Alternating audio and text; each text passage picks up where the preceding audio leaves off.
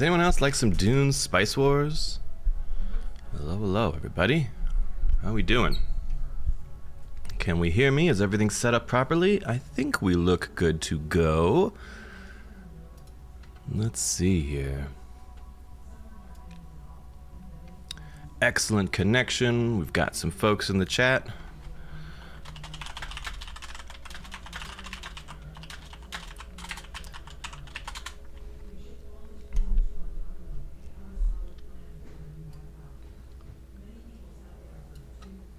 Yes, very good, very good. So, here's what happened, ladies and gentlemen. I was delayed in some transportation today, and I got home just like 3 minutes before 1 o'clock, and I was too late to check in. The tourney organizers had moved on without me, so I lost my spot. It got moved to someone else on the list, so we will just be casting games today.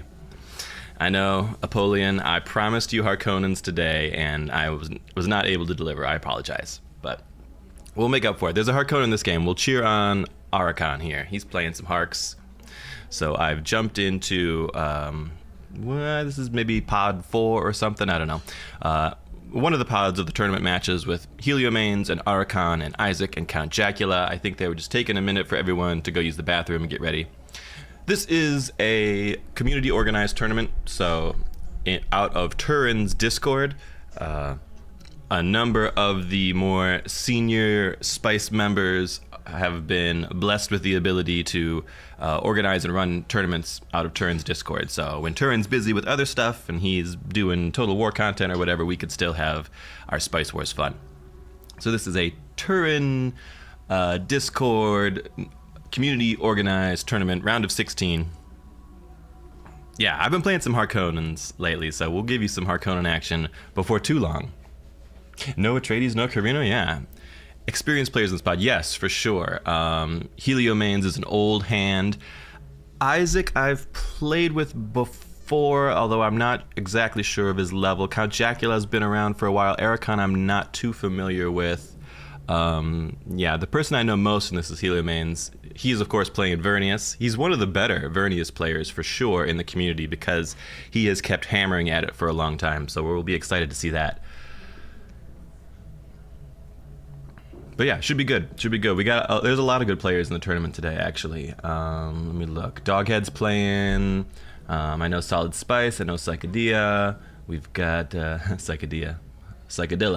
Dr. Huey, Starka, Fusa, Kenry Cream, Sven Speyer, Asati. Whole bunch of names we should recognize if you've been paying attention to the more competitive games lately. At least out of our Discord, out of the Turin Discord. So I think we're just waiting for people to finish up, getting prepared, and we should be ready to go. Last game he played with Helio, he won on Vernius. Helio wins an inordinate amount of time on Vernius. He's one of the more degenerate Vernius players we have. He's got his submarining strategy. He's got his submarining strategy down pat. He knows just what to do in order to skate in second, third place and climb right into the victory at the end. So we will keep a close eye on his Vernius. He certainly has things to teach us. How many games does Helio have in multiplayer? Oh, I mean, Helio, I've played with Helio for at least, I don't know, 7, 9 plus months, and he probably plays every day. So, many. Many games, very experienced, yeah. Helio, so before there was a Heroes of Dune patch, the player count was relatively low. I think I should double check what our Steam DB statistics are these days. 1 second. Steam DB Dune Spice Wars. See what this is. Okay, so it's tapered off a bit. So it looks like we've got roughly, 700 to 1,000 players a day. At our peak back in March when the huge patch dropped, we were at 3,000, 2,000 players a day. But previous to that, there were relatively few. We had maybe 400 or 500 players a day before the big patch and the DLC release. And when there were only 400 players, there was only about a dozen of us or so in this in the Turin Discord. So we played the same people all the time. So Heliomanes and I played many times.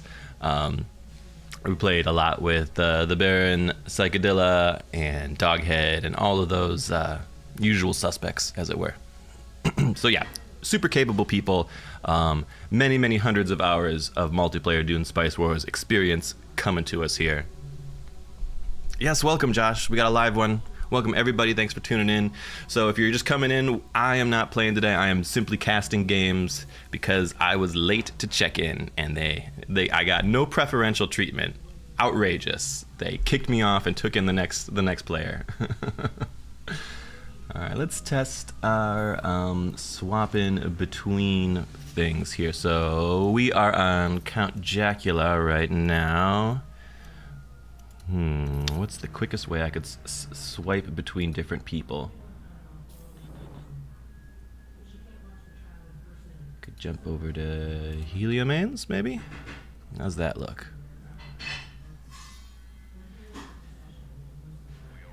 Okay, so that's Helio. Full screen, not quite that full. Yeah, that looks good. Helio's got a nice start. He has opted, so look what he's done. He's manually controlled his Ornithopter, and he did not scout his spice field first.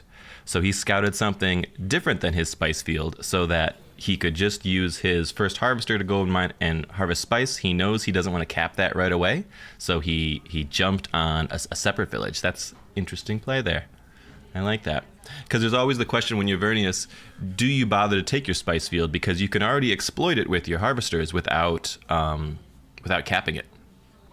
So he's doing a lot of manual exploration. Interesting. Isaac's in the game. We've lost him as well. Yeah, I mean we're gonna have veritable rogues galleries of players that we've all lost to here. Heliomanes I've played with so many times actually, and I've never respected him enough. I always try to kill him in many of the games that I've played with him, and it never works out. He's stands out in my mind as an exceptionally difficult to kill player. And sometimes that's all you need. Sometimes you just gotta sort of stick around, be a thorn in people's sides.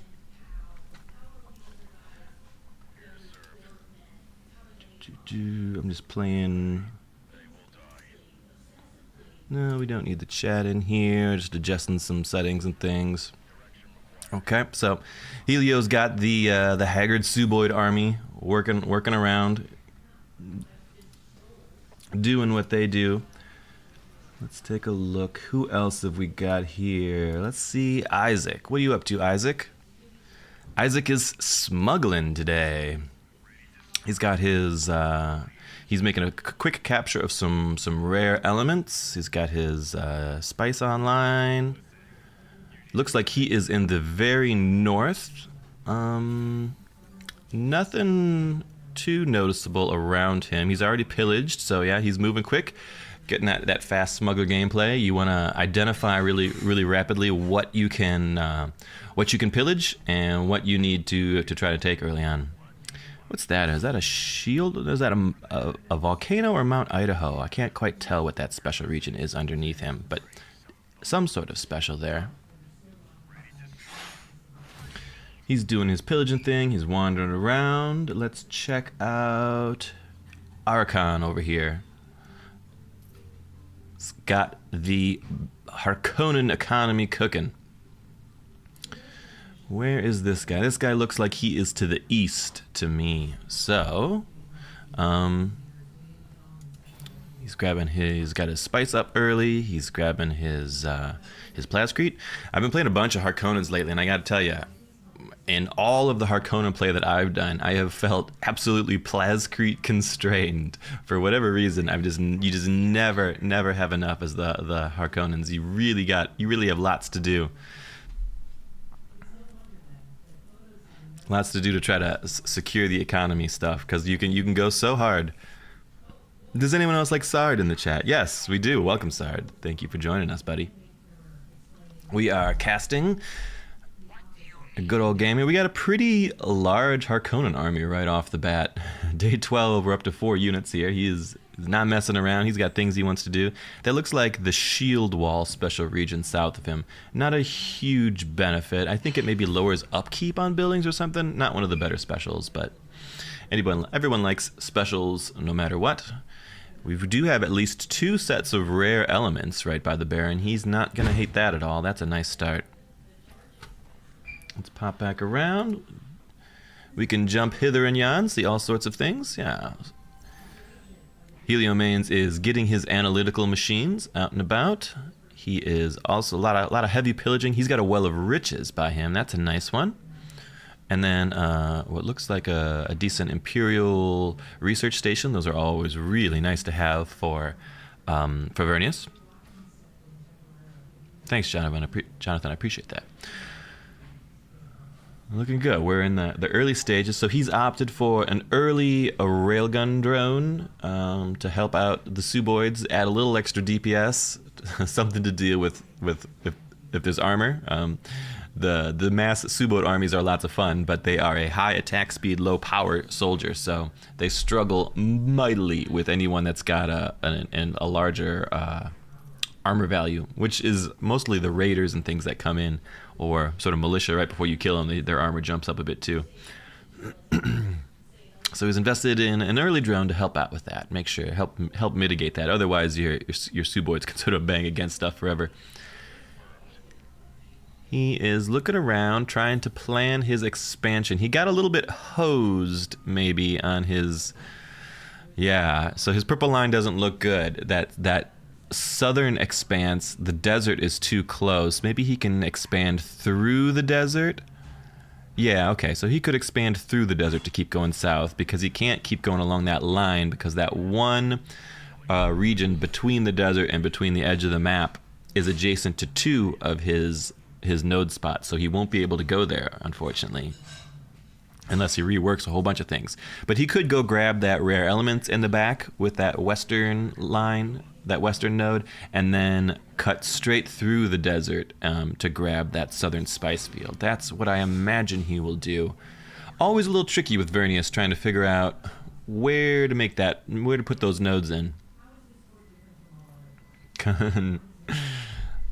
Well, when Turin's away, the mice will play, right? He's busy doing other stuff. So we've got someone's got to commentate the Spice Wars for him.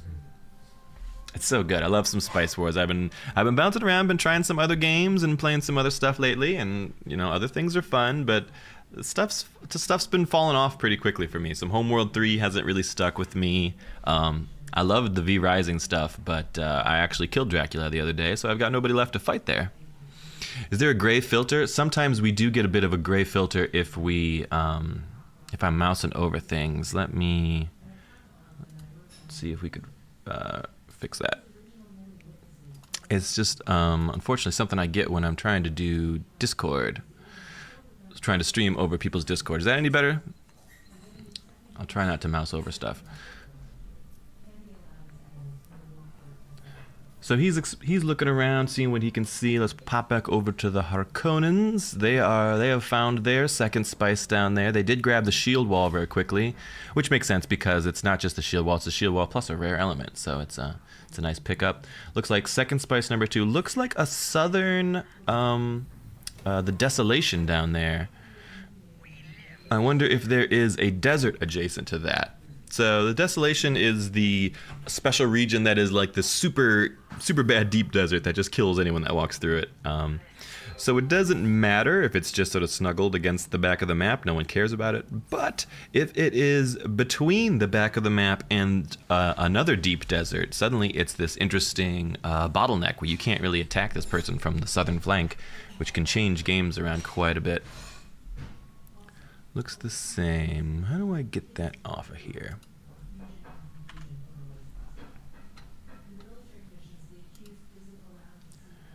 We will stop a stream, start a stream.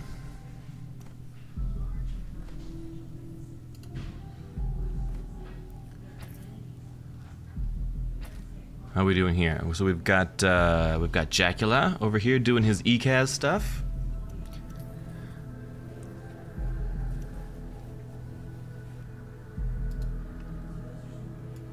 Jackula looks like he has got a very quick sanctuary up. He's already taxing. That's a nice little spot of land he's got there. He appears to be sort of southernly here. SOASE 2 looks more promising. Yes, SOASE, Sins of a Solar Empire 2. Yeah, it looks very promising. I agree. Mostly because it's another free-for-all kind of game, right? The 1v1 stuff doesn't tickle my pickle, as Turin might say. But the free-for-all games are so exciting because they're so dynamic and have crazy stuff. When I was playing Homeworld 3, I was sort of thinking, oh, I sort of wish this was more like a Sins of a Solar Empire sort of thing. I wish I was building an empire here with all these cool spaceships and having these cool spaceship fights be in service of taking some territory or something. But no such luck. The Homeworld 3 stuff is relatively straightforward. You make your ships, you send them to fight the other guy's ships, and you see who blows up who. There is okay. So it looks like there's a deep desert there. I'm trying to see. It looks like there is space up to the Harkonnens in the east. So I don't think the desolation is blocking off that route. And there is also a spice field over there. We'll see if it looks like it's closer to the Ekaz here. Our buddy Count Jackula. Let's see if he can race the Harkonnens for that spice field. You always want to deny as many spice fields as possible to the Harkonnens. So we've got peace between Vernius and Ekaz. If we pop over and we take a look at the Ekaz here. Yeah, or not the Ekaz, the Vernius. So Vernius is just peaced with Ekaz, giving them that sweet, sweet Vernius technology. There's that extra spice down south. A little, so Helios looks like he's slowed down on his expansion here, or he's trying to figure out what he wants to do with it. There is that, you can see there's a bunch of smugglers running around the middle. Let's go take a look at those smugglers. What are they up to? Pillaging like crazy, no doubt. Yep, they are wandering around. So he took a very forward spice field right adjacent to the middle region here.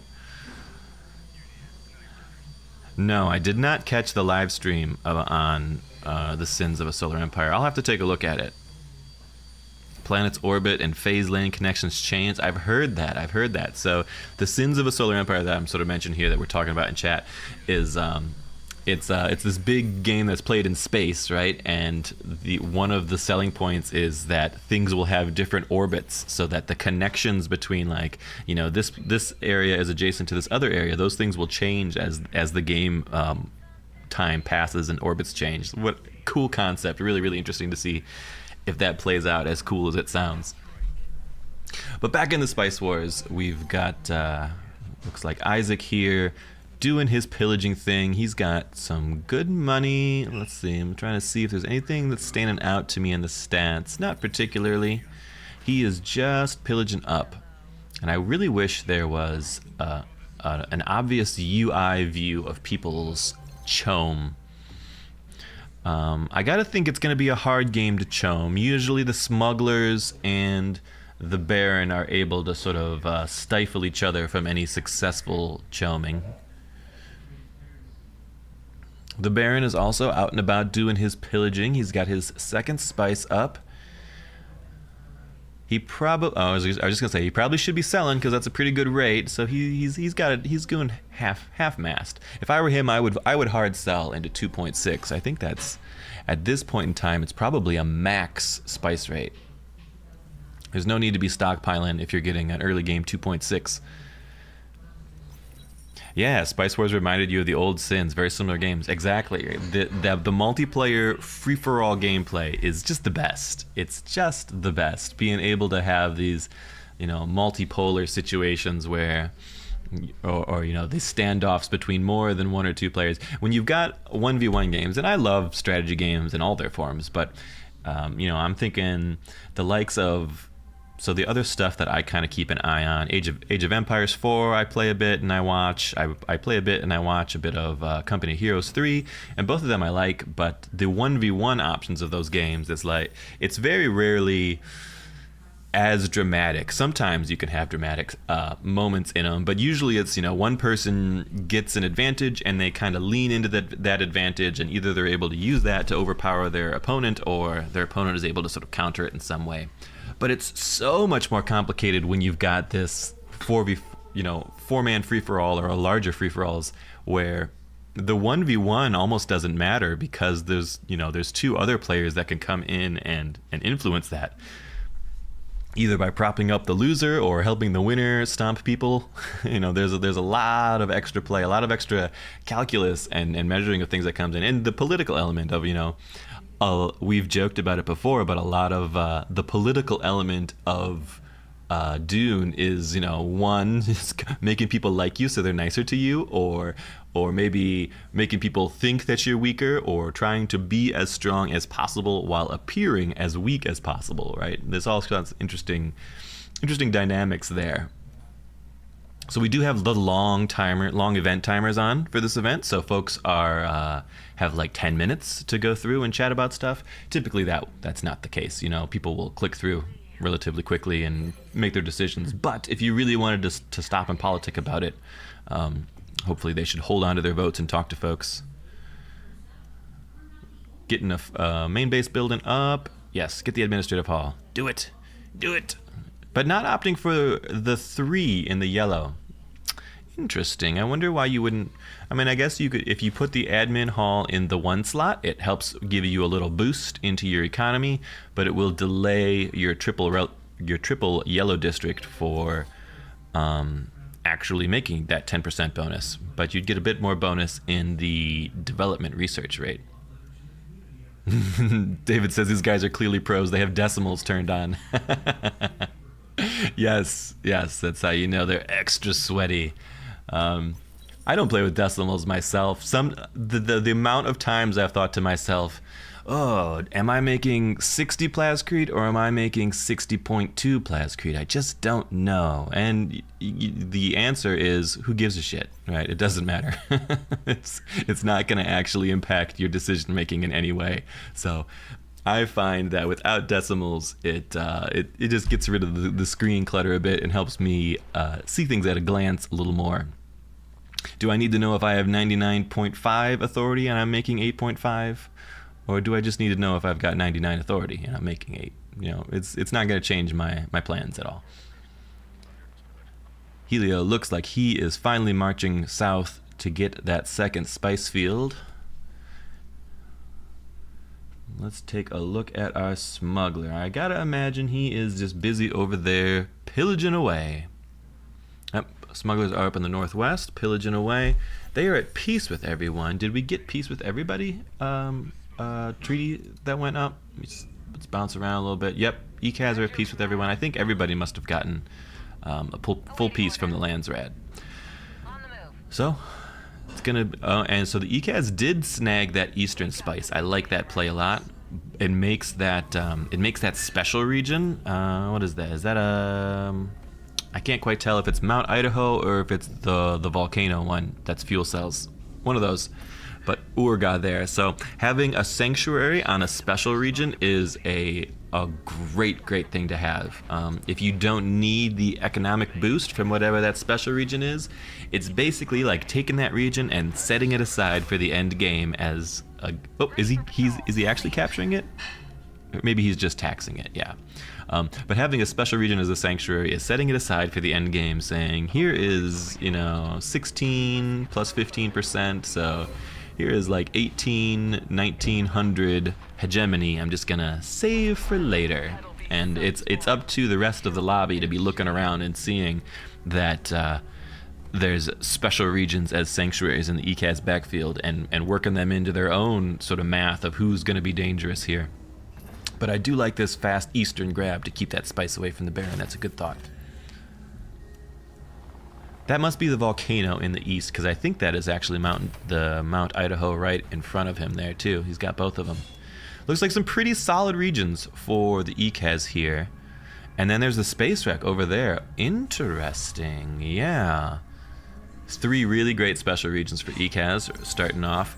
Other than that, I think doesn't necessarily have as much land as he may want. He's going to run right into the Vernius to the west pretty rapidly here. He's annexing some extra plascrete to work with. That makes sense. I think he's going to want to move towards middle sooner rather than later. At least I would if I were him, because he's going to end up boxed in. Because the location of that desert to his east is really sort of gonna, and then he's gonna very immediately run into the Harkonnens over there. He's gonna very immediately run into the Vernius to his west, and there's just not gonna be a lot of space for him, I don't think. It looks to me like there's a whole lot more space up near. Oh, well, maybe not. Could just be the map regions being deceiving. But I like the space that our smugglers have here, and he has gone for the all sniper composition. 2 scavengers, 1 wrecker, and 6, 7, 8, 9, 10 snipers. That's how you do it if you're a pro. You just need the guns. He nabbed the worm nest far to the west, the special region that gives you an extra income of spice. That's a really nice one. The smugglers often are not even all of that interested in spice extraction, but no one says no to a worm nest, right? And especially denying it to Vernius is really nice, because Vernius was starting to head up that way. And it looks like there's something else far to the east that's special, but a bunch of good special regions here as well. At least 1, 2, at least probably 3 specials up for the smugglers, and maybe another one to the far east if they could grab it, putting them on 4 specials. That would be huge. That would be really, really great for their craft workshop economy. If we pop back over and we take a look at Vernius, he is already touching tips with the ECAS down there. ECAS did grab their space wreck before Vernius could. I suspect Helio is struggling a bit with his land here. So he's got 2 spice harvesters. He's got a well of riches up there. That ain't bad. But yeah, otherwise I think it's a pretty ho-hum kind of territory here. It doesn't look exciting to me. I would not be super pleased if I was Vernius. He's got to figure out how he wants his northern expansion to go too, because he needs to get a purple line up to that well of riches. Otherwise it's getting the malice for not having the data node up to it minus 50% resource gain. I think it's not bad because it's the well of riches, right? So it's giving you so minus 50% just makes it work as a normal processing plant. So instead of giving you 40 money, it'll give him 20 money, which is money good, but he would certainly love the 40. So he's got to figure out how he wants to expand. Probably not through that spice wheel, probably up through ASWPO. I got Landsred up here. Looks like big Landsred votes are on Harkonnens at the moment. Mostly just because they have a larger influence bank for now. Pop over to the Harkonnens, see what they are up to. They're thinking. Infrastructure control is great. He's only putting 100 votes on it. I'm a little surprised. Oh, he put the taint on it, so he is assuming no one else is going to go for it. But he's almost capped out. He should have spent more there. He should have put like 160 on it or something, right? He's going to cap out his influence in like a day, so it wouldn't have hurt him to put a little extra into it to make sure he gets it. He's gone deep red. Oh, this is fascinating. This is an aggro Harkonnen build, not necessarily a Choming Harkonnen build. This is Harkonnens built to fight people. I love it. He's got himself a pretty sizable army. He is just now starting to transition into executioners and Cerberus. It doesn't look like he's quite button heads. What is that? Is that a mountain range between the... Yeah, it looks like his lands hit a mountain range and the Desolation. So he does have a bit of a soft border there between him and Vernius lands. I think that's honestly good for Vernius, because those southern lands are really nice. Or not Vernius, I'm sorry, ECAS. The southern ECAS there. It doesn't look like the Harkonnens have a way to get contiguous land. Maybe that number 4 wind region connects up there. It's hard to tell without mousing over it. But still, he's got an analytical machine for the Harkonnens. He must have gotten that from Vernius somehow. That's nice. He is running deep red in the economy, so he is maintaining it via some pillaging, but he is very heavily invested in a military here. He is 50 CP. Let's pop around real quick, look at other people's army counts here. So 50 CP on the Harkonnens. Count Jacula here on the ECAS is only at 23 right now. He's going very greedy, hoping people leave him alone, and I think he's going to get away with it. I don't think the Harkonnens are going to mess with him in the short term here, and Vernius is extraordinarily unlikely to be aggressive early on. Yeah, it looks like a very fighty Harkonnen army to me. I agree. If we pop over and look at the Vernius, he's got a 44 CP army, but 99% of them are Suboids, which don't count. Suboids are kind of interesting, but they're not really known. They're not really a fighting force. They're sort of an intermediate, get some stuff done in the early game until you get your drones up kind of force. So I would not expect that to be very fighty. But we did see Isaac up here at 55 CP, maxed out. If the Harkonnens want to rumble with the smugglers are prepared to rumble as well. He did not annex that eastern one. I don't know what that looks like. Sandfall, I think, which is a great region as well. But he just walked over and he pillaged Sandfall. He's probably a tad light on the authority to annex it at this time. He's got a whole bunch of lands already, and the smugglers get that penalty to the penalty that they experience for having territory is twice as bad as everybody else. So you can grab your first couple of regions anywhere you want them very easily, and then after that, expansion gets a lot slower. He is probably the closest. I could definitely see the Harkonnens wanting to grab that middle territory, that middle spice field from him. But if it comes to a rumble, I think the smugglers are looking stronger at the moment. If I was gonna be a betting man, let's pop back over to the Harkonnens. What are they doing? They're at 50, so the smugglers are actually the largest army here still. But the Harkonnens are ready to rumble too. If the smugglers try to cause some trouble, the Harkonnens will be the most resistant to that.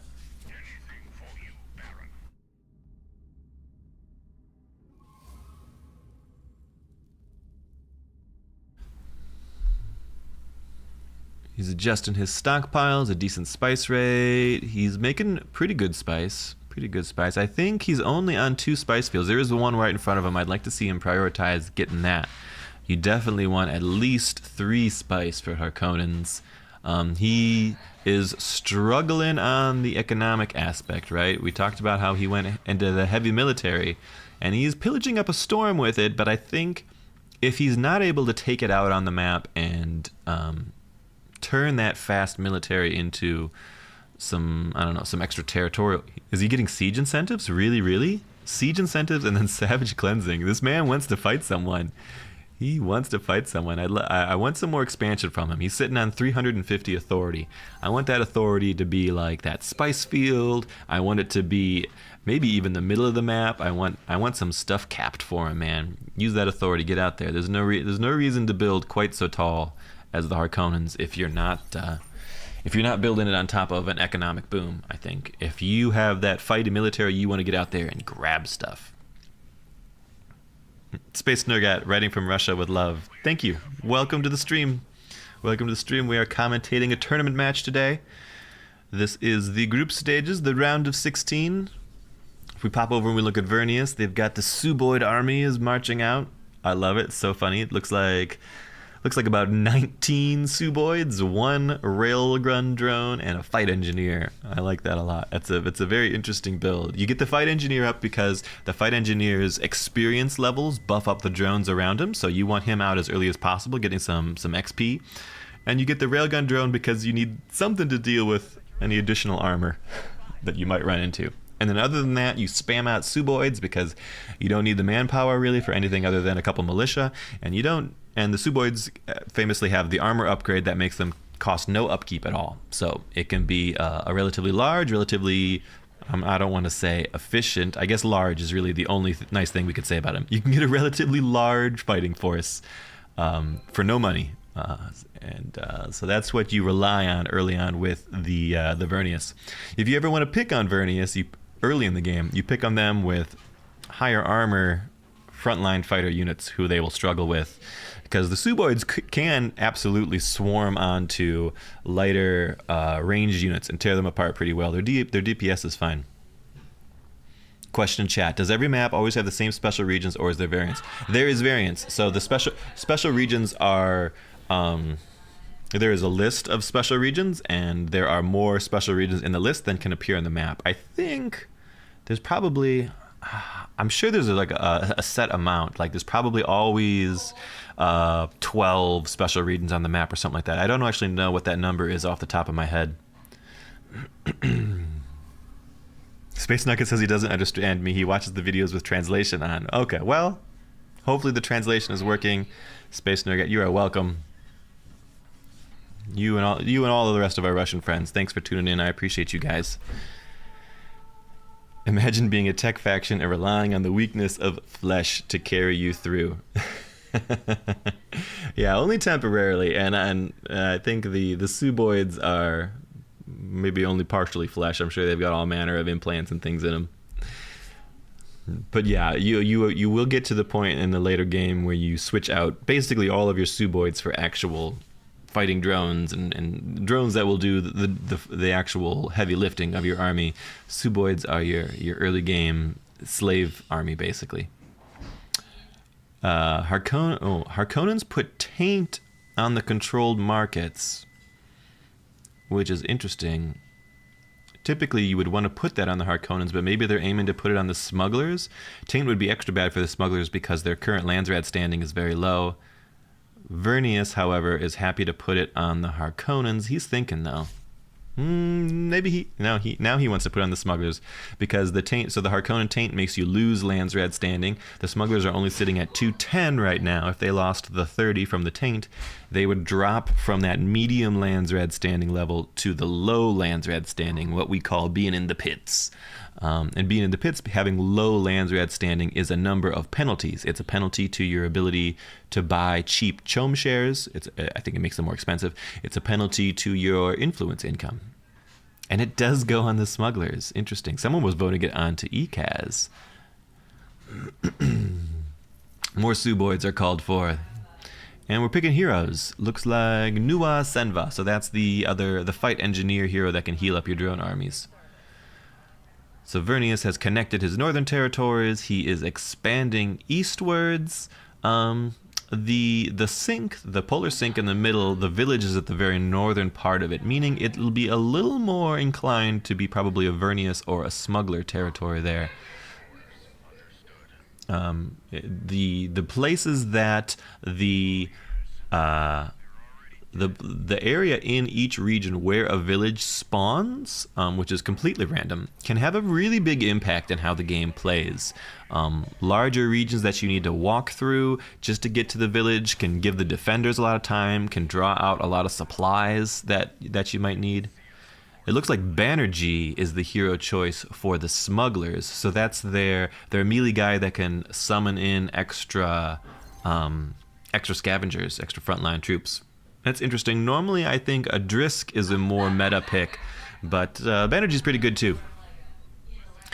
He is just wandering around pillaging stuff. We could see he's about to have a border with Vernius to the west, and he does have a border with the Harkonnens to the east now. So we've got some heavy army investment with a lot of people. I'm very curious to see if anyone actually does anything with it, right? Or if they're just doing it for defensive purposes. Thank you, Space Nugget. Says the end game in your games reflects the beauty of the game. It's a pity so few people play it. Yeah, the beauty of the game. So the end game is so interesting in Spice Wars because of, like I said, that multipolar aspect, right? One guy could be leading in this area and the other guy leading in the other area. So if you saw the last Vernius game that I played, there was actually that we were getting towards the end game, and one guy had the most chom, so we wanted to kill him, and the other guy had the most hegemony, so I wanted to kill him too. But if I killed the guy with the most hegemony first, then all of his chom shares would transfer up would basically go back in the market and they'd get bought up by the main chomer. And if we killed the guy that had all the chom shares, then there would be extra space for the guy with all the hegemony to boom. So it was this horrible situation where we kind of wanted to kill everyone simultaneously, and it didn't quite work out. But Innocent laughed in the background while the spice war is raging. Yeah.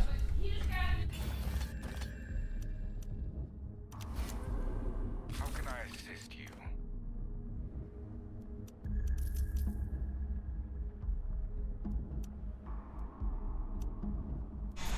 ECAS is down here doing their business. They've expanded. They've taken their special regions. They're looking pretty good. They're starting to expand north. I wonder how far they've gone east. Did they grab that last space between them and the Baron? They've also leaned heavily into the red. I think if I were them, I would have put a little more priority on the military propaganda before the inspiring standard, maybe even before the army logistics. And he's canceling that to get something else. All right, interesting. He is definitely the lightest on the army of everybody in the game at this point in time. He's at 40 CP, so if people wanted to bully him, they certainly could. But I think he's still strategically in a... he's kind of removed from a lot of the borders with those more aggressive armies, so he's probably going to be okay for now. He's going to have to get that army up. We are in month 4, and month 4 is what I always advise people. You got to be ready to battle in month 4. You got to be ready for some combat.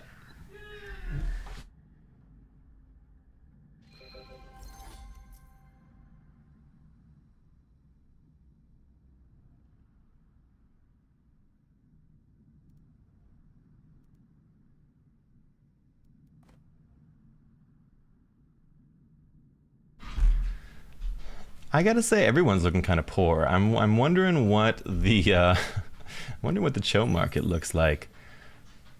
Our Harkonnens have leaned definitely heavier into the red stuff. I guess they're getting... So everyone's at peace with Vernius, but Vernius has not gone for economic stuff either. Look, all of their investment is in blue and red and green.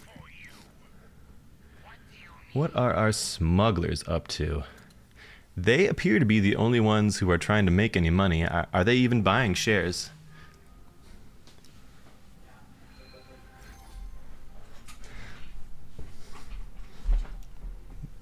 This is Vernius. So Vernius is also pretty poor. Ericon's over here, and then Isaac is our smuggler, right? Let's go check out Isaac. Isaac's...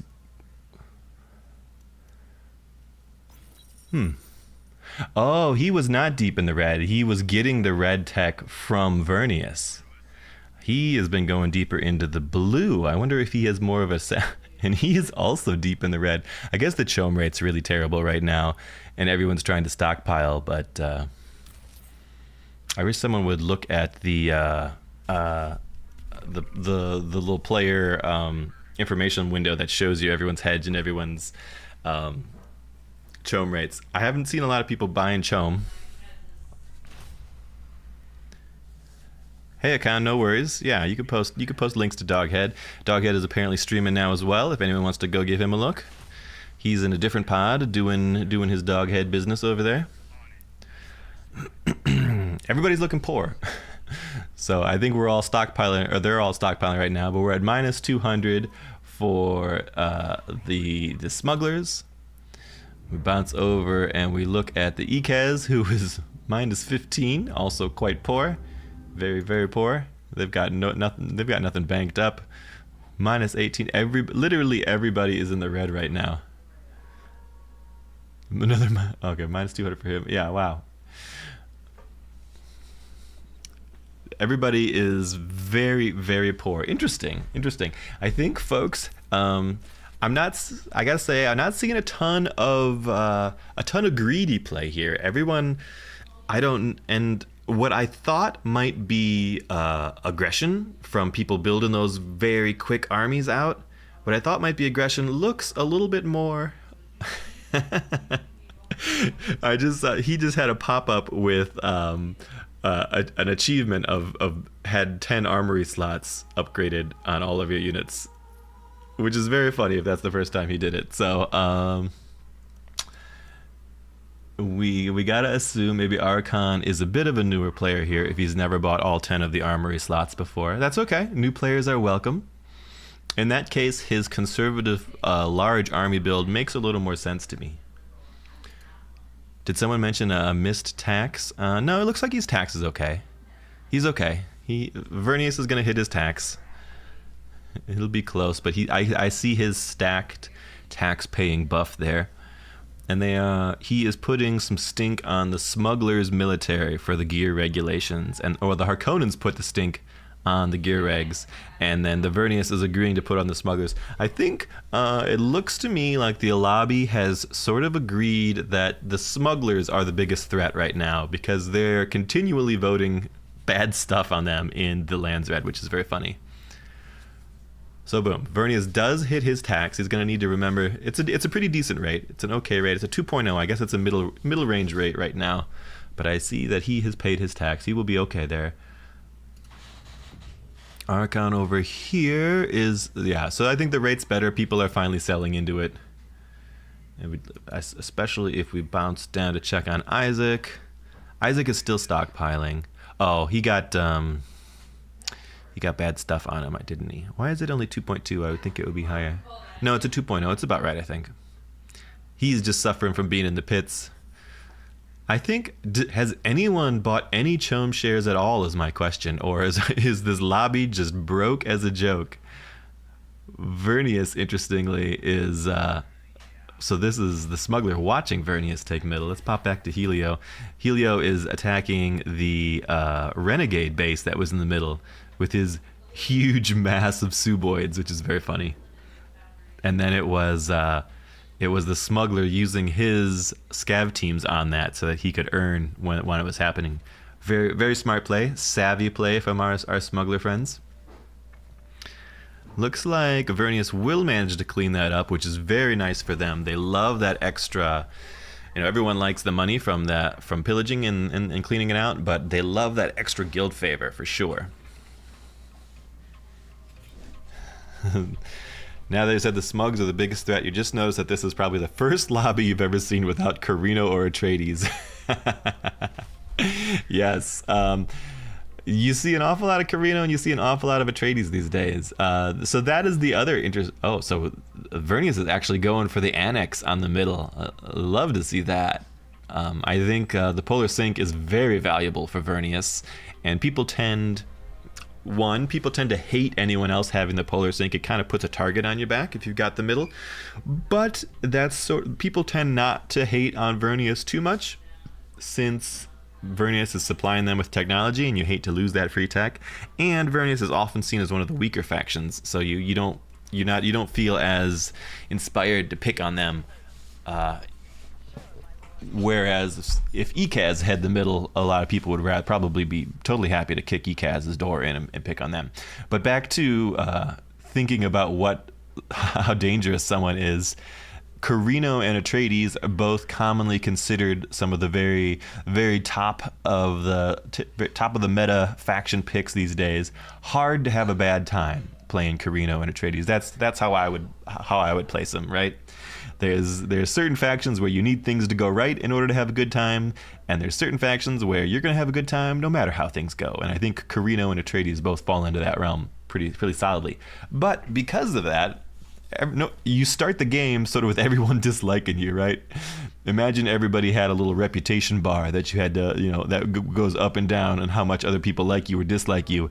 Well, if you play Carino or you play Atreides, your reputation with all the other players starts a bit lower. Everybody doesn't like you to begin with.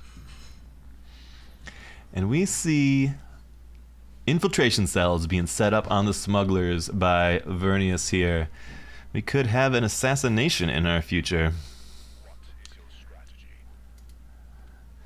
I mean, I think Vernius, as a general rule of thumb, probably just sets up infiltration cells on everyone they possibly can. But also, he's got at least 2 territories adjacent to Vernius. So Vernius special tech is.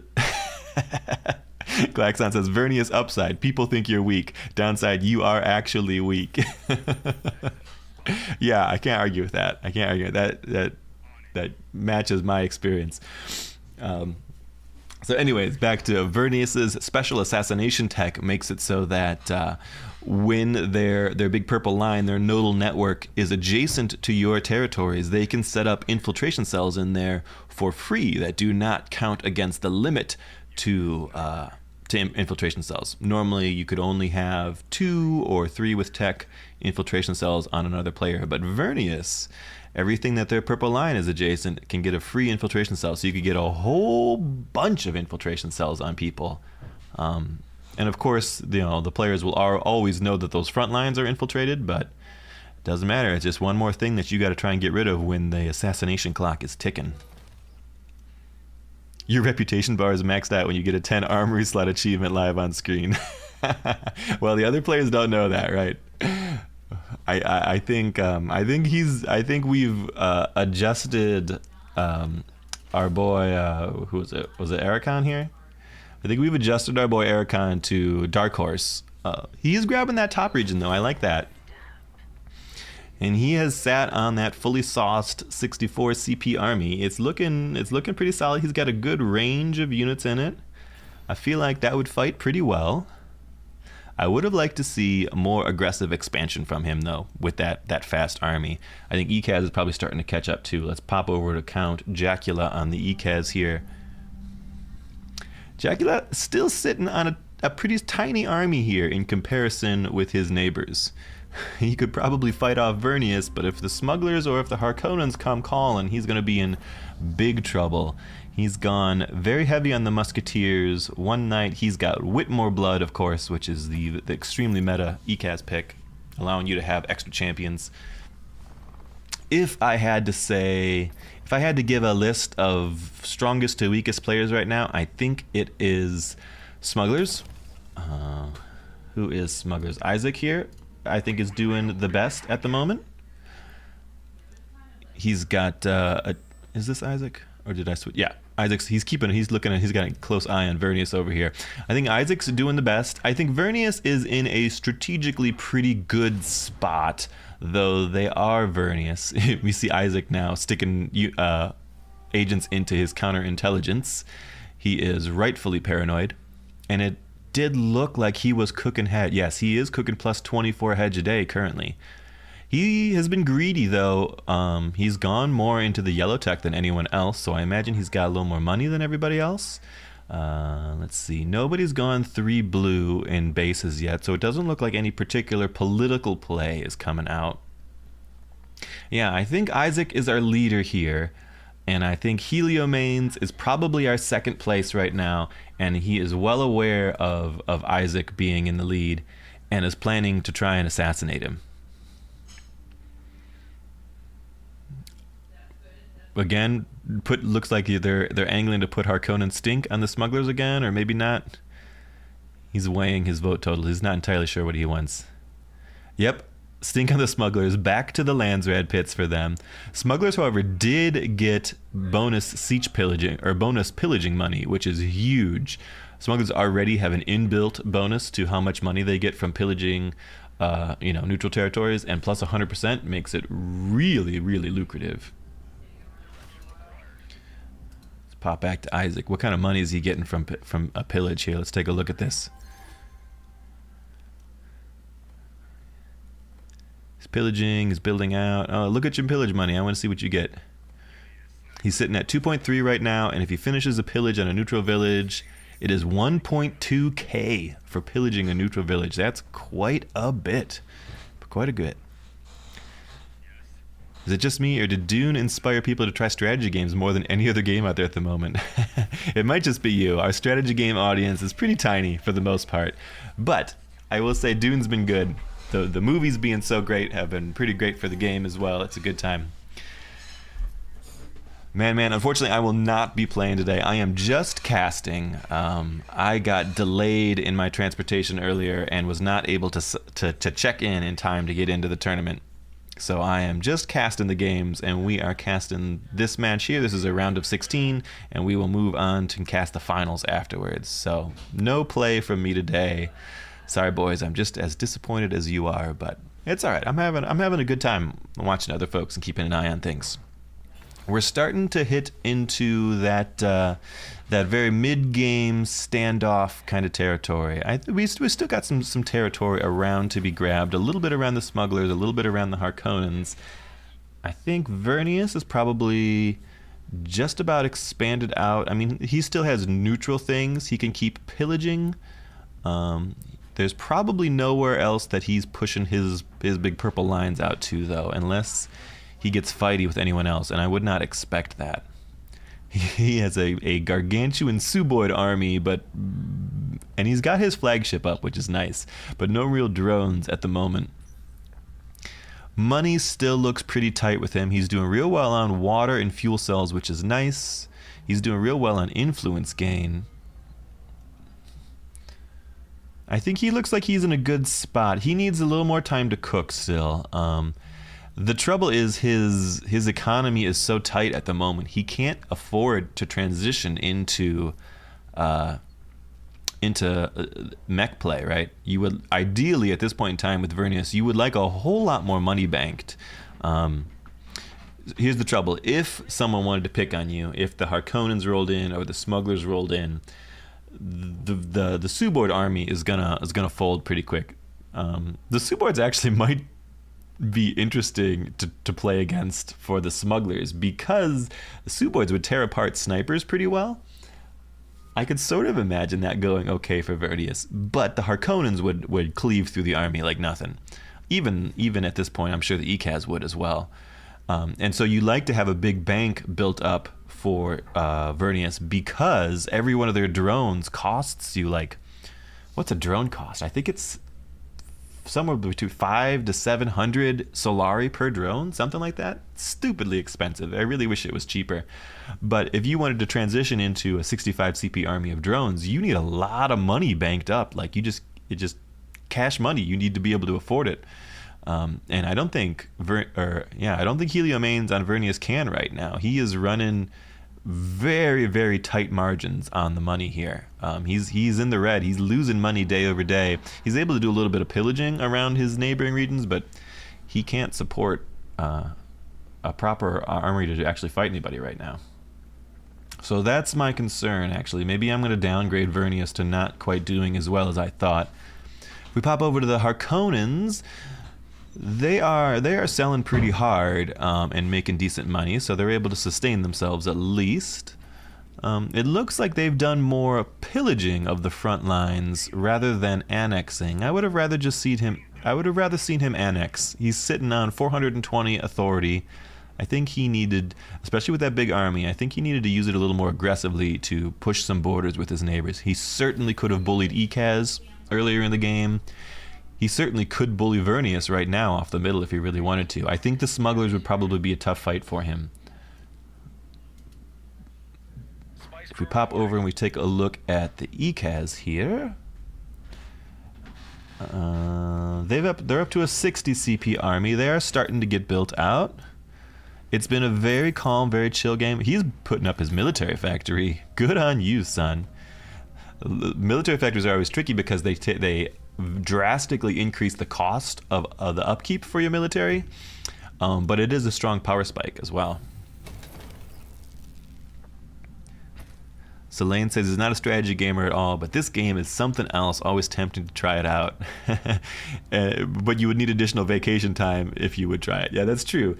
The biggest, I'll tell you, Dune Spice Wars is an amazing game. The big trouble with Dune Spice Wars is it takes a dang long time to play. You need a good uninterrupted 2 hours probably. I wouldn't even attempt to play it if I didn't have 2 hours.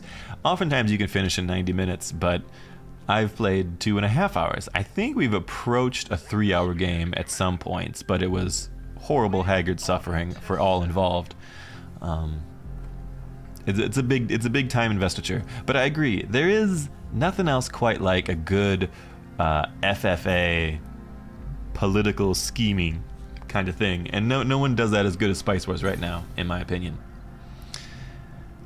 I'm sort of appreciating this ECAS build a little bit more. I think he's in a decent enough spot. He's got himself he leaned really heavily into that yellow tech. He's got almost the full economic. Ooh, someone just got eaten. He's got almost his full economic tree built out.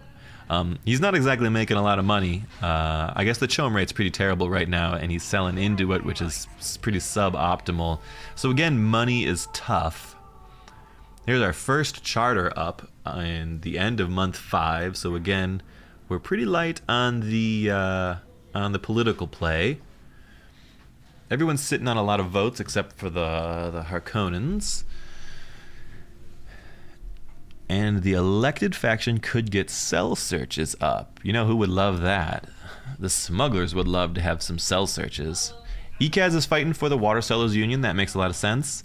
Vernius could beat him to it, but will Vernius want to cancel someone else being able to cell search? If he's leaning really into, if he's trying heavily for that assassination attempt, he would want to stop the smugglers from being able to cell search, because that would cancel him out there a bit.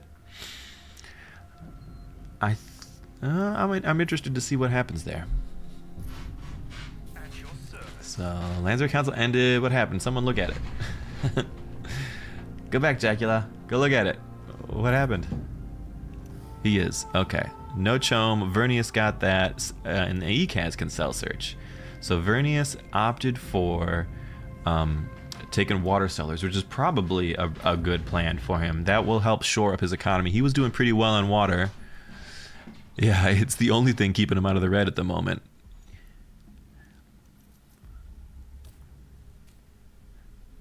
Interesting. I think Vernius is still struggling too much in the economy at the moment. He is going to really have a hard time paying for a proper army.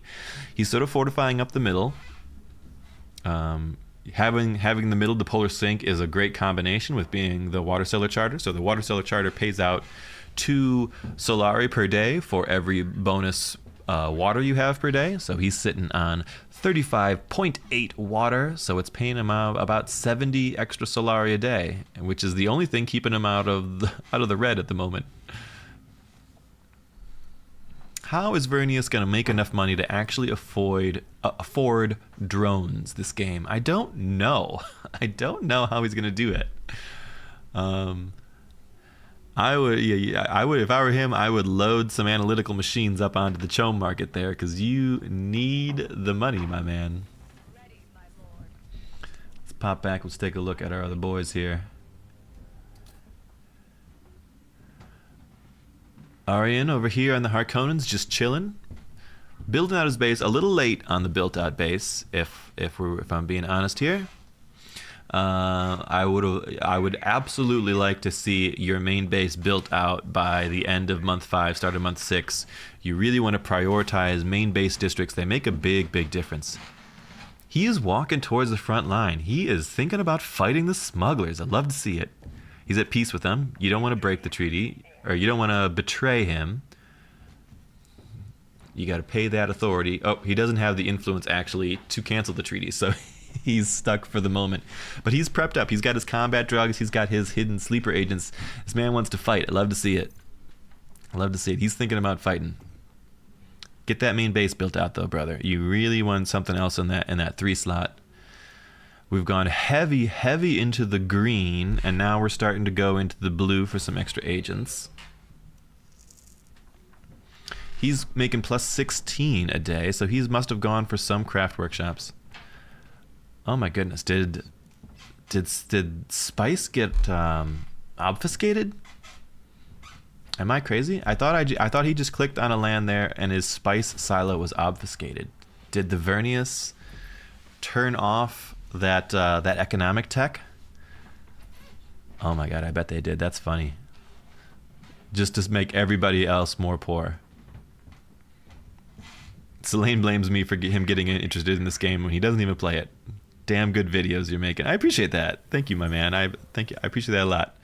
Yes, welcome to the live stream, everybody. We are streaming tournament matches today. We've got some good stuff going on. Harkonnens want to get fighty here. They're a little held back by a couple of factors here, but they would like to go pick on the smugglers, led by Isaac. And Isaac is very concerned about what Vernius is doing. But he's starting to expand his underworld network. It looks like a bit. He's making sure he's got stuff spread out. He's leaning into some blue stuff, interestingly. I think he's doing the classic Davok play, which is way too late in the game. You realized you should have been setting up underworld headquarters in other people's territories, and now he's making them all at once. I know that feeling. He's sitting on a bank of 320 authority. Authority is something that you need a lot of. I like that forward grab. So the ECAS took that middle spice that I told you the Harkonnen should have taken, and they've taken that other middle territory. The ECAS expanding northwards. There's the Harkonnens. The Harkonnens just broke their treaty, and they're coming in. We've got combat, boys. We've got combat. Harkonnens are coming in for the spice field. It doesn't. I'm thinking we don't have an airfield, so the snipers are taking the long walk. Looks like maybe we're getting a bit of lag. Let's pop over to Arakan, see if his is a little smoother for us. David, welcome to the Squires. Appreciated a new member. Thank you, brother. Thank you so much. Yes, we've got Harkonnens in Smugglerlands, not quite doing battle, but the militia were smashed. The full Harkonnen army is there, and the smugglers are walking down. We'll see. I think the smugglers are usually a pretty good match for the Harkonnens, but Harkonnens can be very tough. We'll see. And they're a little bit, because it's on the border. Gotta go in on them. Oh, they're focusing down the hero. A hero's dying fast. The trouble is they're a little bit on the border, so it's hard to know where to put your operations down. I think it's going to be a real slugger match. I think we're going to have really high casualties on both sides. He just got an achievement for killing a hero. Good on you, buddy Arakan. I love to see it. Looks like it's going Harkonnen favor for now. He did get pulled off the cap though, so he smartly went back, but he's running out of supplies. That's going to be the doom of him, actually. He caused heavy casualties to the smuggler army. The smugglers are going to be able to wipe him out, though. You got to fall back, my man. You lost this, unfortunately. The supplies did you in there. Lost all of his ranged units from being overextended there. Didn't have a supply drop prepped. Did he just buy some chom or look at the chom market? I didn't even see it. Okay, interesting. So I'm pretty sure the smugglers are going to hold there, and we've got pretty juicy options up here. The Harkonnens do want that extra manpower. I will say the Harkonnen manpower income is also a tad light. Plus 13 a day right now is not enough to sustain a war. Let's pop over and check out Isaac. Isaac is at plus 15, but he's got 300 in the bank. That's also a very light manpower income, in my opinion. Selene says, how would I rate the different factions in difficulty to learn them?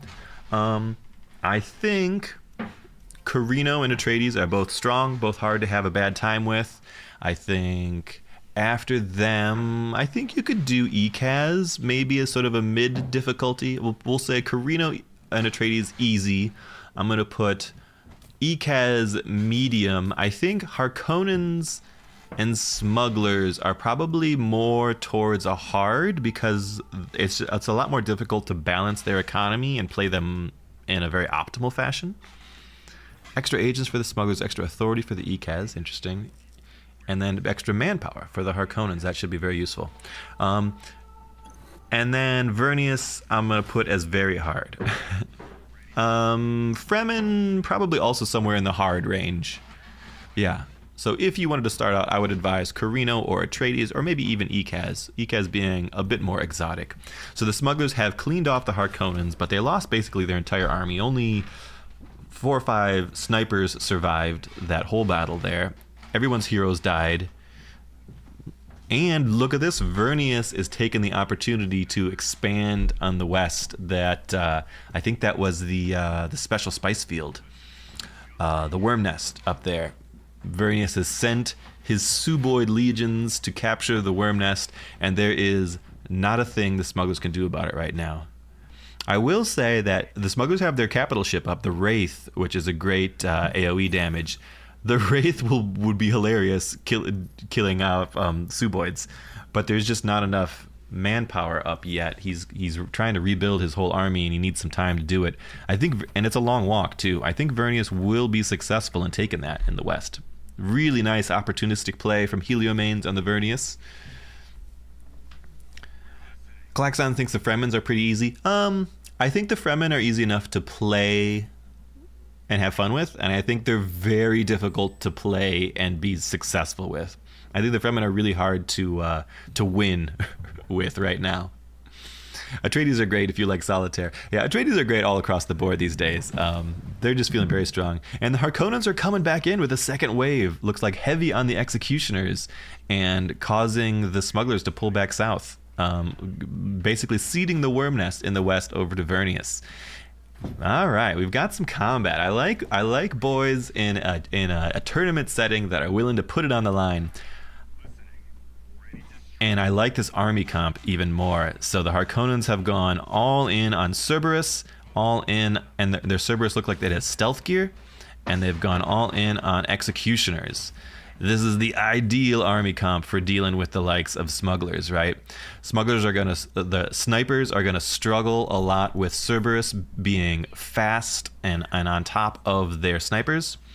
And if you kill the Cerberus, all you're doing is empowering the executioners. But he's playing well. He pulled back to his main base to take up his defensive bonuses, and he overextended the Harkonnen army, who is suffering from supply deficits, and a lot of those executioners die from lack of water.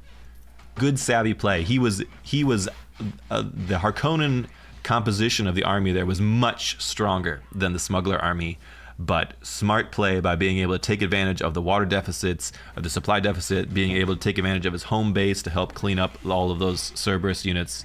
And it looks like he's going to come out on top here and at least hold this land, this forward spice field. But in doing so, he has, like I said, conceded the western worm nest over to Vernius, which Vernius must be very, very happy about. So my man Ericon, I really appreciate his aggression, but he has suffered mightily from the supply problems. He's prepping defense breaches. No, my man, you need to prep some supply drops. That's been what's killing you. You could have been rolling over these smugglers if you had the supplies to do so. And we need an overlord out. I guess he's counting up towards it. He's got, I see, +1 on his guild favor. And overlord, I guess it's a bit more vulnerable against the likes of the smugglers, because those snipers can put out such huge ranged damage to take down the likes of an overlord. But the overlord itself can also put out such huge range damage, and that is also slightly an AoE type damage. If the smuggler snipers are all stuck together in a ball, and you have the overlord suicide all of his little flying drones into it, his little stingers, you can wipe out a huge chunk of snipers in one fell swoop. So I would like to see that, but it looks like he is absolutely tapped out on manpower, and the income is not coming in like he wants, so there will be no further aggression in the short term, despite him prepping defense breaches, which is very funny to me. Let's pop down and take a look at the ECAS here. What are the ECAS up to? A little laggy on the stream, but they are living their best life. ECAS are down here. They've got 5k in the bank. They are maxed out on their plascrete, maxed out on their manpower, maxed out on their authority, almost maxed out on their Landsrat standing. They've got 100 plus guild favor in the bank and their flagship up already. They're just sitting back. All right, we see smugglers at 17, Harkonnens at 8% on the Chom market. And Vernius just climbed into 20k on the hegemony, way ahead of everyone else. Main base built out for ECAS. Okay. ECAS looks like they're in a good spot. I'd like to see them be a little more aggressive, I think. They are way behind. they are not cooking any daily hedge with craft shops. That is going to be a huge problem for them. Even though they've got a lot of good regions in their backfield to cap, I think being in almost month 7 and not having your craft shops up is a misplay, and definitely in the current meta of hedge victories. And this is, I got to tell you, this is going to be another hedge victory game here. Because nobody more than like 17% chome at the end of month 6. Yeah, it's gonna go to hedge, and I feel like currently Vernius is probably in the lead there. Let's pop over to Heliomane, see what he's up to. He is cooking 20 a day, so he's got his craft shops up. He's finally making some good money. I'm not entirely sure where that great income's coming from. Maybe it's because he took that worm nest up north. Question, who do we think is the best faction right now? Yeah, thank you. Youngeth Thuggington, thanks for joining. Thanks for watching, man. I appreciate you. The best faction right now, probably, I think the general meta thought at the moment, at least in my community, the folks that I play with, seems to be that people hate the Atreides the most. The Atreides are are above average at just about everything, and being above average at everything seems to have kind of given them this snowball effect where, again, it's hard to have a bad time with the Atreides. And the likes of, they did an interesting thing where Atreides had a sort of an exploit almost, where they were able to use their peaceful annexation ability to boom a huge amount of hegemony and win the game, and it was called the juggling exploit, where you would start a peaceful annex and then you would cancel it and then restart it again in order to keep your authority out there. So when they went to nerf that capability and stop that juggling method, they made peaceful annex go a lot faster. I used to take 10 days to peaceful annex a territory, and now it takes 5, which was a weird change. It seemed like they buffed the ability while they were trying to nerf it in other ways, and buffing the ability just kind of made it better, right? They got rid of like a weird exploit cheese that you were only seeing some of the time, and just made it generally better all the time by making it faster. Looks like we might have trouble with smugglers and Vernius here. I don't know. Do you want to do this? I think the advantage is smugglers here, since this is still a huge Suboid army. Yeah, Vernius is running. Oh, we got maybe the video here is pretty shaky. Okay, the smugglers have chased them off. Vernius they've got a good bank now. They need to invest in a proper drone army. But yeah, I think Atreides right now is probably, if I saw a lobby of all of the different factions in it, the Atreides are the ones that I would pick on first. And it's always a good idea to pick on Carino. Carino is very strong in a lot of ways, but they don't have a great end game hegemony boom mechanism. So the hedge boom, when we talk about it, is the ability to get 4 or 5 or 6 or maybe 7,000 hegemony as quickly as possible, either by annexing a bunch of regions or building your research center, doing a bunch of things that are really hard for other people to counter and stop, to make that final burst towards a hedge victory. And the Carino mechanics don't allow for that. The Carino mechanics are more of, you could lean into a lot of craft workshops, so you have a strong daily gain of hegemony. But by strong, it's way stronger than everybody else's. But because it is a slow daily gain, everyone can see it coming, and everyone can sort of prepare and do something about it. Usually. Maybe so if no one does anything, Carino will be the default to win, but you have time to do things about it. And the trouble with the Atreides is the Atreides peaceful annexations are so fast and so effective, and there's no indication that it's happening, and there's relatively little you could do to counter it. The ability for the Atreides to boom quickly at the end of the game to reach a victory is huge. We do have the Overlord up, like I was talking about. I love to see that. Okay, this is a better engagement for the Harkonnens, I think. They are outnumbered though. We'll see. They're trading well. The front line is folding. It's good for the Harkonnens, I think. Even though the Wraith ship is up there, Oh no, actually, unfortunately, a lot of the Harkonnen guys got berserked, I think, either by their hero or maybe just because of they were the little Cerberuses. But the Harkonnens cleaned this up all the way. Nicely done. See, in that case, the terrain was much more in their favor. They got to be careful though, because they are all getting melted down by the Wraith there. Although the Wraith needs to be careful too. He is melting down himself. The Overlord as a 1v1 flagship is huge. Interesting. So we got a Harkonnen victory there, and the flagship falls down. Oh, I think that was a huge blunder. And once again, Vernius taking advantage of the chaos to sneak in and grab more territory from the smugglers. What did I tell you? The smugglers were on top there. They were looking the best. And what do you get for being on top? You get everybody else coming to either kick your teeth in or stab you in the back, right? Smugglers right now looking in dire straits. They are out of manpower is their biggest problem. They invested in some, so they're up to plus 30 a day, which is much more what I'd like to see at this point in the game. When you get to an end game battle, you absolutely need 30 plus manpower a day to be able to try to support rebuilding your army. But he's going to struggle with that. He's going to lose all of his front territory. Do I have an Atreides guide? I do not have an Atreides guide up yet. I will try to do so next week is actually my time frame for an Atreides guide. Hopefully an Atreides guide next week, and hopefully a Vernius guide the week after that. Klaxon loves this Vernius. So shameless, right? It's the Vernius way, right? You be super, super opportunistic. You're not strong enough to actually fight anyone head to head, but you look for your opportunities and you grab them when you can. Yeah, he the big winner of the Harkonnen and the smuggler battles so far has been Vernius. Vernius hasn't even been in the battles, and he's gonna have taken multiple territories. Okay, I guess he's just liberating the one there. He's not annexing it, but it was a huge win for him to annex that special worm nest up to the north there. Harkonnens are gonna get that forward spice field.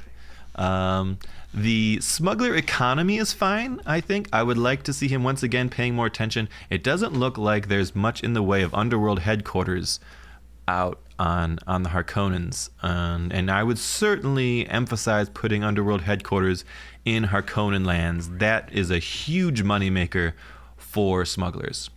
But he needs to hang back and chill out, try and get some of the heat off of him. And I imagine the heat will indeed be off of him after losing several territories here. Good on the smugglers. You saw the ECAS also sort of opportunistically grabbed that extra free territory up in between. I like this ECAS play. I think it's been solid. I wouldn't... He's sort of doing his own thing. He's not interacting with other people a lot, but he's done a good job of getting out and about and grabbing things. Although he lost that spice field there. What happened there? Did that get... How did he lose a spice field? Did it get liberated by neutrals when he wasn't paying attention? Inexplicable. No, I was like, there's even a Vernius spice harvester in that spice field right now, which is very funny. What the heck happened there? Architectural surveys on the Baron. So if anyone wanted to base kill the Harkonnens, the opportunity is now, but I don't see that happening. So there's actually war between Vernius and the ECAS at the moment, but the ECAS army is totally intact.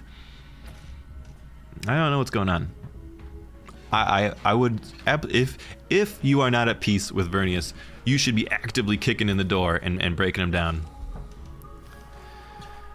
Question, what's my favorite faction in the game? Good question. It's tough. I play a lot of everything. Probably ECAS is my number one. At least it's my most played.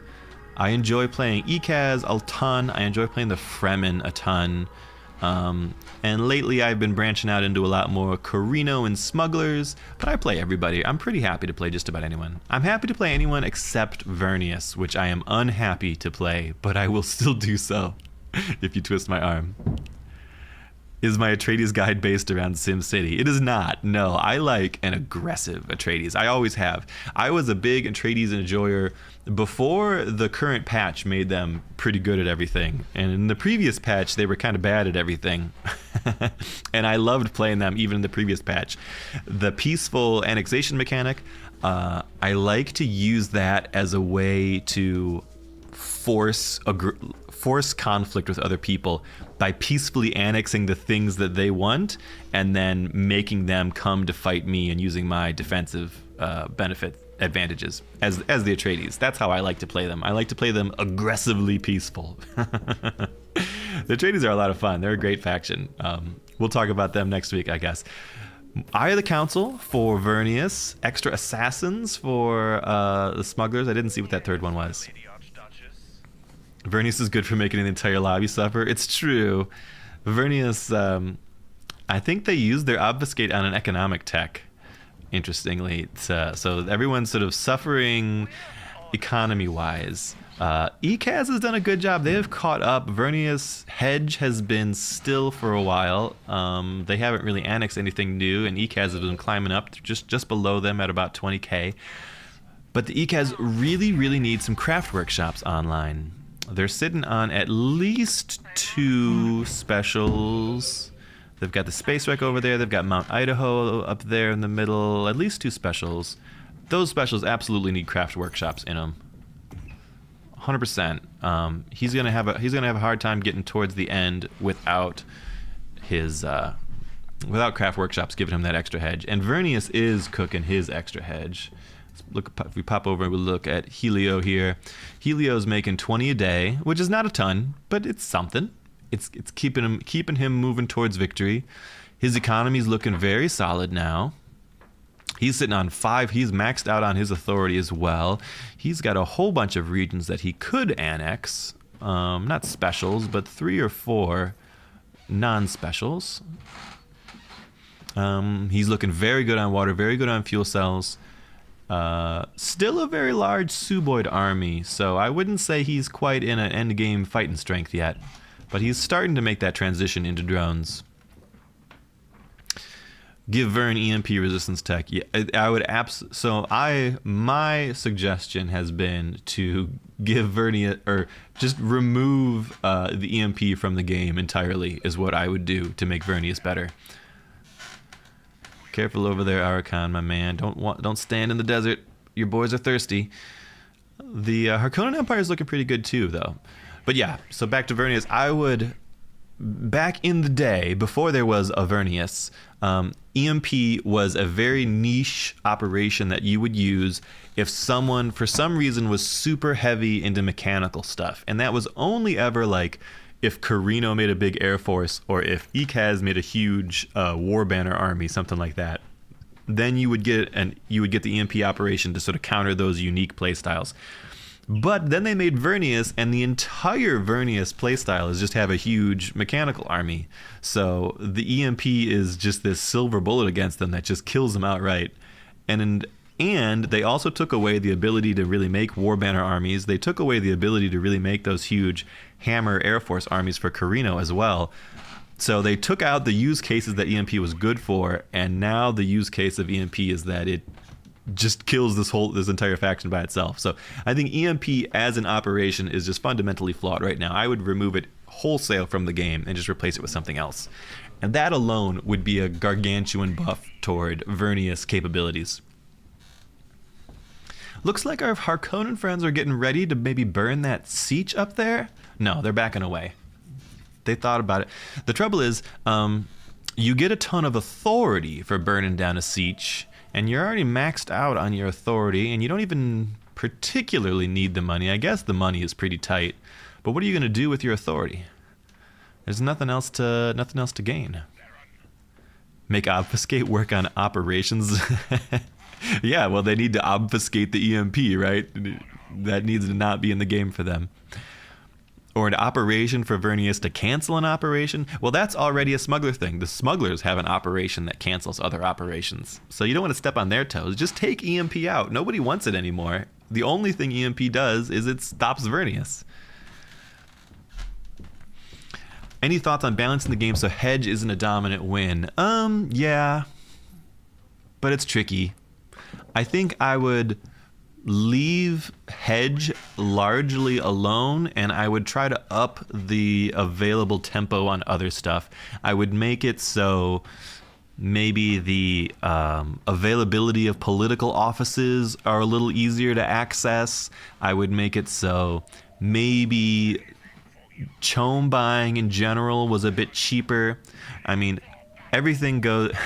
He's walking through Ekaz lands, who he is at peace with, to try to get to that renegade base. We'll see if Ekaz lets this happen. I wouldn't want to nerf hedge too much, because if you do that, you're making the game longer, and the game is already very long. Ekaz is afraid he's being attacked. Is he backing off to grab the renegade base first? Yes, Ekaz is jumping on the renegades before the Harkonnens get there. Good situational awareness from Ekaz. That's very funny.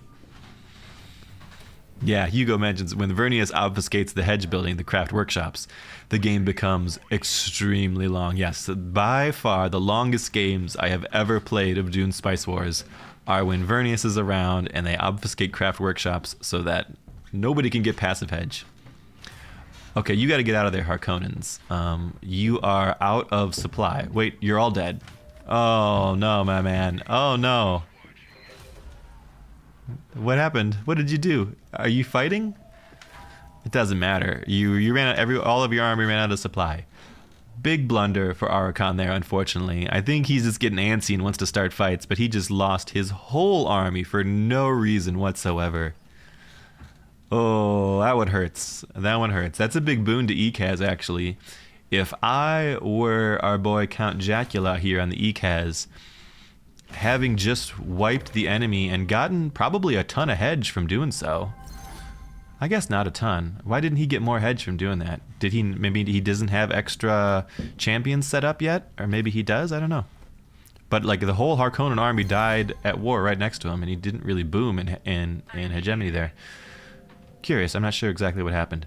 But he lost, it looks like, 2 or 3 units, and those might have even been lost more to the rebels, the rebel base he was fighting, rather than to the Harkonnens. But the Harkonnen overlord is down, the Harkonnen army is wiped. Crazy.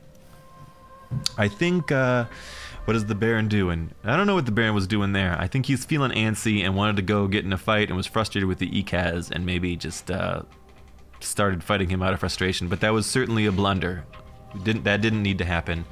A gift to the Ekaz, a gift to everyone really, who could possibly fight the Harkonnens. Yeah, it was weird because he was out of water supply too, so some of his guys were dying from supply there. If they die from supply, do the Ekaz get champion trophies for it? I don't know. I don't think I've ever had that happen to me, or at least not enough that I've noticed. Speaker of the Council is up, which is a very big one, but it looks to me like Ekaz ought to be able to secure this themselves. Oh no, they're not eligible for it. Oh, tragedy for Count Jacula. So I believe it's you get eligible for Speaker of the Council by using an X amount of influence. So he just hasn't been making and spending enough influence. So now he's forced to choose between the smugglers. Smugglers at 21%, 10%, 5%, 7%. Yeah, so still not a lot of chome around. Smugglers kind of a little bit. But Ekaz, because even though they've got the most votes right now, they're not eligible for Speaker of the Council, which would be a huge position for them. And they're forced to try to give it to the smugglers, just to keep it out of Vernius' hands, because Vernius already has a bunch of other political offices. Vernius is a pretty strong political faction as well. Very easy for them to build out triple blue districts in their main base if they want to. Relatively easy for them to get a lot of influence if they want to. The trouble, of course, being that if you do ever actually win governorship as Vernius, everyone just comes and kills you because you're Vernius, but that's a problem for a later day. It is a very Harkonnen thing to care very little for your army. Yes, you don't care about the lives of your men, but you're frustrated if you're not profiting off of it, right? And there was no profit to be had that time. You don't want to just waste your men. You want your men to be enriching you. I don't know why he's not annexing that. He's just sort of sitting there with it sieged. I'm not entirely sure what's going on with Jacula here. Why isn't he taking that spice field out of Vernius's hands? Is there an agreement with Vernius? He's at war with Vernius. I don't know. Maybe we're missing something in some of the meta here. Some of the meta gaming going on. If we pop over and we take a look at our Vernius friends. So he looks like actively putting on information cells. He is getting an assassination ready on the ECAS. And he is also actively working to rebase his army into full drones. He's down to only 6 Suboids left instead of the 20 that he had earlier. Do we want to cast the finals together, dog? We could try it. I don't know. We'll have to figure out how we make that work. Maybe we could get her on our own separate call that we bounce around and look at things. Yeah, we could give it a shot. Have we had any other pods finish up? We are, what? An hour and 40 minutes in. We certainly have had some. Yeah, Pod 2 was won by Starka. Pod 1 won by Zord Acciano. Something like that. Nice, nice, nice. So we've got a couple pods done. This pod's going to go for a while longer. Helio at 22k.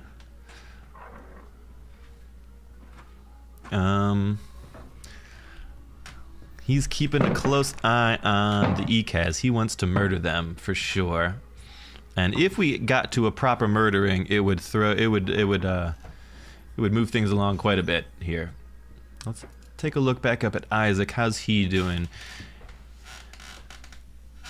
Isaac is making 34 a day, which is pretty good. He has the best passive gain, but not a lot of boom potential. Really only maybe 2 or 3 regions he could conceivably annex. Yeah, he's on the back foot for sure. And the fact that he's got 10 more guild favor to go, and then he could get his Wraith back up. That's critical for him. A smuggler army in the late game really needs the Wraith to be competitive in any sort of battling, and the Harkonnens blew that up earlier. I think Heliomanes is legitimately in the lead here, although that could change pretty quickly with Vernius. The smuggler army is fully rebuilt, fully armed and operational. The ECAS down there look fully armed and operational. What's going on with our boy Archon? He has rebuilt his army. It looks a little light on the executioners. If it was me, I would probably lean more towards a 5 or 6 executioner army, but it'll be fine. He can get plenty of work out of that. That's a solid force. He's got good manpower income again, so he can finally do something. It looks like he's feeling a little belligerent towards the ECAS here, which I think makes sense for him. I think Harkonnens usually trade fairly well into ECAS, but the problem is doing so. If they lose, they give away vast quantities of hegemony to ECAS champions. Dominicus says the one thing he dislikes is that nothing ever happens during the mid game, and the fun parts are early in the late game. We've seen a bit of a tussle in the mid game here. Everyone has sort of calmed down a little bit, but Archon, for the mistakes that he's made, they've at least made it entertaining and stirred the pot and gotten things going for us here. So we appreciate the entertainment for sure. It's much, much worse when everyone sit backs and no one touches anything. Question: does Vernius's 500 intel hidden backdoor operation work on capital ships? Yes, it does. It makes a person's capital ship turn around and start fighting them. So it's really probably the main use of it. Says not a lot of people have heavy mechanical type armies. If we pop down, we look at the ECAS. The ECAS probably have 1 or 2 war banners, which are something. It's ideal against Carino to take over their drones. Yeah, Yavad's right there. Taking over the Carino drones and the Carino Cronus flagship are lots of fun.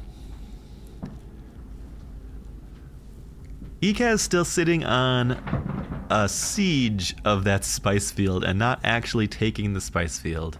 He's at peace now with Vernius. I don't know what's going on there.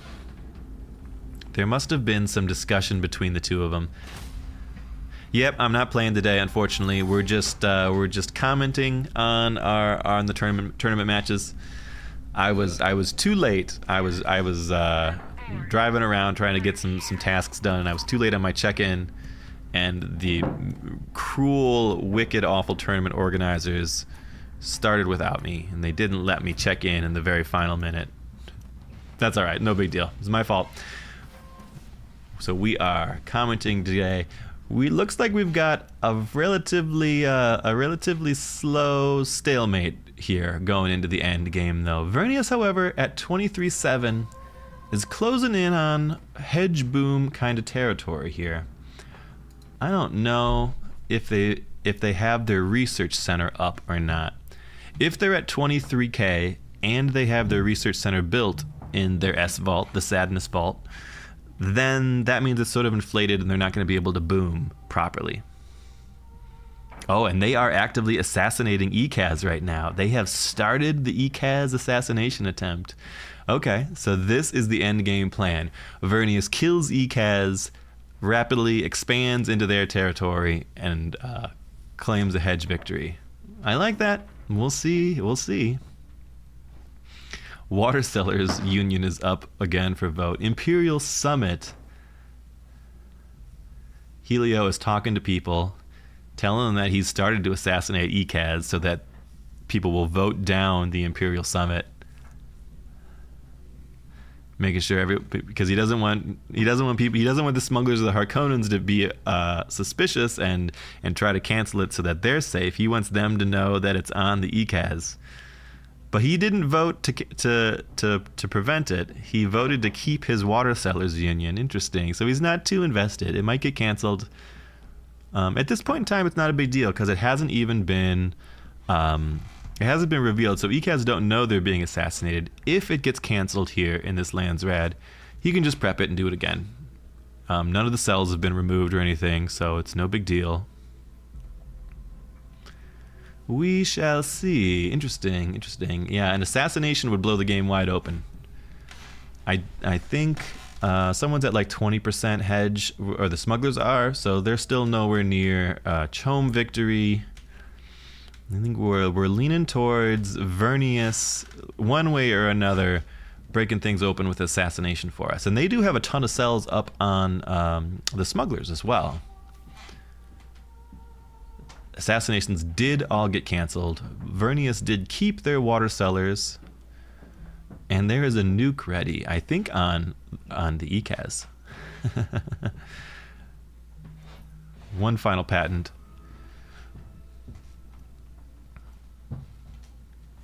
Okay, all right. Let's see what's going on with Isaac up here. Yeah, my man Dale, we have mostly transitioned in the Turin community for any of our official games to be on the longer Landsrad timers.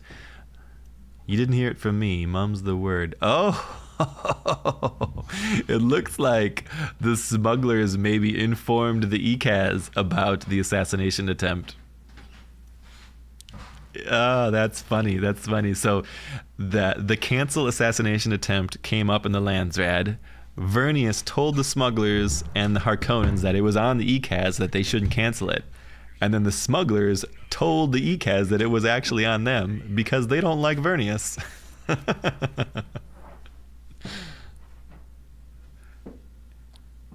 That's very funny. Very funny. He's buying some shares. He's up to 25% on the smugglers. He's making 800 a day. The chome rate currently is extremely beneficial. I guess he's making pretty decent spice. It looks like the smuggler economy is fully armed and operational here. Nobody else is really buying chome shares at the moment, so he could, in theory, he's voting up Water Sellers again to make it keep coming up. It keeps it's helping to drain the influence bank of the Vernius and help keep other more dangerous things from coming online. He's expanding his UHQs. I think smugglers are still in a really good spot, actually. Making good money. Got a fully sized army. The Wraith is coming back online. He is appropriately continuing to trade for guild favor because he may need to buy even more Wraiths in the future. What are our Harkonnen boys doing over here? Harkonnens just hanging out. But we're getting into dangerous territory. 24k on Vernius. Ooh, if it were me, I would not like that. I would be advocating for some punishment for Vernius. Harkonnens are just boxed in here. They don't have anything else to do. Count Jacula says, need anything? Are the Ikaz trying to be friends with the Harkonnens? They're trying to buddy up with each other because they feel like they're maybe in a third and fourth place scenario here? That's all right. That's the appropriate play. If you feel like you're in third place or you feel like you're in fourth place, you should be buddies with the other guy who's doing poorly. It's up to you to knock down those people in the top. All right, we got some typing here. Thinking about hitting smugs. But what? Tell us, Archon. Tell us. But what? But kind of hard to decide where. Yeah, I mean, so that is the strength of the smugglers, is it's hard to hurt them. I think the smugglers are looking very online. Okay, so the Harkonnens are buying shares now. They're making decent money, but they're at 12%. Smugglers at 24%. Yeah, we're nowhere near Chom. Vernius at 25k. Is Vernius proper booming? No, I guess that was just spice tax that paid, but 25k is absolutely boom territory. If I were Helio, I would be pretty nervous right now that everyone's gonna come kill me. Pretty nervous. He's got at least 2 regions in his backfield, 1 up in his front. He's checking that one. That one's been pillaged, so it's hard to annex. He is sitting on 500 authority. He's potentially got a boom in him, but not quite enough of one. He would need to annex another special somewhere, and that's not in the cards. Everyone's sitting on full armies. Ikaz armies marching up. They might be. Are they going to help with the smugglers? Because the Harkonnens wanted to fight the smugglers. Why doesn't anyone want to fight Vernius? Overlooting would give his left kidney to watch a game that's not a hedge or a Chom win. Well, we're running low. What are your other win cons you want to see? A governor? Haven't seen a governor in a long, long time. Domination is basically unheard of, but boy, that would be fun, wouldn't it? Wait, did something different get obfuscated? No, they're going in on Vernius. Okay, good job, boys. But it's too laggy. Let's pop over to someone else's view here. They're going in on Vernius. It looks like they're going to... it is just a huge scrum in there. No idea what's going on, but I got to think the 2v1 is not going to be in Vernius's favor here. Sort of a Jesus take the wheel situation. You send the men in and let them go. Pod 1 had a gov win. Ekaz got it pretty easy, says the House of Dog. Crazy, and Ekaz in Pod 1. I would have we should have watched Pod 1. We picked the wrong pod here. I gotta think Vernius is gonna get stomped on here. It's actually, I mean, a lot of the Harkonnen army is looking rather low, and it looks like the Harkonnens are getting the annex on the middle. Ekaz surely would have preferred that. I wonder if we're gonna see a boost in Ekaz's hedge due to champions getting kills here. Where you at, Count Jacula? Let's take a look at what you have here. He's at 22-4, which is really just right behind the smugs. Oh, he suffered huge losses there. He suffered all losses. Everything's dead. The whole Ekaz army is wiped out. What the heck happened? That was a 2v1 scenario. Did you run out of supplies, my man? It must have been supplies or something, right? He's only at 13 water. He's sitting on a supply drop. We should have been watching it from his opinion, or his perspective. So Vernius pulled back. They kept a couple of their guys alive, but it was a 2v1 Harkonnens and Ekaz versus Vernius, and somehow the Ekaz lost their army in the middle of that. I don't even understand how that happened. Harkonnens look like they're going to come out as the winners here. They are being able to successfully annex the Polar Sink. That is going to be certainly a kick in the Vernius plans of hegemony. It's going to add a couple months onto our game here. Let's see. Any other word on pods? I think everything else is still going.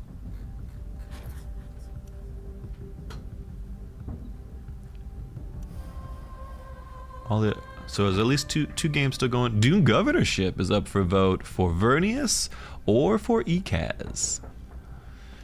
Very interesting. Vernius has the big votes here. I don't know that they want to be governor, though. I'd love to see him try for it.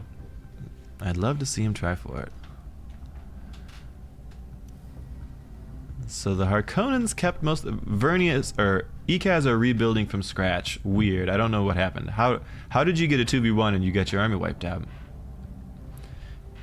Did you not pay the water tax with the water price?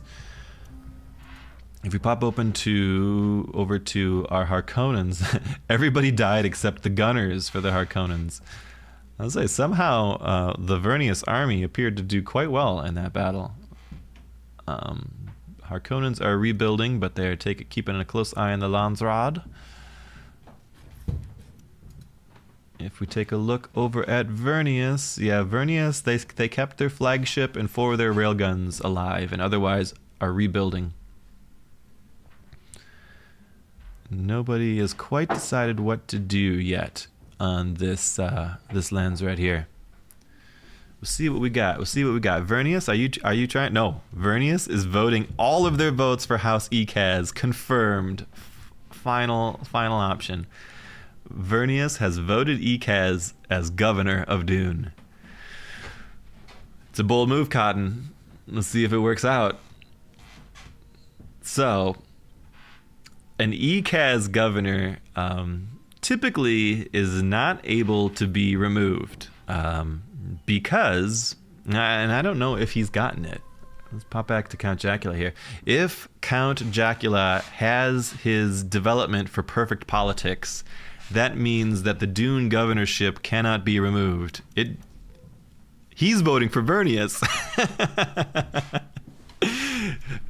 Vernius voted for ECAS. ECAS voted for... Oh, other people voted for Vernius. Look. The smugglers also voted for Vernius to be the governor. House Vernius wins the vote for governorship. Wow. Interesting, everyone. Interesting choices. Everybody spent their entire banks of influence on that. So we'll see what everyone can come up with by the next one. This is hilarious, dog. Are you watching this? This is crazy. So the question is, are people going to overreact to Vernius? And by overreact, I mean go and just kill them. ECAS can't really do anything about it. They are trying to rebuild their army, and famously slow to rebuild their army, the ECAS are. What is Isaac up to up here? He voted the Vernius in. He's recapping the spice fields, the worm nest in the top left corner. He's not even capping it. He's decapping it, so he's liberating it. So there goes any dreams of hedge that Vernius might have had.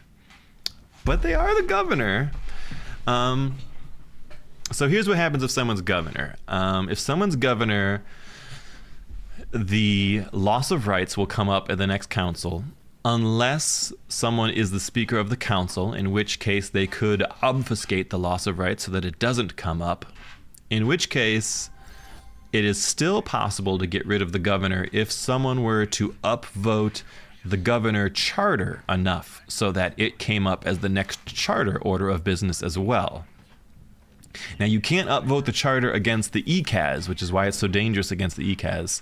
And the ECAS, if they have Evo VIP, can opt out of can claim immunity to the loss of rights. But Vernius can do neither such thing, so it's quite possible that they will just be able to vote to loss of rights or governor out to stop the Vernius from winning. But you never know. Oh, the smugglers are making 31 influence a day, which is a pretty outrageous amount of influence. So they will have plenty of votes to decide things. What's Vernius making influence-wise? They're making 22 a day, which is also a lot, but nowhere near what the smugglers are putting up. Dune governorship is hugely upvoted, and we could see Vernius is now pumping their votes into another charter to try to keep the governor charter from coming up. Now, when you are voting up other charters, the more influence you spend early in the voting cycle, the more it counts towards upvoting the charter. If you wait to spend all your influence late in the cycle, like right before the Landsraad comes up, it counts less as upvotes for the charter. Governor also gives vote cap. Yeah, so but Vernius is grabbing all of his house gifts. The trouble is, it looked to me like the charter was still governor favored, and I don't know if he's going to be able to stop that.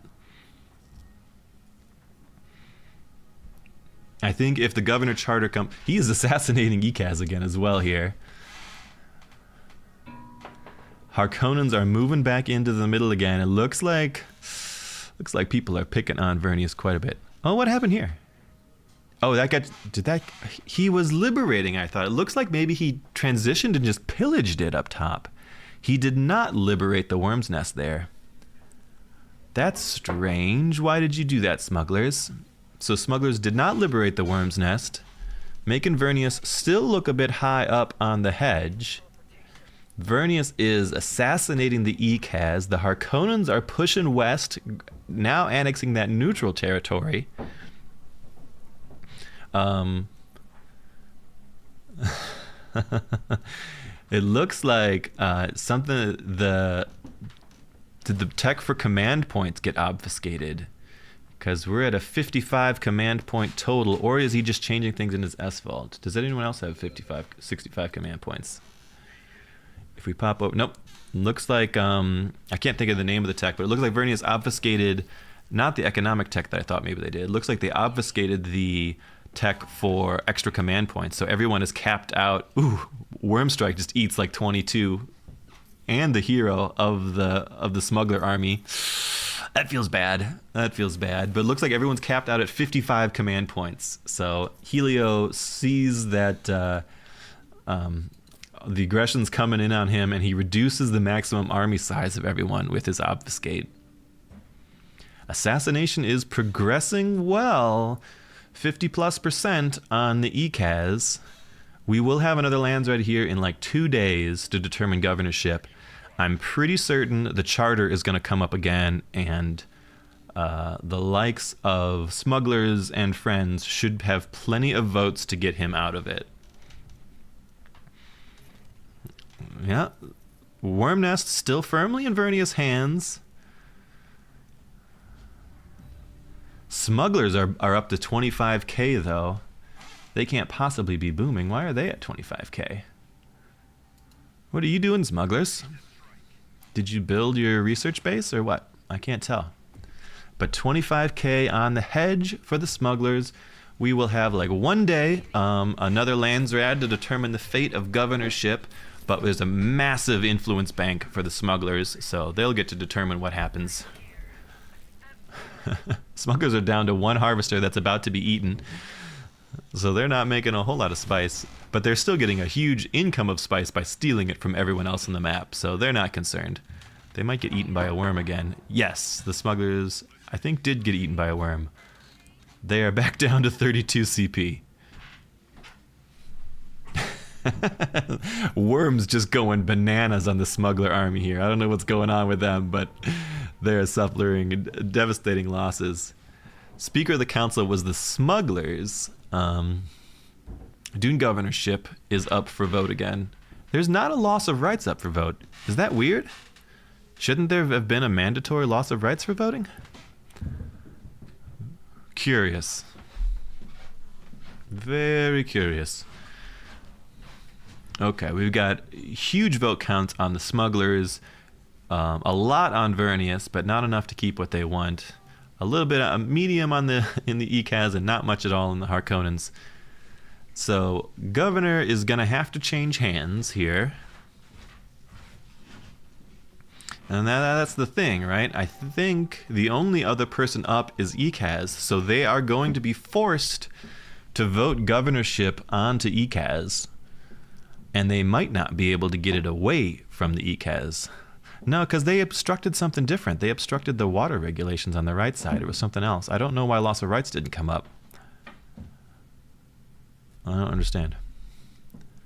But anyways. You don't think loss of rights comes up if Dune governorship also comes up? I have seen them come up before simultaneously. So I'm confused.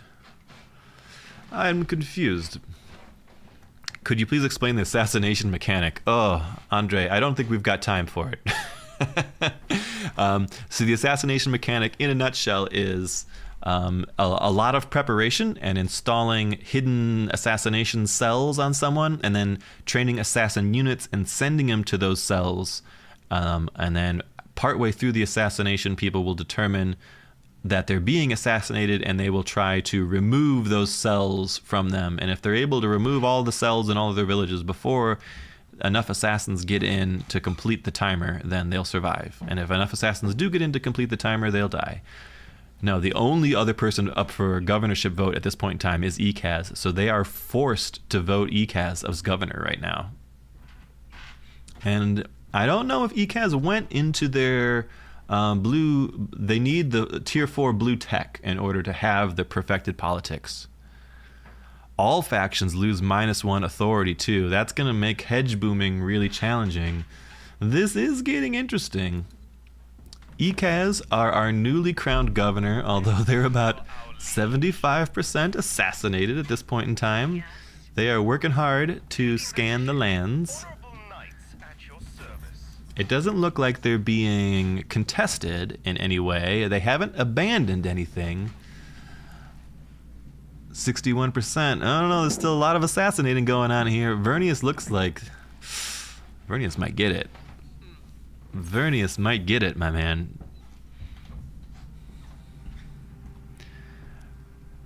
Loss of rights comes up, only one person's available for it, then it would basically make Dune governorship impossible to hold. Yeah, Dune governorship is basically impossible to hold. But it's... Oof. Let's see Helio. Is Helio going to get another assassin in anywhere?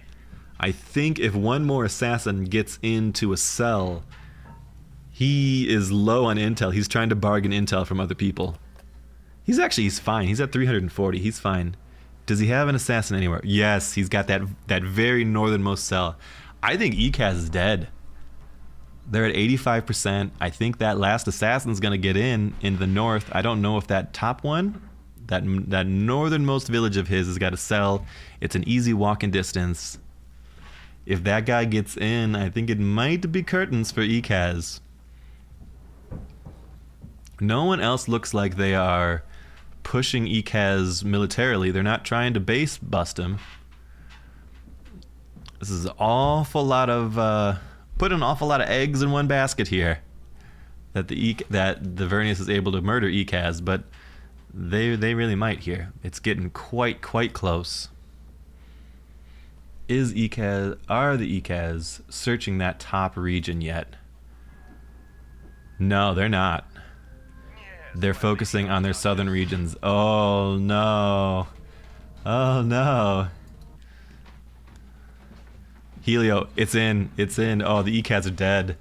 Vernius are gonna assassinate the ECAS right before the ECAS can really get close to a governorship. One day, it's game over, man. You don't even need another assassin. That's gonna do it. One day. Oh no, poor ECAS. You were in a pretty good spot, my boy Jacula, but you are dead. You are dead, yes. Count Jacula, our ECAS champion here, was looking in a decent enough spot. He still had plenty of opportunity here. He was voted the governor, but he will be assassinated by the Vernius 100%. He should have abandoned, for sure. He should have abandoned.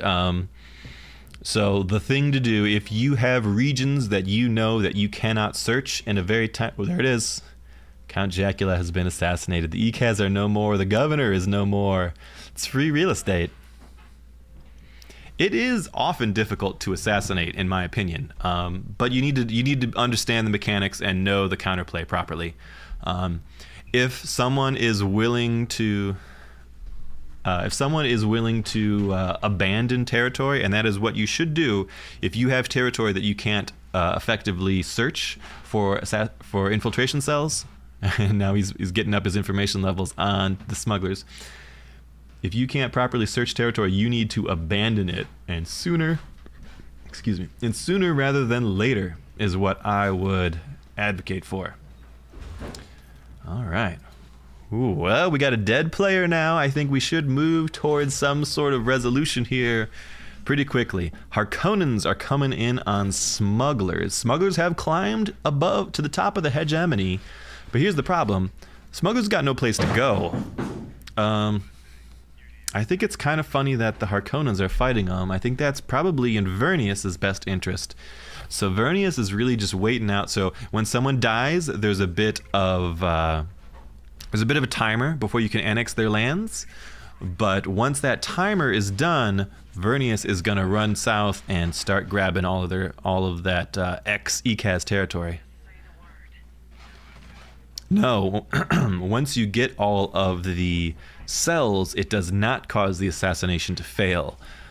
The assassination can still keep ticking through. We got combat here between Harkonnens and smugglers. Isaac's doing his best to drop some stuff, drop some operations. Oh, it looks like the Wraith got annihilated by so the Harkonnens went really heavy into gunners to counter the Wraith. I like that. That was clever. The Wraith got blown out of the sky. He didn't even lose anyone. He lost like a single guy from his army, but the Wraith got focus fired down. Oh, interesting. He's rebuilding a new one. That will be the last Wraith he gets.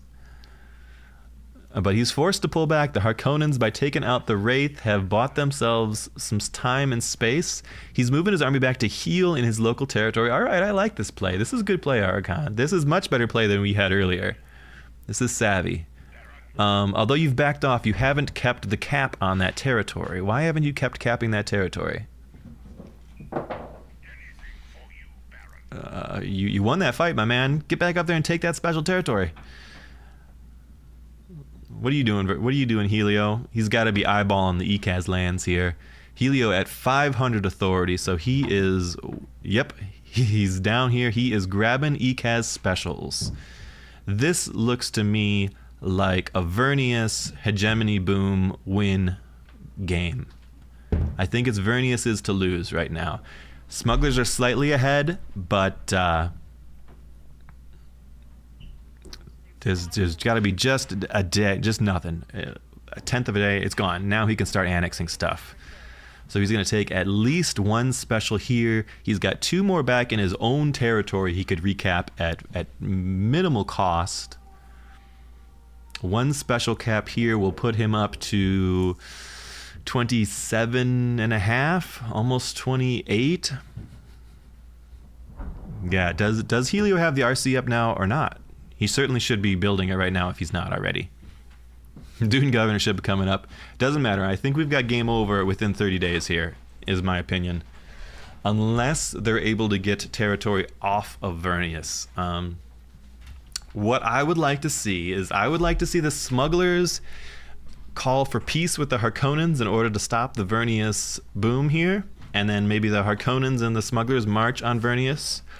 Or the smugglers need to get people into the southern hemisphere so that they could start grabbing some of this ECAS territory, and maybe they just need a couple of stealth free company or something like that, right? You need to convince the Harkonnens that Vernius is the threat, which they are, and then you need the smugglers to get down south and use their okay, Helios is going for 2 special caps. That will do it, I think. And he isn't even completing it yet. He doesn't have his research center up. Yep, it's looking good. There's the hedge boom. The research center is coming up for the plus 15%. He is going to annex that one special. He's going to annex a second ECAS special, and it's GG Vernius, in my opinion. Although the second annex is a lot closer to the Harkonnens.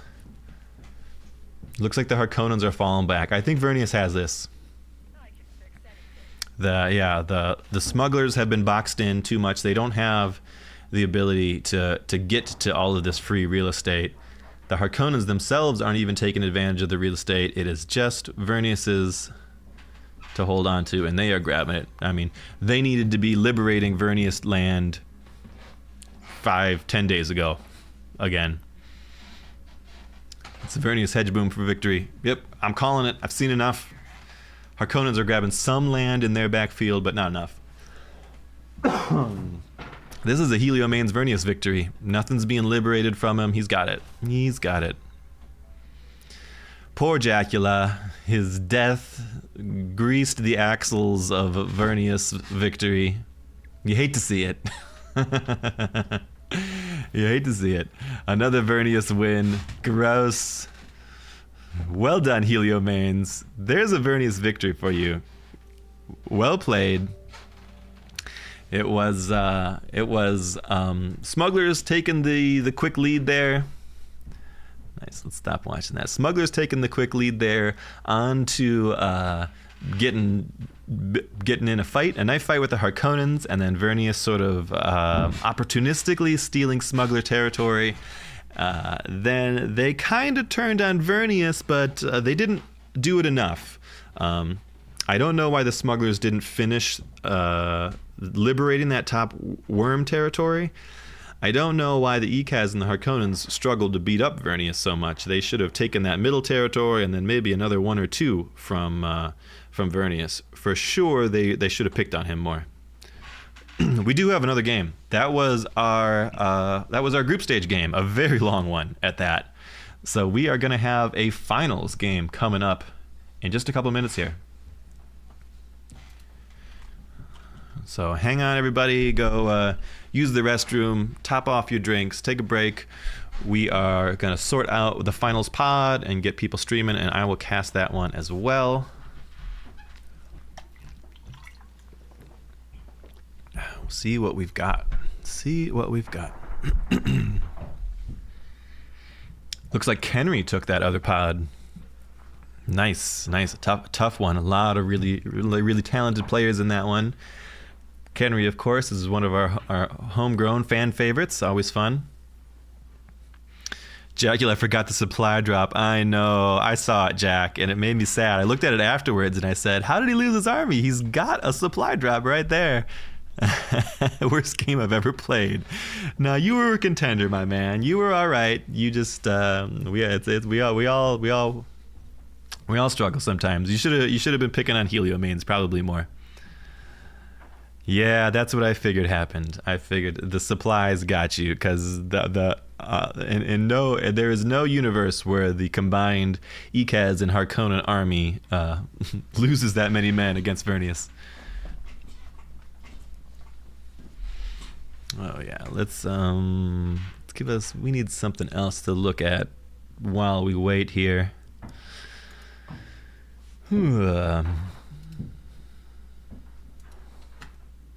So we are just in a middle space right now. Get off of that call. We are waiting for the next pod to be up so that we can. People are doing picks, not bans, but just picks of what they want their factions to be, and then we will figure it out. So enjoy the darkness, the black screen.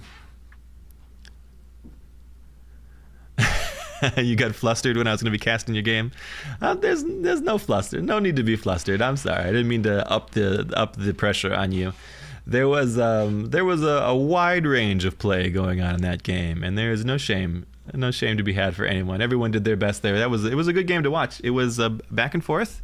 There was some aggression. I appreciate it when everyone doesn't just sit AFK in their bases for 8 months and then see who gets the best spice tax. That makes me sad.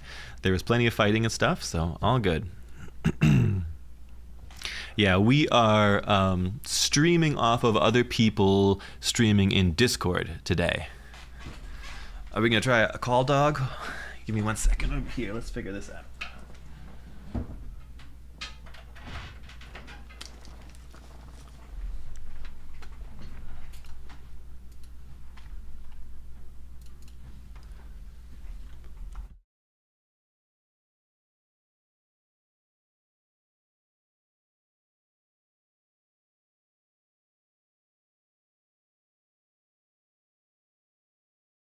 Hello, hello, hello. Can you hear me? Hello, Doghead. Can you hear me? I can hear you. Are you gonna do the Video Ninja OBS stuff, or should we just hop into a Discord call and I invite everyone in? Yeah, let's just do let's just see if people can stream on Discord. I think will be the easiest way for us to do this. Yeah, I agree. All right. I'll create a call real quick. All right, folks, we have Doghead on the call. We are going to try to duocast the finals here and see how it goes. How's the audio for everybody? People hear me all right? People hear him okay?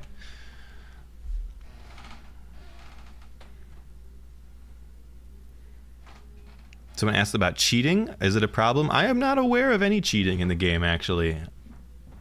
I think we benefit from it being such a small niche game that no one bothers to really make any hacks for it.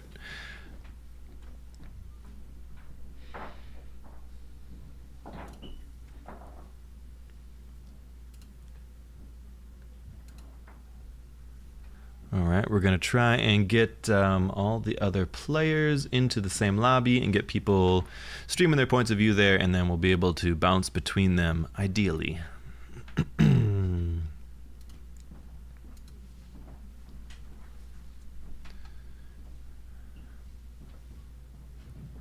Off topic, the Northgard board game is great. Board game, right, BG? How is it playing with 5 people? It's great. The Northgard board game is wonderful. I will always recommend it. I have a ton of fun with the Northgard. Northgard as the other game made by Shiro Games, who makes Dune Spice Wars. Their other video game is called Northgard, which is a very fun game, and they made a board game of Northgard. And Northgard's a fabulous board game to play as well. It plays really well. Yes, we would all love an in-game spectator mode.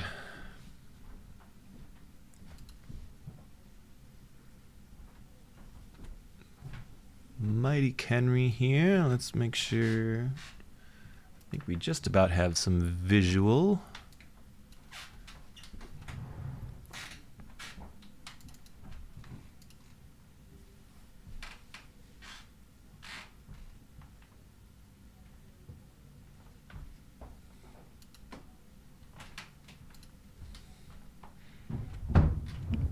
All right.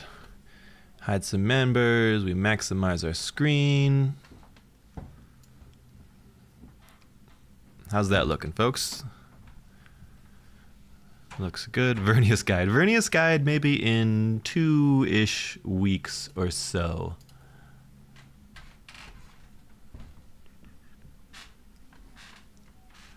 Oh yeah, we got Doghead muted because I thought we were on the other call, but do we cancel that call and we moved to your main call? So let me mute everyone but you. Doot, doot, doot.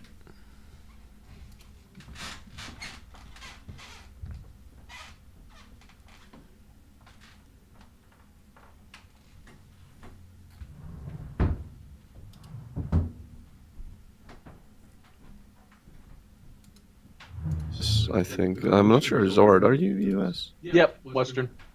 Okay. Yeah, I'm gonna meet you guys now, if that's okay. Alright, I'll meet you and Deva. Yes, and I'll let Helio host. Just remind him to do that. All right. Don't server mute everybody. Let me undo that and just you should just can you mute? Yeah, you can mute them for yourself, Davok. Oh, I server muted everybody. My bad. Yeah, don't worry about it. I'll undo it. I'll figure it out real quick. Okay. Okay, alright. I muted everybody on my screen and unmuting everybody on server mute. There we go. Psychedilla is muted anyway, but still. Alright. All right, you've got me okay, Doghead? Yeah, I can hear you. Can Very you hear good. me? I got you okay. Nice. Alright. I've got, I think I've got Kenry on stream, so I think we're good to go. Yes, I'll try and Kenry's team as well. I talked to them, and Helio is going to host the game, so we're waiting on a short break for everybody. They went to grab some water and stuff. But yeah, we're good to go. We're just gonna wait on. Gonna wait on everybody. I'm gonna also go take a quick bathroom break. Northgard's fun, I saw Spice Wars. Oh yeah, people talk about the Northgard video game. The Northgard video game is lots of fun. If only we could play with more than 4 in Spice Wars. There's definitely been talk about how would a game go if it was 6 players in Spice Wars, right? Wouldn't that be fun? That would be a very interesting shake-up in the dynamics. I have no idea what that would be like. A 6-player. We don't have... How many factions have we got? We've got 6 factions, right? Ikaz, Carino, Atreides, Harkonnens, 7 factions. Got 7 factions. We need an 8th one to have a proper 8-player free-for-all.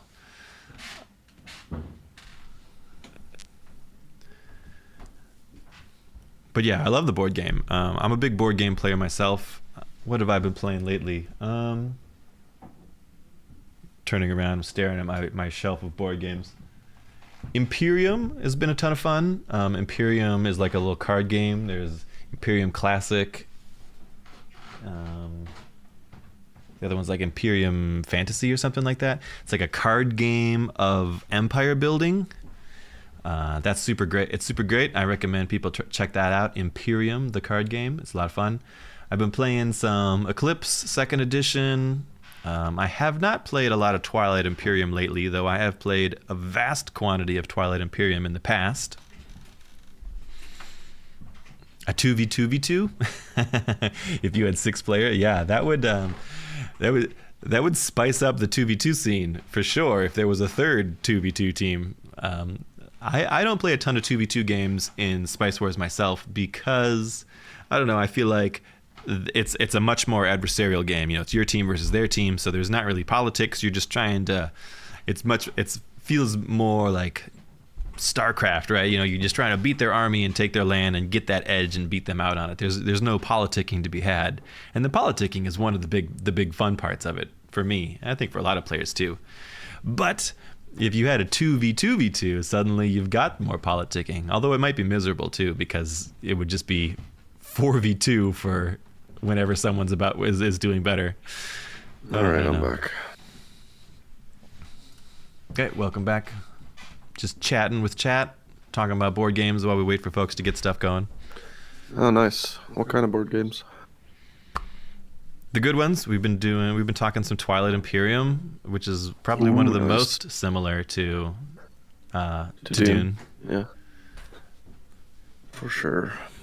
It's a gigantic undertaking of the game. Yeah, it takes like 6 to 8 hours to actually play a game of Twilight Imperium, but you need to clear a calendar spot for it.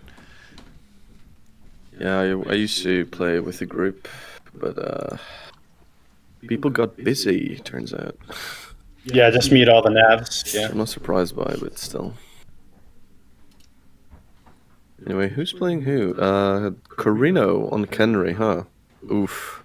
Yeah, Zord Akiano on the Ikaz. Yeah, Helio on Vernius, as God intended. As is his way. Yeah, and as Starko on Smugs. Interesting. Good to see some brotherly representation there. Yeah, and yet again, no Carino, no Atreides. No, Carino is in, but yeah, no Atreides. And I'm seeing. Oh no, I'm watching a Carino. Yeah, Carino's in. No Atreides, no Harkonnens, no Fremen. Not a lot of Fremen around today. No, surprisingly so. Last time we had, I think, 6 Fremen signups. Yeah, last week they were very popular. Yeah. Strange. All right, opening moves for everybody. Not super big for anybody. Yeah, Let's see what counselors people have. Oh, oh no, Kenry. oh, did Kenley random? Kenry random out of Irulan. Kenry on Mother Ramallo and Hasamir Fenring. No Urilan for No Irulan. for Karina this game. That's probably gonna take him down a notch or two on the standings. Yeah, for sure. Although Mother Mochiam is pretty good, I'd say.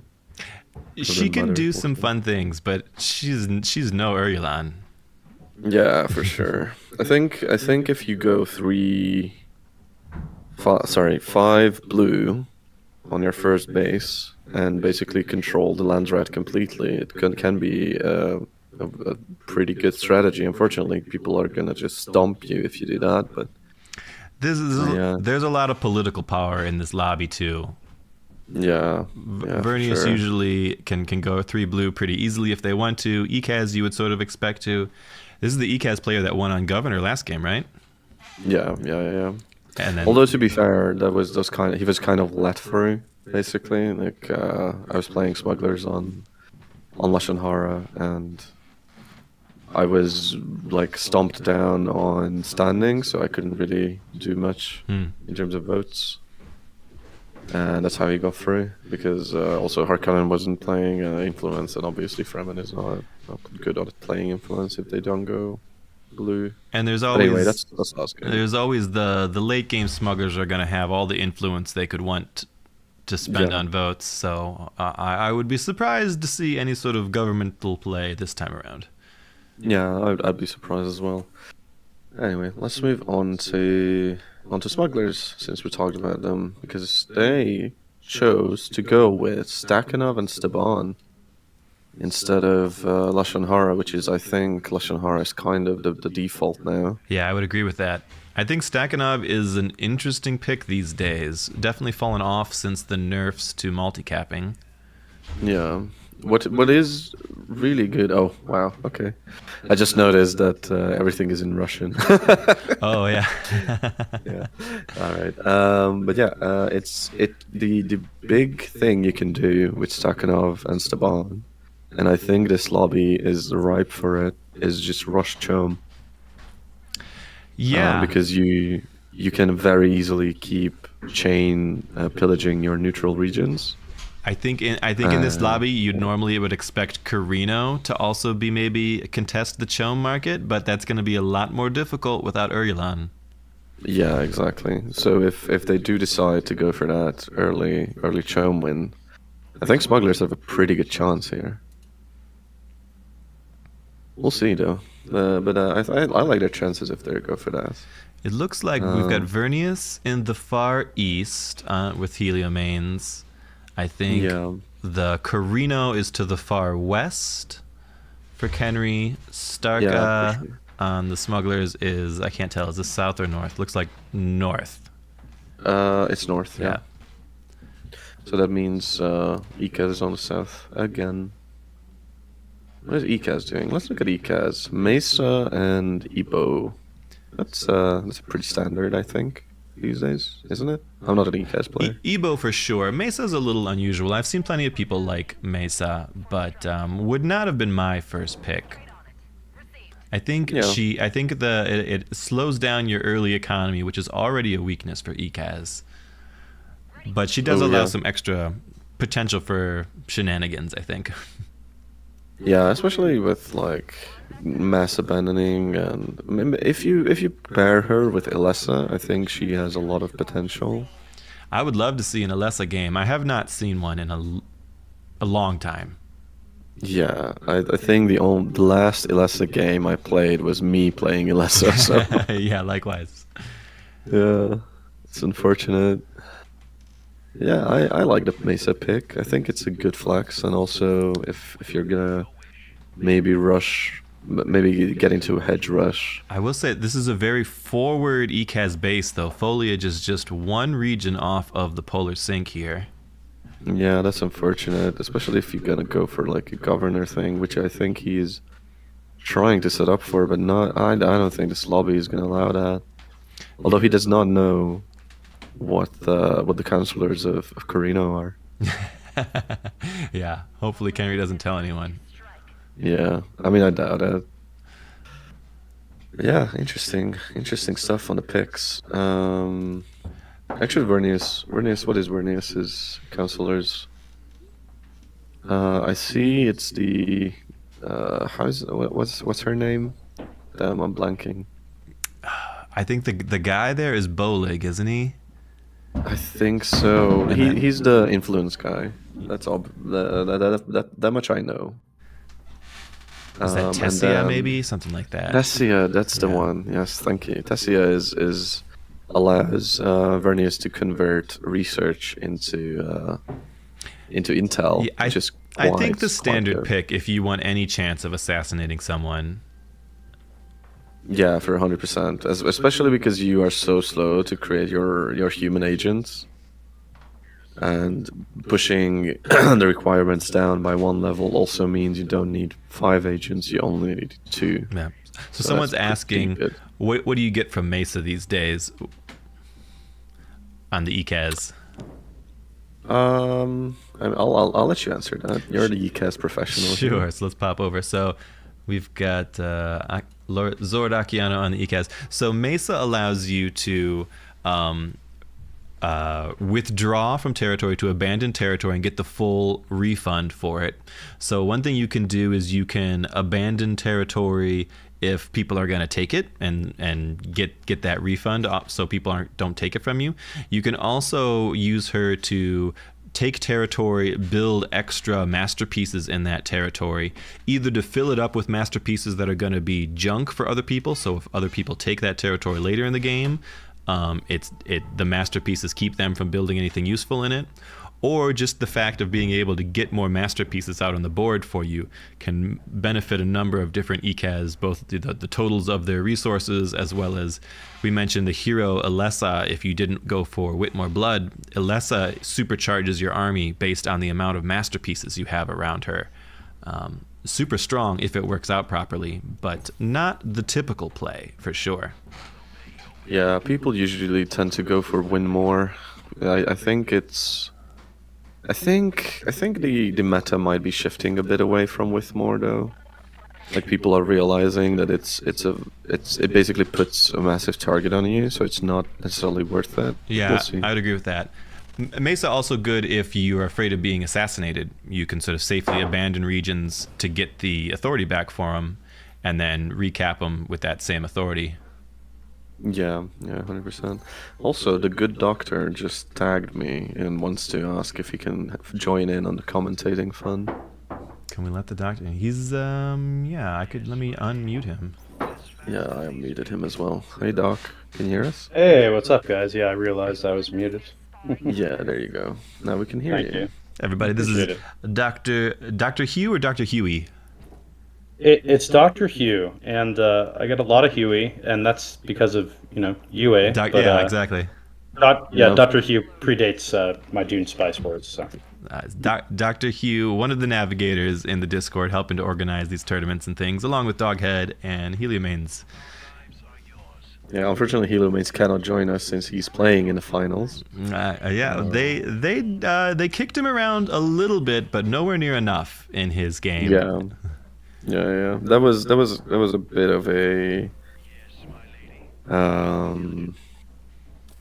that was a bit of a misplay on Harkonnen's part, I think, for going for smugglers when they did instead of Vernius. But it just shows a bit of inexperience. It happens from time to time. Yeah, I mean, once the ECAS got murdered in that previous game, it should have been a mad dash for everyone to get that land, and Yeah. only Helio on the ECAS, or not on the Verdius, dashed for that land, so he had the easiest hedge boom ever for it. Yeah, I think I think a lot of it came down to the fact that he was the only one who also was aware when the assassination was gonna pop, right? So he was absolutely prepared for it.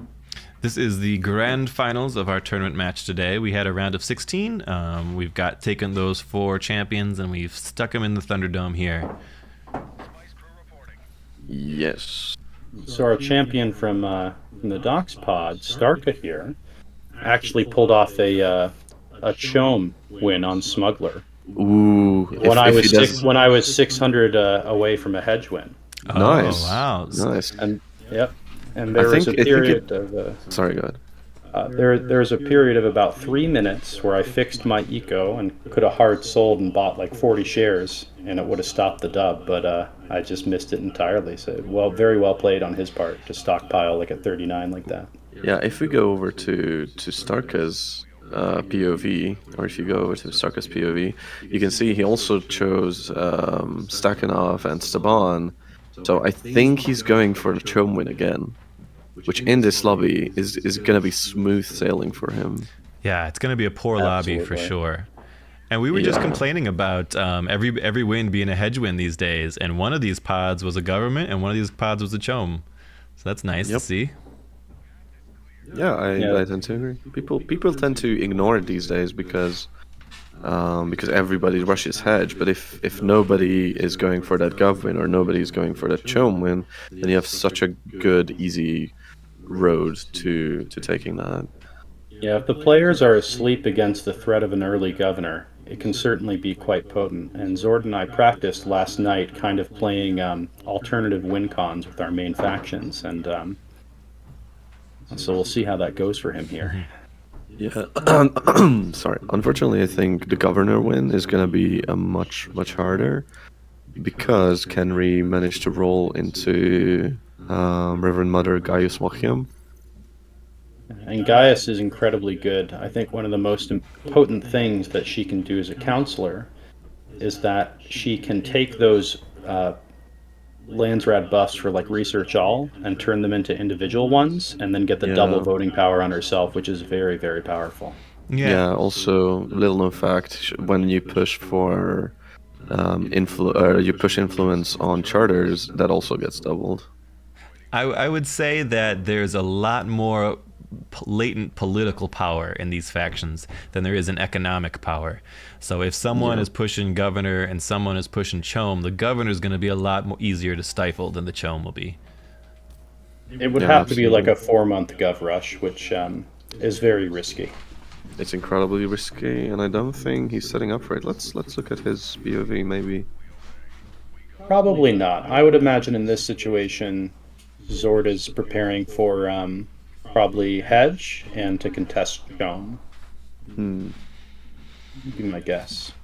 Unfortunately, he didn't take Sonya, so his early eco is going to be a bit haggard. And he prefers to take Mesa over Sonya because of the hedge play you can do with it, with the authority for capping and abandoning villages. His layout here is not ideal. He did manage to get one relatively early sanctuary, but he's going to struggle for more because he's so forward here and a lot of his terrain is behind him, and it's really mixed. There's not a lot of blockers back there to make those easy sanctuaries. That's going to slow down the expansion a bit, I think. It'll give him a lot more opportunity to work with late game, but I think it's going to slow his early mid game here. He also only has 2 accessible specials that I can see, though he could try to hold the middle, but that will be difficult against that forward spice of Carino. He's got 2 right now, so there's a third one behind him somewhere there. I can't quite see what that third one is. He has Worm's Nest there. He has Worm's Nest in the very back. Yeah, so that's he's got a Moondew Valley, and then up at the front, I think it's the Volcano. And then a Worm's Nest in the back. Worm's Nest is a good pickup to have for sure. We don't hate that. Yeah, 100%. Especially on ECAS when your eco is already like sorry, when your eco is already hanging by a thread. Yeah, slow to build up for sure. ECAS can be powerful eventually, but they need that time to get the masterpieces out and really take advantage of all the quirks. Yeah, for sure. That's the second Landsrat. Yeah. Nothing Actually, exciting. I wanted to ask, since you might know this, Doctor Hugh, would Zord go for Ilessa instead of Whitmore? You think? It depends on the game. Zord and I have worked to become more adaptive players since we're newer. His choice of champion will come down to what he thinks his win con is. Mm-hmm. If he's going to try to go for governor, then he definitely wants to go Alessa. If he thinks hedge is his win con, then he'll go Whitmore. Alessa synergizes better with Mesa and can still be viable for hedge, but if it comes down to sweat at the end, then Whitmore is the way to go. So we'll see what he decides here. The Vernius play here is really interesting. He had raiders come in on one of his territories, and the Suboids were not able to fight off the raider. So No. well, so they were careful to slowly drag him back to the missile range of the main base by like kiting him, because they weren't able to actually fight him hand to hand. That's unfortunate. I do that when I'm out of position with smugglers for defending my defending against raid. Like I send out a single sniper and just pull them back to base. Yeah, solid much more micro on sensible. Helio's part here. He is used to working with these extremely haggard Suboids. Yeah. Who are you guys rooting for? I'm kind of partial to another Vernius win. Yeah, I think you're always happy to see a Vernius win, right? Because they're the perpetual underdogs. Nobody absolutely. expects Vernius to actually win. What factions have we not seen win? I don't think we've seen a. I don't think An we have ECAS an win ECAS yet. I don't think we've had an yeah. ECAS win. I've lost many finals as ECAS. No, actually, no. Spilgberg won an ECAS once. That's true. A relatively earlier one. One of the Turin tournaments, Yeah. I think. Yeah, absolutely. But that was a while ago. I think you guys are right. I'm trying to look. We had a Carino, we had a Fremen, we had a Vern, we had an Atreides. Yeah, We had lately a couple smugglers. Carinos, a Fremen, a couple Vernius, a couple smugglers before that. Yeah, maybe a Harkonnen, but we don't have a Harkonnen right now. I believe the Atreides win more than one, because the most recent one was when the juggling was. No, not in Still recent viable. memory. Yes. I think everybody has so much bloodlust for Atreides that I don't think anyone would let an So Atreides win. famously, Carino won an Atreides game that he randomed, or Kenry won an Atreides game that he randomed into, and Ozzy Niner won one showcasing the juggling that then immediately got nerfed afterwards. Yeah. Yeah, the popularity of Atreides has definitely fallen off. I think one thing Atreides mains have found is that they're kind of by default the big bad, and I think that's interesting because while on paper Atreides may be the strongest all-rounder, you know, the factions that are also competitive can outpower them because, you know, naturally Atreides is going to get ganged up on. So I think in a way it kind of moves them down off the top tier. Yeah, there's sort of a curse of the S tier, right? If you're obviously the best, then you're obviously going to get the most heat from everybody, and getting the most heat is sort of the worst thing that can happen to you. Yeah, Yeah, I 100% agree. In my previous lobby, I was 3v1 starting in the mid game, as is tradition, and I held off 3v1 with only 55 CP, and in the end, it was a combination Yeah, of. but by the way, Atreides is not yeah. overtuned. I don't think so either.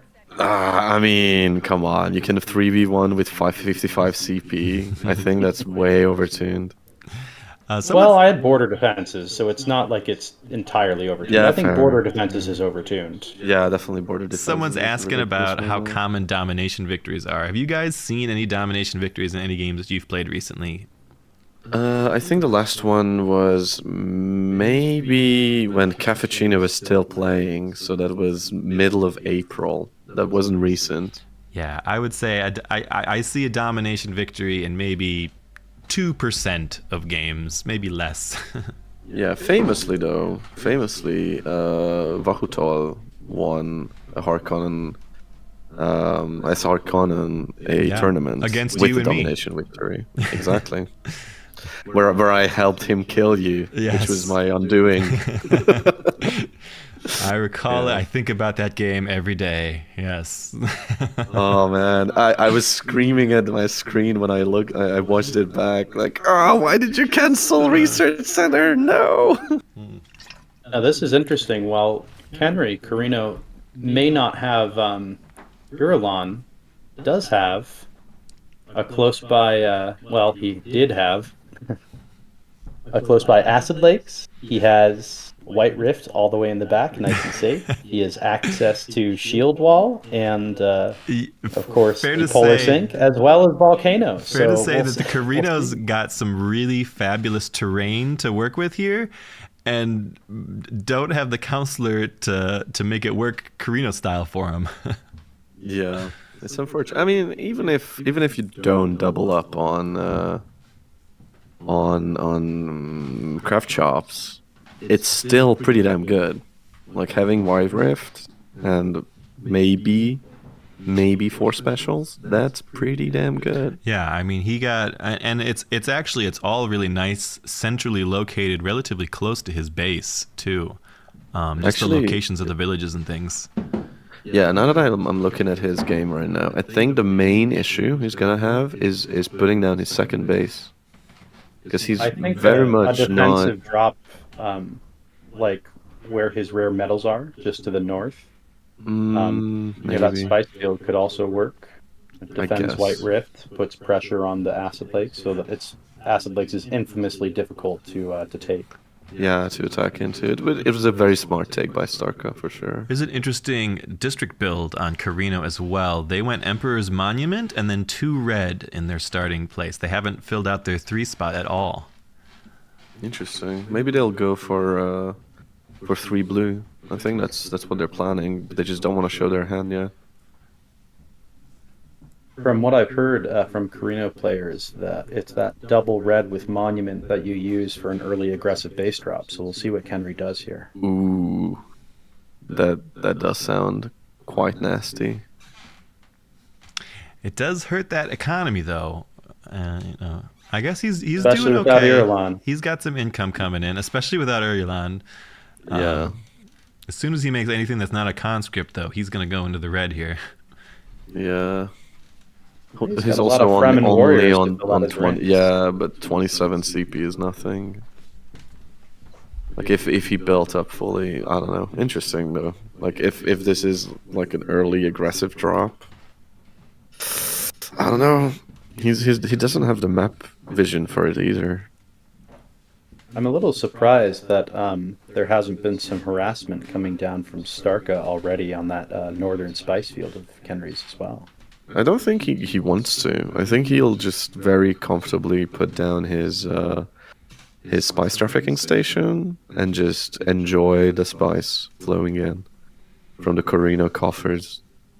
Like, he His doesn't really playstyle need to from pick a the- fight here. Yeah, his playstyle from the last game would support that. He was very passive for a smuggler, not much aggressive raiding, just kind of raiding his own territory for money for Chum. Also, we Yeah, got I think if you want to go for a Chome win, you really don't want anybody to get on your posterior. We got to point out also that is not just an Acid Lakes, but a Stakhanov Acid Lakes, Yeah. meaning it's nigh impenetrable. Yeah. Just It is about. unfortunate. Stakhanov being the, didn't- yeah, see, counselor there that you go. makes the sieges take 100% longer, and Acid Lakes being the region that makes you lose your a big chunk of your health every day that you're in it. So you have to stay twice as long, and you're dying every minute that you're in there. So maybe if you've got a drone that could stand in there, but otherwise there's no meat-based troops are gonna siege that down. Yeah, for sure. Also, looking at Starka's build, it's very interesting. He started with Embassy first on his 3 spot, and another interesting thing about what he's doing is that he's going for purely special regions almost. So he's not really pushing that Chome that we were expecting. Yeah, not the economic play that you would think, for sure. Yeah, for sure. It does block other people from hedging though, which is beneficial if you want to Chome. it's a pretty flexible stance to take. It's possible that he, is looking to, well, let's see, no Hara. So actually, without Lashan Hara, the counselor who gives influence and intel per intelligence level on field resources, it's not really viable to try and go governor on the smugglers. So I'm curious about investing It in that looks triple blue very river. much like the classic Stakhanov hedge play, but I don't think that's much of a thing anymore. I mean, it can be. It is possible to do it, but once people are onto you, you're just gonna die. Maybe he's trying to throw people off a little. Who knows? Interesting. We'll watch his career with great interest.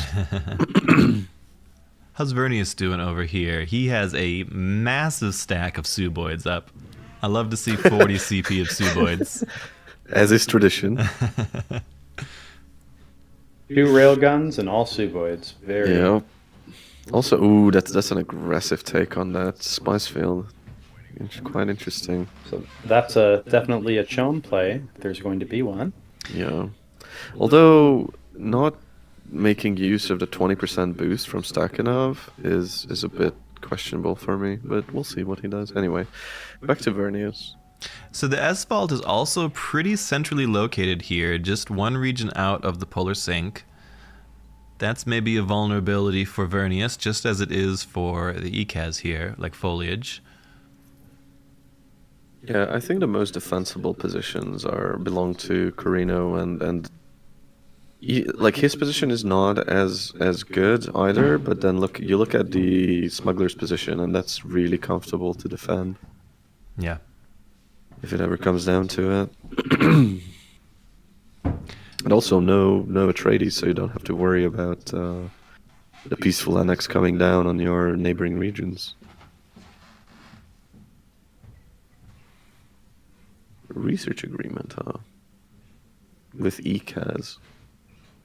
He is pumping good research. So Yeah, Zord's part of Zord's game plan. The ECAS player was to get some research pumping early and make some agreements to try and stay ahead of the oppression coming from the Vernius patents. So Vernius I is see. pieced with everybody but the ECAS at this point. Ooh, I don't know about that. That's a dangerous play for Vernius. I think maybe they wanted to ward off smuggler aggression, and then maybe you want to boost up the Carino, seeing as they're not your neighbor. Seems dangerous to be boosting Carino in any way, shape, or form. You don't know that they don't have Yeah. Elon. Yeah, exactly.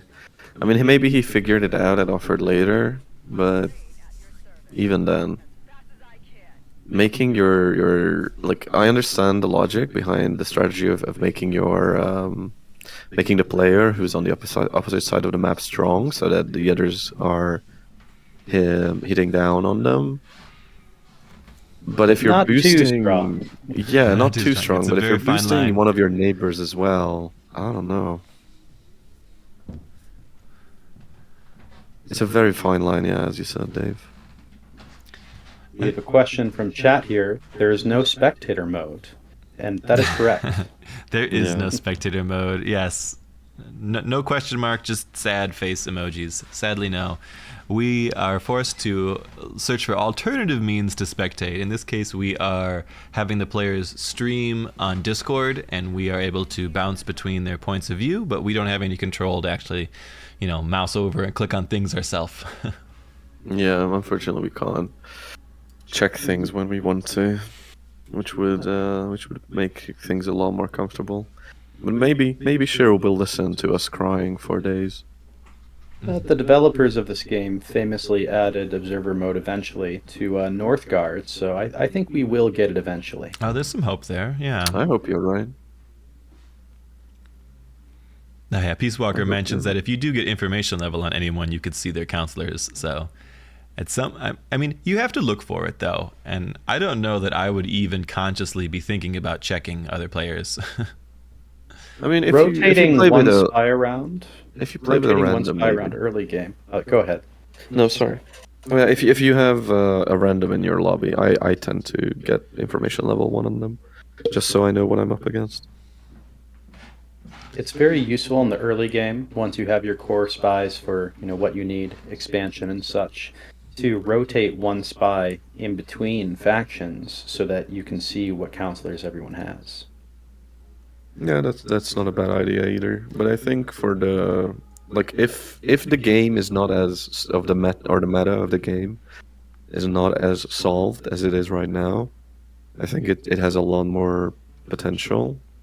But right now, it's kind of obvious which faction is gonna pick which counselors, except for obviously Atreides, who has really good counselors all around. I gotta say, if I'm checking out the CP counts for everybody, Kenry on Carino is sitting on 18 CP of military, while just about everybody else is maxed out at this point. A slightly greedy play, perhaps. Mayhaps. If anybody wanted to take anything from Carino, it's free real estate at this point, and he's sitting on the polar sink even. The polar sink take is definitely brave. I'm Very not brave sure. on 18 CP. Very brave Yeah. on 18, yes. Didn't he had 27 CP at some point? What happened to that?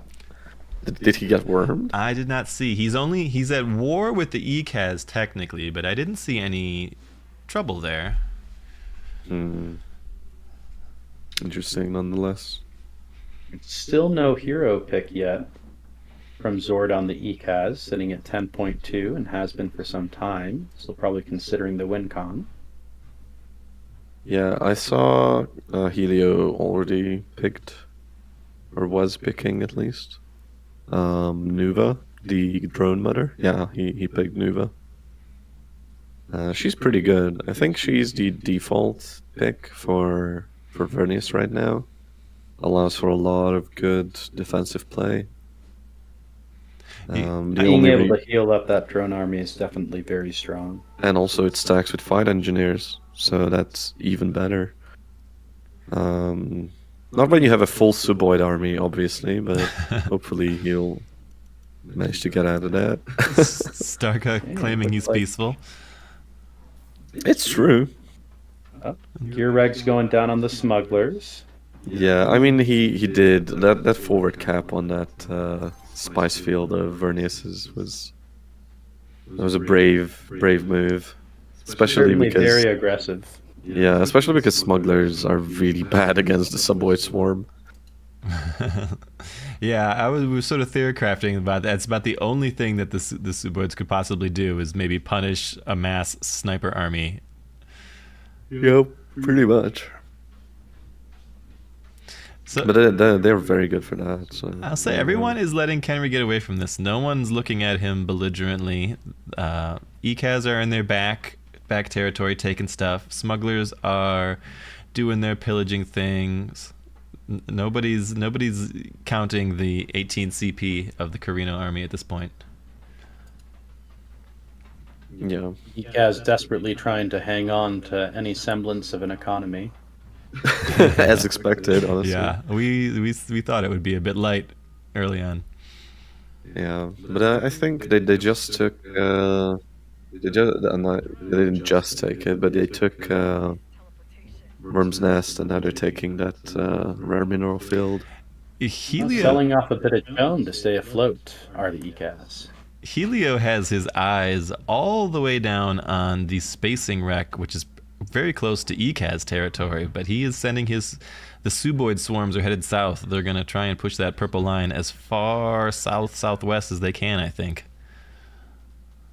That's probably good, the right play too. Like he's setting up a assassination on the smugglers. Smugglers usually, if you play Stakhanov, you have an easy time defending assassinations. But with how Starka has set up his territory, he's gonna have a hard time figuring out where those assassins are hitting.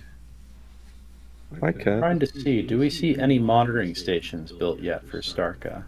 I don't think so.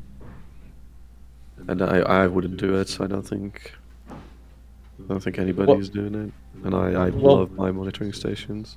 Well, one thing that's very useful about the monitoring stations that I don't see them as commonly used for is if you treat them like maintenance hubs, they give a 20% chance to discover an op on all the covered territory. So if you have 2 on counterintelligence, that's 40%. If you have 3, it's 50. Every game I've played that I've had an assassination attempt and I've had monitoring station coverage everywhere and 3 on counterintel, I have discovered the assassination at 20%. Yeah, it helps you discover the assassination faster, is the general consensus. I think Nafemate was the one who discovered it. That it lowers the threshold of discovering the assassination. But the jury's out. Like, we don't have any concrete information because the devs don't really work that way, unfortunately. But just based on anecdotal evidence, I think it does reduce your detection threshold. Kenry Yeah, is no monitoring stations on smugglers, it seems. Kenry's talking to Kenry on Carino is talking to Helio on Vernius about the counselor choices for the smugglers. He's letting them know that he's got Stakhanov on things. Vernius did make a beeline for that southern space wreck, so he did grab that right away, even jumping over the neutral territory to prioritize it. Oof. That's gonna be rough for Ikaz. Oh, that's really rough, actually, for Ikaz. Still not a base drop yet. Yeah, I don't know who called it, but somebody in chat said they might do a base drop on the smugglers, and I think they were right. There's a good chance here. They have those 2 territories adjacent to their main base open. There's one that's very close. Okay, actually, I'm gonna looking at chat for a moment. Do people tend to play too conservative early and mid game? They used to, for sure. I think people kind of got over that early fear of like being the number 1 target. And a lot of people started rushing those hegemony victories and rushing their win cons because sometimes it's tempo of running ahead early and the other players not being able to catch up can push you through even if you get knocked down in the early game. I think the meta has shifted a little away from that submarine style, at least being as strict as it was, and starting to push hedge in the mid game, building up a lot of research, speeding to all the tech you need. I think a lot of to, factions get secure the win. caught up doing their own thing early on. So if your neighbors are fighting each other, you don't care as much early on because you have so much else to do. You get to sort of the later mid, later late game, and you've sort of got an army and you're sitting around trying to figure out what to do with it. And then is when you're looking at, all right, who should I attack with this army? Who do I need to be punishing right now? But early on in the game, you can get away with an awful lot, beating up a neighbor or grabbing things you ought not to grab, just because people are too busy playing their own games rather than looking at what you are. Nobody's looking, usually people aren't sort of grading the lobby on who they need to beat up until the later progression in the game. Yeah, I tend to agree. But meta is kind of shifting on that, but we'll see. Someone's asking if beginners are welcome, and absolutely, we welcome new people at all times. We play out of Turin's Discord. We play. I would say most of us here, all of us here in this current chat, play only private games in order to not get stuck with levers or maybe more toxic public players. So we play private games out of the Discord, and then we organize these tournaments out of the Discord, and anyone is welcome to join. There are no preconceived requirements or anything set up. You just gotta be in time to sign up and be ready to play. Yeah, I think be prepared to lose a lot. But I think this is one of the few games where losing is just fun. Like, most of the time, if everybody is playing well and everybody is playing to their win and thinking about the moves they're making, then it can be an incredibly fun game to lose. Sometimes you get 3v1 in the early game and people stomp on you, and it's unfortunate, but it goes one way or the other sometimes. And Some then, of I my enjoy funnest losing. games have been losses, as a matter of fact. Getting dogpiled in the beginning and trying to, struggle out. And sometimes you pull it out, sometimes you don't. so Yeah. But it's the free-for-all nature, right? So the free-for-all nature, it's nice for beginners, I think, because it takes pressure off of you. It's not the 1v1 where you either perform or die, right? You can, if it's a free-for-all, you can sometimes just be sort of forgotten and get to sort of play your own game and do your best, right? People aren't necessarily going to stomp on you just because you're a little less experienced. And then also, regarding... I mean, I'll put like a disclaimer Sure. there that don't go into like a lobby with Cream and John and God, what's the name? I forget. Damn. Whatever. Yeah. There are more aggressive players for sure, but certainly in the less experienced lobbies, I think that you're less likely to get stomped on, kind of thing. But regarding the winning or having fun losing, it's a 4-player game, so even if you're doing great, you're losing 75% of the time probably. So you got to make peace with that. yeah, you're certainly one of the best players in this game if you can win 35 to 40% of the time. Yep. Where is the link? Can we share links in your chat, Davok? Yeah, I think so. Okay, I'll throw an invite in there. I think the regular discord.gg/Turin works. They've made it a public link. Yeah. Oh yeah, sorry, I didn't see you posted. And while the game does look pretty complicated, I would say the learning curve to kind of understand the mechanics and be a competent player is only about 2 weeks. You pick it up pretty quick, and then you start having a lot of fun. And you learn a lot faster by playing with players, right? You can sure. catch some mechanics by playing with the AI, but playing with people is such a different game.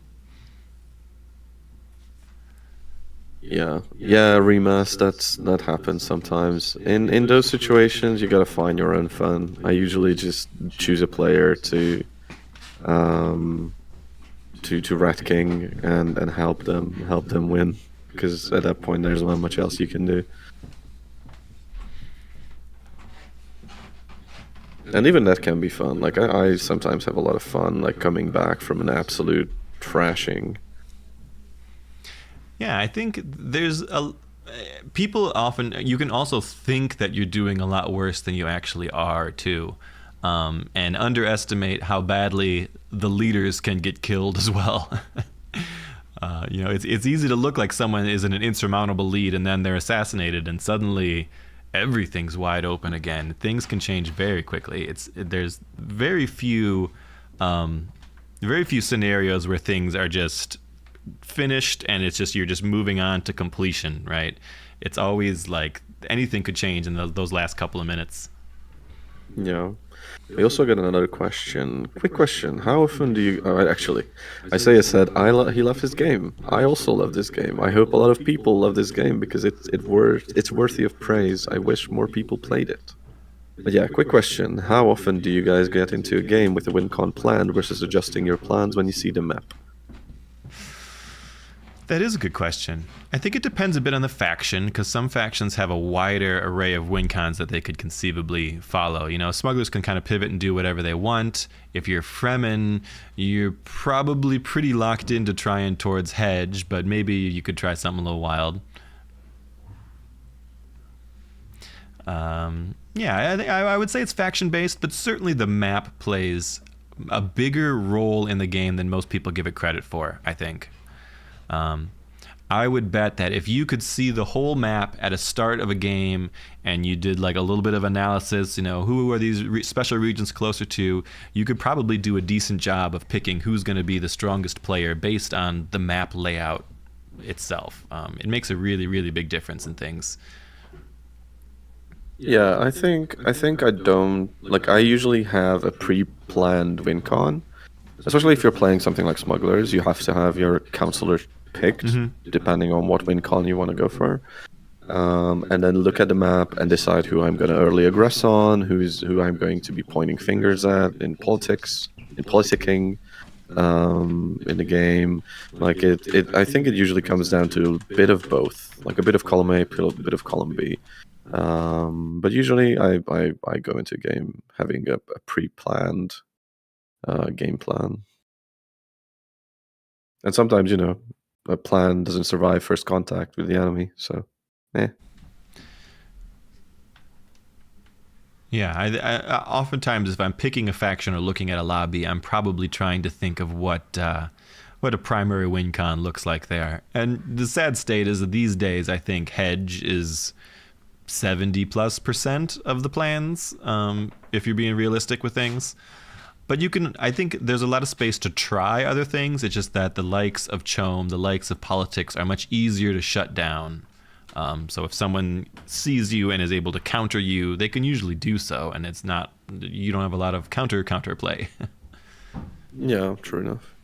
It's certainly a lot riskier to go for a win con other than hedge, because you're going to have to really push early on that win con, which makes it harder to have a pivot that you can move over to, and also exposes you to being an earlier game threat if you're front running either on Chome or especially on politics if you're threatening governor month 4, month 5. Even the likes of threatening governor, though, is like you could have put a lot of effort into securing early charters, getting strong influence, and getting what you need in place, and then you could have an unfortunate loss of rights comes up that maybe you can't do anything about, and all of your plans are set back by 2+ months at best, right?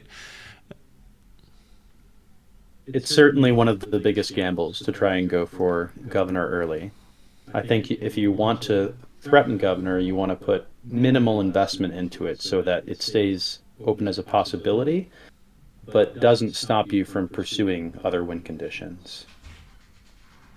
Yeah, usually I think how people play is they're gonna rush hedge because that's the default right now, and if you don't rush hedge and somebody else does, then you're at a huge disadvantage. And then you prepare, a side win con in case hedge doesn't go through.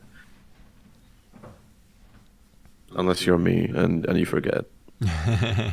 Well, hedge will always go through eventually. Just maybe not yours. For sure. And sometimes it works. Sometimes. It looks like we've got usually requires me assassinating someone, but it looks like we've got ourselves a pretty passive game here. I think the only conflict is technically still Carino and Ekaz, and that is a very cold war. They haven't done anything but glare at each other. Yeah, I mean, also Vernius pushed Ekaz out of that space rack, which if I was playing Ekaz, I'd be fairly upset about. I agree, yeah. That feels pretty firmly like Ekaz territory to me down there. Yeah. It does seem to be historical borders, yes. Yeah, I think historical borders. But I think Ekaz not, like maybe converting that slight into a bit of a conflict is kind of a mistake. They're going to be playing from behind the whole game because of that. Yeah, they're just not going to have enough territory. There's not enough raw land for them to get to. And Ekaz are not yet cooking any hedge. We're in month 5. Does anybody else have any cook going here? 14 on smugglers, 10 on Carino, and none on Vernius either. Nobody with the fast crafts, really. Interesting. It looks to be a slow burner then, if no one's trying to get aggressive on hegemony this early. They feel actually, I remember seeing Helio researching craft shops, so he just chooses not to build them. I think he's pretty light on special regions, or maybe he's just not building them quite yet. I know for sure he's only got like 2, maybe. Even though, I mean, if you're on 2 spatial regions and you think you're not going to get more, you definitely want to push it. Yeah, he has trinkets. He does, yeah. So he's got the space wreck to the south, which does not have a craft workshop on it. And then he's got the Well of Riches to the north, which I think does. No, he doesn't yet. So he's only on 2 specs, unfortunately for him. Yeah. Okay, there's also there's a lot of chat I missed. Sorry. I would say this is a good meme. Yeah. Makes sense. The problem with com jams. Somebody is asking how does com jams work? It's it's 500 intel cost operation for smugglers. It cancels every ongoing other operation. The problem is, some of them doesn't work. Worm call works as there will be no more worms, but it already has called one most likely. So if you stay there, you're still gonna get eaten. Defense sabotage technically only applies to the building, and not the region, so that cannot be cancelled. And then I've never seen leave order even dropped, so I have no idea if it works against it. But yeah. We do have a voice chat open, but everybody's muted other than us, so that we can commentate the game in peace. I do love the Suboid army. It looks like 1824 Suboids currently. Can never have enough. Almost pure suboids. It's pretty great. I love him so much. The workers' union rises up. He's got a great bank, actually. So he struggled the previous game that he was playing, Heliomines on Vernius. He just didn't have enough money to actually transition into the drone army. He was so poor the whole game. But he's sitting on almost 10k, 300 a day here. So he could make drones if he wanted to, but I guess it's just so peaceful. He doesn't see the need. Yeah, and also you don't want to waste manpower, right? Like, he has so many suboids, he probably want to lose them against smugglers or something.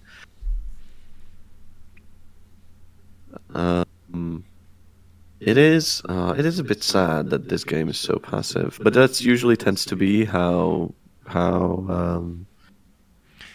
finals games go. Yeah. Because nobody wants to lose, right? And that's an easy way to lose early. It's also the sad state of, in the free-for-all games of really, really sweaty players is as soon as 2 people are fighting, it's a third person that jumps on one of them and is the actual winner of that fight, right? You don't necessarily gain anything from starting a fight. You gain things from opportunistically fighting other people that are fighting. Oh, there we go. Helio is now finally started scheming with Kenry. Kenry finally starting to research more than a single red tack. So greedy. He can't keep getting away with it. He can't. He's got an army at this point, but it is by the grace of Vernius that is allowing him to have it. Yeah, this is, I don't know. This is a decision by Helio to support this god, this emperor. Although I guess he is paying quite a bit of money to him in patents. If Helio were to not be at peace with Kenry, Kenry would need to disband about 20 CP of this army. Yeah. Also probably would not have access to that artillery drone either. Yeah, as well. There you go. In the meantime, he built he's doing 3 yellows. It's been a lot of room for Kenry to slowly grab all this good territory that he's had. Yeah, he's he grabbing is cooking 2 hedge now specials too. Yeah. We see him at plus 35. Yeah, this is if he makes his move now, he's putting himself in a very, very precarious position. Yeah, he is surviving solely at the grace of Vernius right now. Yeah, but still no second base. We do have somebody plus 16 or plus 15 hedge on ECAS. They've started craft shops. There you go. That's good news for any ECAS fans out there. Also, finally chose a hero and chose to go with Whitmore, which allows you to have more champions and farm more hegemony later in the game. ECA's only Yeah, sitting on actually- 45 CP themselves. They must be awfully light on the red as well. Even though they have 29 knowledge, which is a lot for ECAS. That's a huge amount for anybody not Vernius. Well, you can get up to 22.5 research off of a single region with ECAS with the proper setup and a garden. Yeah, Sure, but theoretically. you need, like a lot of setup for that. They do. He does have a nice garden. I've had it happen. He's got a nice garden giving him 6. I'm not sure where the other 22 or 23 are coming from, but Probably a lot of research stations. is he just research pacted up with everybody maybe? Oh yeah, for sure. Like I think everybody who has a truce with him also has a pact. He does continue to be probably the only person in the game not at peace with Vernius, so he hasn't gotten that sweet Vernius tech. Oh, he's so far behind everybody too. Although he's leading on hedge, right? Well, not now because Kenry started booming, but Yeah, so current counts looks like 16k on Helio with no daily, Kenry on almost 16 with 35 daily, Starka on 15 with 18 daily, and then Ekaz with Zord on 15 with 15 daily. So I think it's Carino probably in the lead there. yeah, easily in the lead. Just the benefit And of a lot people of will, good special regions by him. yeah, and people will realize that fairly soon.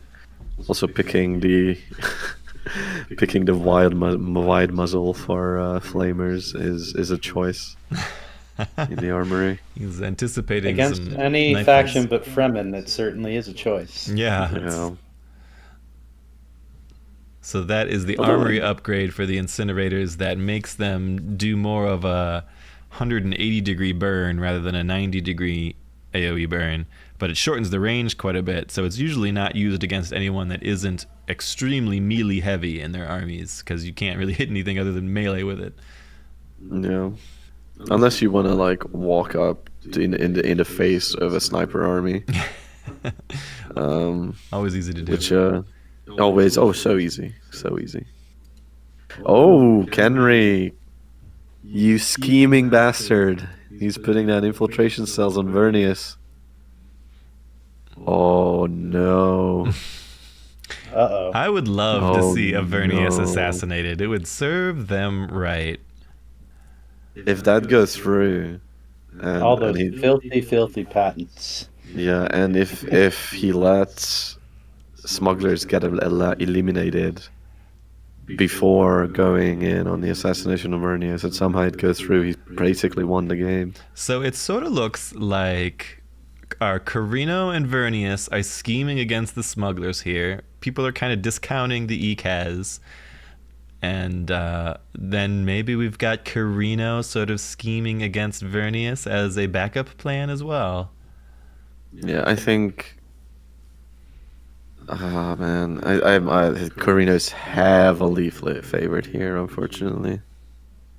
It's a very, very good map spawn for Carino. Just so many Yeah, and then close here comes what I was talking about early in the game, doubling the gain on charters with Mohiam is extremely good. But And if the- ECAS is also preparing an assassination on Vernius. Oh no! is that true? I love it. Oh no! You know, Oh, this is gonna be another fucking. Sorry, another damn Carino win, I think. I would have loved to have seen it on Carino and just seen, smugglers die, Vernius dies, and then the Emperor dies. okay, the assassination has just been detected by Starka. He just saw he's moving. He's maxing out his counter intel now. He caught it at about 45% or so. So he should have a good chance of stopping this. It's a pretty dangerous place to be starting out that high, though. He's got Yeah, 3 he on needs counter to intel at abandon- least. He needs to abandon those 2 spice regions right now. I think he's okay. I think he can get all of his front lines searched with 2 cell searches, and then it's a very long walk But- to get to the back lines. I don't know. That assumes they let him search the cells. Well, sure. Yeah. That's when you immediately start abandoning, right? Yeah, yes. but at 45%, like, you need to abandon at least one of these regions. Right, there you And go. Helio Yeah, is that coming needs to There be you in. go. abandoned. Yep. And there Yeah, it is. there you go. There it is. Yeah, good decision. You love it Very good when decision. the commenter when we would talk about what should happen if something happens, and then it actually happens in game, and we were right. Yeah, I do love being right. I love being right. Yes, yeah. I think he would have been fine searching it, but then clearly Helio was coming in to contest it and keep him from getting that search off. So he just immediately abandons it, so he doesn't have to worry about that. That buys him a lot more time to finish up the searches in the rest of his regions. I think he'll be okay here. It is progressing agree. more rapidly than I would have expected, I think, but he'll be all right. He's going to get it in time. He's going to finish those 3 searches at least. Yeah, and then it's gonna be really hard for Helio to succeed any of his assassins. So Helio did take that opportunity just to go ahead and annex that front spice region back with no combat required. I mean, fair enough. And he's mentioned that before. We've talked to him about it. He likes assassinations just as a way of grabbing territory from players, as much as he plans to actually kill them. So Yeah, it's a makes win. sense. If you take a spice region off someone, you keep them busy for a while. It doesn't cost Vernius a whole lot to do this. They can pretty easily reset and try again later. That's true, but I think this was a Oh, bit. and now Ekaz is starting an assassination on Vernius. Wow, this is going on. I love it. Oh no! But I think this was a bit ballsy on the side of Vernius, because if it does go through, then you're basically giving a dub to Query now. And there's still you might time. not be thinking I think about there's still that. time. We're not in that. I mean, nobody's over 20k yet, so it would certainly be in Carino's favor. Everyone else with each other's knives at their throats, but they're not anywhere quite near victory yet. Something that is baffling to me is smugglers are sitting on almost 20k Solari and not buying Chom. Starka did this in the last game. He sat on massive amounts of Solari and waited until Carino the going market in on Starka dipped now as low too. as possible. At the, Yeah, but the problem. Yeah, sorry. Carino going in at yes, the Carino. Acid Lakes, the dreaded Acid Lakes. We'll see how long the conscript forces can survive there. Well, the Probably last not cell long is in enough. the lakes. If you looked at the chat between Henry and Helio, so that's a problem for the smugglers. I mean, not that much of a problem. Like, if they can abandon it during the take, so. It's an extremely long walk for any assassins, though. Yeah, it is as well. Like, I don't think this Acid Lake take is gonna succeed. If it does, I'm gonna be very surprised. Starka is coming to contest it right now. Yeah, but he's did he find a cell on the second spice field is a question, because if it didn't, he must have, right? And there's man, this is really risky by Starka. Yeah, he can just reset. Yeah, this is gonna go on for a while. I think Henry is now starting to understand why everybody hated Stakhanov. It's going to be pure misery to try to Oh, take this. oh, never mind. What's up, Doctor? Oh, I thought I misread the assassination meter. Let's see, how far is the assassination progressing towards? Yeah, I'm trying to see if there's Vernia. anything else anything else that Helio could get an assassin to, because just about everything had to have been cleared out by now. I mean, at this point, if he can somehow get one assassin to Acid Lakes, that probably succeeds. It would be very close, yeah. I think he needs 2, but 1 would be very close. Yeah. Assassination is at about 35% on Vernius right now, from Mikaz's perspective. That is so funny. Yes. I hope it works. I've seen it work a lot. being able to use influence instead of intel makes the Ikaz assassination quite strong, I think. Yeah, actually, now that you mention it, I did see Zord do an assassination. There was actually a game I played with him, I think, where he assassinated one person, I assassinated another, and then it was a 1v1. The It current is the Zord special, yes. the Yeah. current progression rate on the smugglers is 80%, so Helio did get a re-up in there somewhere. Yeah. He's got to figure I out think how to get at he- least one more in, I think. Yeah, I think he got it in before the cell search went through. And this is why I say that you need to abandon immediately. Because if you don't, and the assassin goes through, and it can go through the search, a lot of times you're just gonna get assassinated. So the this Acid is Lakes how- is the last one, and Kenry is still causing a lot of trouble over there. Yeah, and if they don't want to give it to Corino, which I don't think it's in anyone's best interest to do that, then this is gonna be rough for smugglers. I mean, smugglers are kind of getting. Helio does have another assassin up. He Okay. did just shift click its way all the way up to the Acid Lakes eventually. Well, there you If go. that one gets in there, it could do it. Because Yeah, if that one goes through, it's kind of And done. Carino somehow almost on capped authority, even with all this expansion. That's insane. he just noticed the ECAS attempt on himself as well. Or Vernius did. Yeah. It's about This- 45-50% as well. He is canceling. Or no, he thought about it. Okay. Maybe Yeah, he didn't. Starka did the right thing. He abandoned Acid Lakes. Yeah, he needed to That's for really- sure. Yeah, 100%. And Helio is abandoning the space wreck too. Yep. Assassination canceled on the smugglers. Or he's trying to. His clicking is not going through it. He's clicked it like 3 times and it hasn't canceled yet. I don't know what's going on. It cancelled on my screen, or Smuggler's screen at least. Oh, it's still showing as active on Helio's screen. He's Let me see. obfuscating heretical computers. What is that for ECAS? Oh, this is a bug. If there's an attempt going on you, then the cancel doesn't go away. Oh, is that true? That's That's really terrible. annoying. Yeah. I don't think it's even a bug that's been reported. Maybe a good idea to do it after the game. So I don't think any of these assassinations are going to work. But we No. have seen some territory shift hands as a result. The Vernius picked up a spice field off the smugglers. It's going to let Carino take the Acid Lakes, which is going to be probably the biggest deal.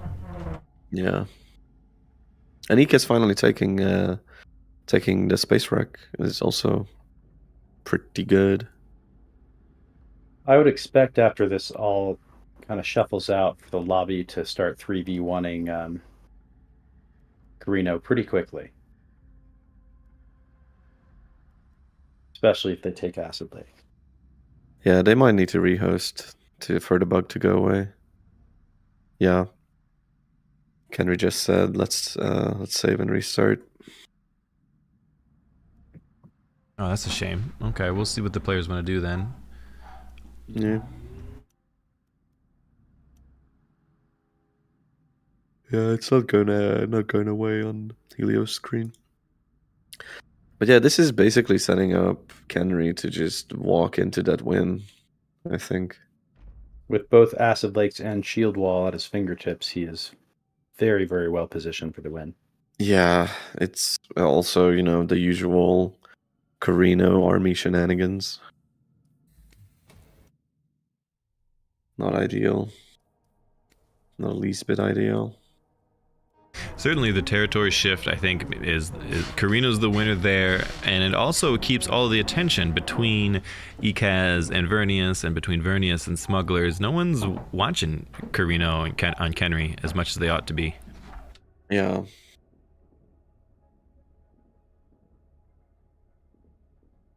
But maybe now that they have a bit of time to think over what they're doing, to look over their own strategy.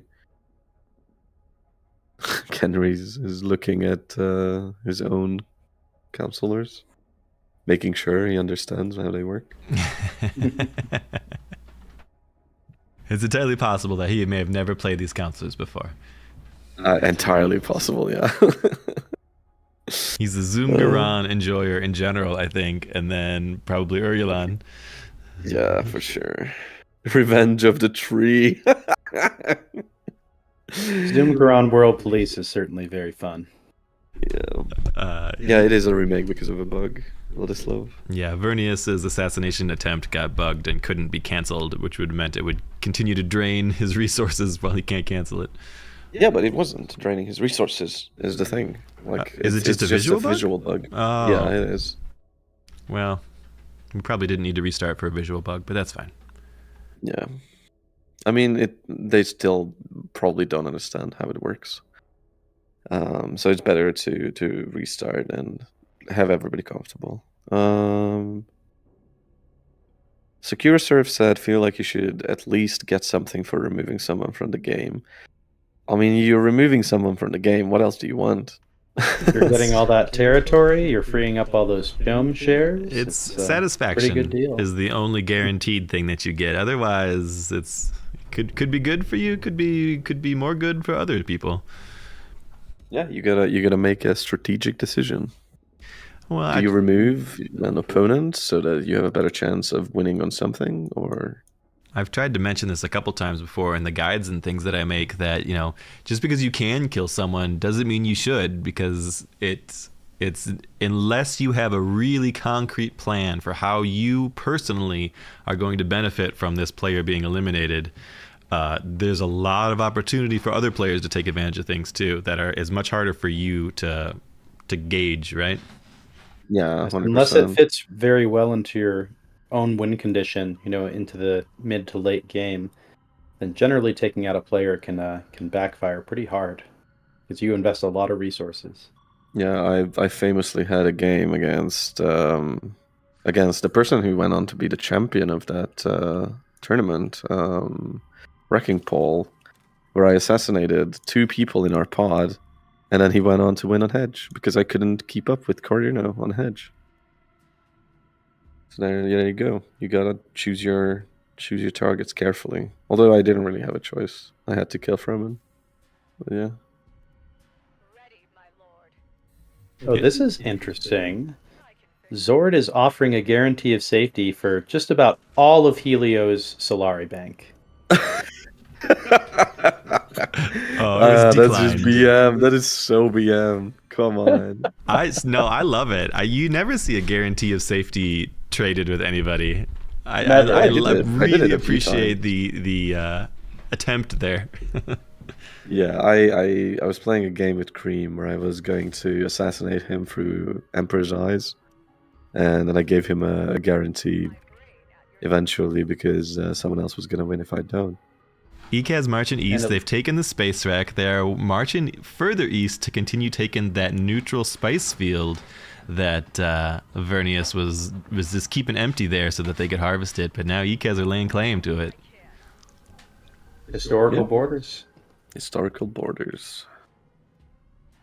I think ECAS is playing this quite well. Giving up that early space rack hurt them a lot. Now they got it back. They're taking one more spice region, fixing up their economy. I think they're in a decent position. Unfortunately, never going to be as good of a position as Corino is. Just by the map spawn. Yeah. Zord very much plans for the late game and tries to position himself through game sense, you know, when it makes sense to actually make his move to try and get back in the game, since ECAS often will have to play from behind early. Yeah. It's an interesting style. Also, Smuggler's blocking Corino for a moment there from taking Shield Wall. It's probably a good decision for the entire lobby. And ECAS going in on the Subvoid army. Ah, there you go. He has his champs in Whitmore. This could be a huge hedge farming opportunity. Yeah, he's farming the militia too. Yeah, And there it here is. comes the boom. ECA's, it's too early for him. He doesn't even want all this right now. Yeah, I think he needs to abandon. He has Mesa. He should abandon. Uh-oh, what's happening? Okay, Starker has some issues.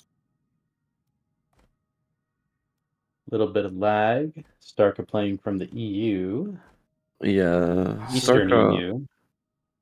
Starker also, well, yeah, we did see the server lick. Helio on his hosted screen. too, though, and so that would have been a European server at least. Yeah, it is an EU server. So I'm not sure regarding what's this going on, but Suboid, his stream went down too. oh yeah, it could be some trouble. Regarding the Suboid army, though, like I said, ECAS doesn't even want this. So this is like when we were talking about that famous game where we all died to the Harkonnens. I got in big trouble because I had 3 champions that smashed a Harkonnen army, and it gave me like 3,000 hedge that I didn't want. And it Yeah. suddenly turned the whole lobby against me when I was not at all prepared for that sort of thing. So I don't think the ECAS want to harvest a few thousand hedge from these Suboids right here. I mean, maybe I don't know. Like, how many Suboids is that? That's like 1, 2, 3, 4, 5, It is 6, a 7, lot 8, of 9, hedge. 10. It's like That's 20 a that's like lot of 20 hedge. units. That's like Yeah. a game-winning amount of hedge right there. But he's too far though. 20k is not enough. He's not prepared No, for a no. boom. I mean, if he just starts starts building RC right now, yeah, I think Helio is making the right decision, and is moving back a bit. Like this could boost ECAS so far up that there's no coming back. Looks like he's waiting for that missile turret as a backup, and he's going for it. He's going for the win con now. He's going, yeah. Zord's going. He's charging the army. Helio's pulling back. There are so 20 flagship 20 and Landsred guards are coming in to help. Most of Vernius withdrew. Yeah, they're kind of jostling for terrain here. Really good Yeah. water Earth on coming ECAS, online. so they're not worried about Oh, no, supplies. not the Squire. Not the Squire champ. I mean, in no world does any amount of Suboids kill a Squire champion. I mean, they did chunk it down a bit. But yeah, no, I tend to agree. Already at 22k. Oof. Could it be the famous 10k ECAS hedge spike? He's got 29. He's got plus 29 daily, which is pretty decent. He's Yeah. actually 22 is suddenly a lot more reasonable for a boom. Yeah, exactly. And looking at Kenry, is he doing anything to counter that? Not really. He pushed smugglers off of shield wall, but lost his entire army doing that. Smugglers is, I assume, bloodied by Kenry, so they don't really have a way of stopping this ECAS push for hegemony. If he wants to get through here, he's going to. Scav team would also probably help out his poor eco. Smugglers are very busy clearing their backfield from raiders and rebuilding their army. Yeah, They're Kenry making is also- 35 daily. Kenry's making 40 something, 44 daily or so. This might be another Carino win, just by if this hedge push fails from ECAS. Just because of that passive that you can build up. And oh no. I think he might be Zord. close enough. I would love an Elika fog here to stop Yeah. Vernius from running away. Just force Yeah. those Suboids to run into their death and go for it. Yeah, absolutely. Smugglers is sitting on an insane amount of influence. Almost 950, almost a full 1,000 of votes.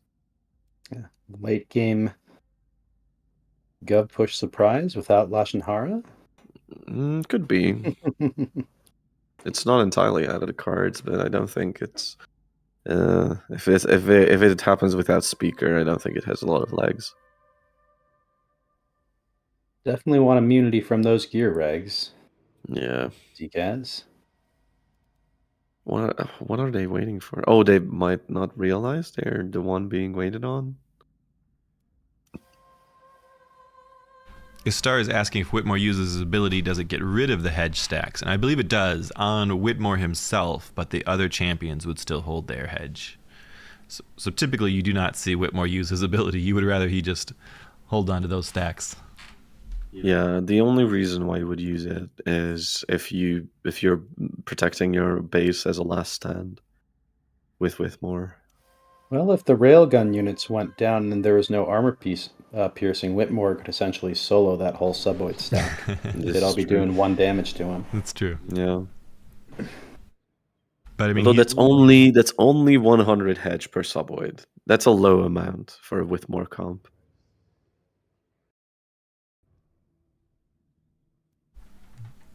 so there are what looks to be 20 of that, 20 of the Suboids with 5 railguns behind him. Yeah. I mean, that's a full wipe would be enough to almost immediately win on hedge right now. Yeah, it'd be a Yeah. vast amount. If 3 champions survive the whole thing, it'd be a vast amount. And that much would make those champions nigh unkillable as well. Because remember, Whitmore's boosting your HP for every champion trophy you've got, too. This is a really smart play by Zord. Going hard for the water cellar. Gets Alright, it let's resolve it. to keep his eco afloat. And now putting Gov up to try and shift the focus off of himself. I don't know. He's also not building his craft shops on Wreck, which is a choice. Also, running up against Mohiam with Corino to try and push Guff through is, I think, not gonna work. Or I highly doubt it's gonna work. Sitting on that take on the. Yeah, he's taking the sanctuary now. He's waiting for that military base and the space wreck cruiser to finish building before he tries to aggress. But he's abandoning it now. Yeah, he's moving back. I'm a little I'm a little confused. Why is he annexing territory but also moving back? He wants to clear out the renegade base, has to have a potential bigger boom, maybe? Maybe, but you're leaving yourself wide open for the. He's going for a gov push by actually building all of his masterpieces late into those sanctuaries, and then he'll abandon them again to get the authority back. This is a pretty classic Zord strat. I feel like at 23k, 4k ahead of the nearest person in the lobby, you're really in danger of drawing a lot of heat onto yourself doing this, though. Yeah, this is basically means like everybody should descend on you right now, and that's gonna give a lot of wiggle room for Corino. This is what I was afraid of. That It's also somebody giving gets rid time of for- Corino and then he just wins on passive.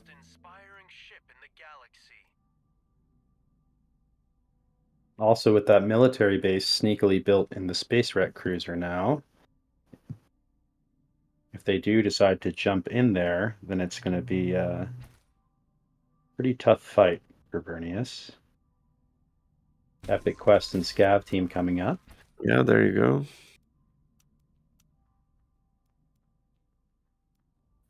Truce is being broken. Corino and Vernius are gonna double team on ECAS. What is the rationale in this?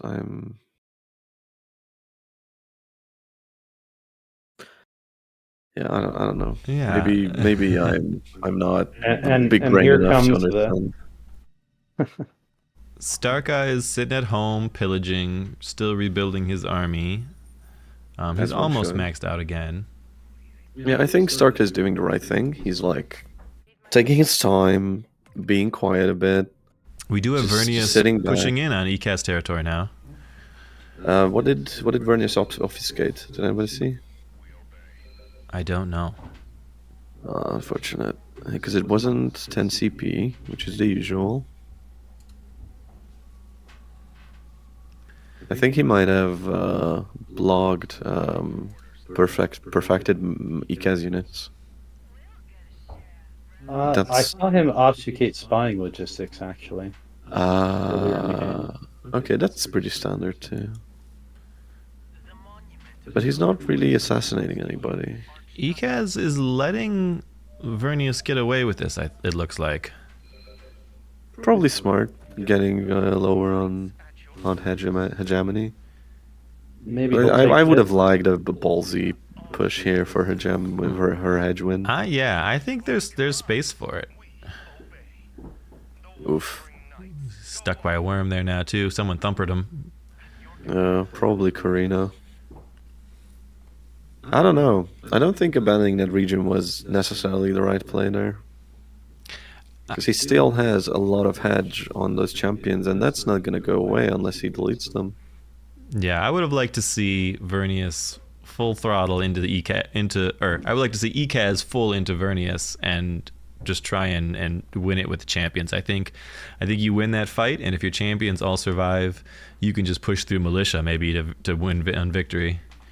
Yeah, you just epic quest, take the lack of fog so they can't run away anymore.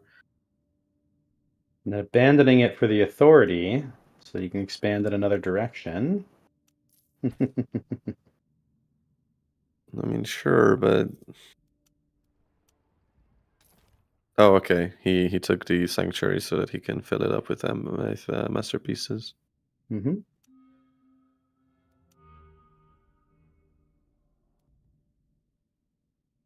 I don't know. This feels odd. It feels like just sitting in one place and not really going anywhere. So I did see 29% on smugglers, 21% on Carino for Chom shares. Yeah, Smugglers is not gonna win on Chom anymore, and Carino is taking the Acid Lakes now. Smugglers took a bad engagement there. He is going to try to assassinate Carino, it seems, though. Oh no, Is the he Wraith is gonna die. You need to help it. Oh, the You need to Wraith is going support to be it. really close. The mountains might save it, actually. Yeah, I think the man has saved it. There you go, finally. Yeah, just send in his These calves. 4 conscript riflemen chasing away all the snipers in the Wraith. Pretty boss. Yeah. Yeah, I think that was a very bad engagement for the smugglers to take. You gotta just let the conscripts get chunked by acid lakes. Well, there you go. One conscript died to acid lakes. Okay, so we got smugglers rebuilding an army. How's the Carinos rebuilding their army too? They're very low. They've got some good stuff left over, but they're down to 33 CP. Yeah, but they have plenty of manpower reserves. Meanwhile, look at smugglers. They have 6 manpower. Oh yeah, that's going to be a problem for sure. And Yeah, plus only make 19 is 19. pretty low. They're going to have a real hard time rebuilding. Yeah, I think the smugglers might be out of this game now. And this is basically Corino's game to lose. Carino, they're looking very solid on their income. I guess they're hard selling into a very good rate that's about to tick over. Ooh, maybe if somehow somebody can push Speaker, then maybe Smugglers has a chance. Actually, even without Speaker, nobody can match the influence production. If somebody he can somehow see he can sneak through a governor and build up on influence production, get it to like plus 40 because he definitely has the map to do it now. That could be a smuggler's governor push. Very low influence production on everybody else. Yeah, exactly. And if you get governor, you get your cap back up to 1200. So that's 1250 votes plus the 75, I think, from minor houses on a bounty. Ekaz at almost 25k though. On hedge right now. Man.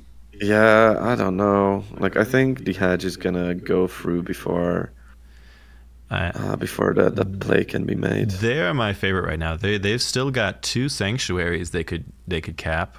It looks like he's about to abandon one actually. Does he have research center? That's the real question. I can't see it yet. What is Helio doing? What is Vernius up to? Vernius is just moving his army around.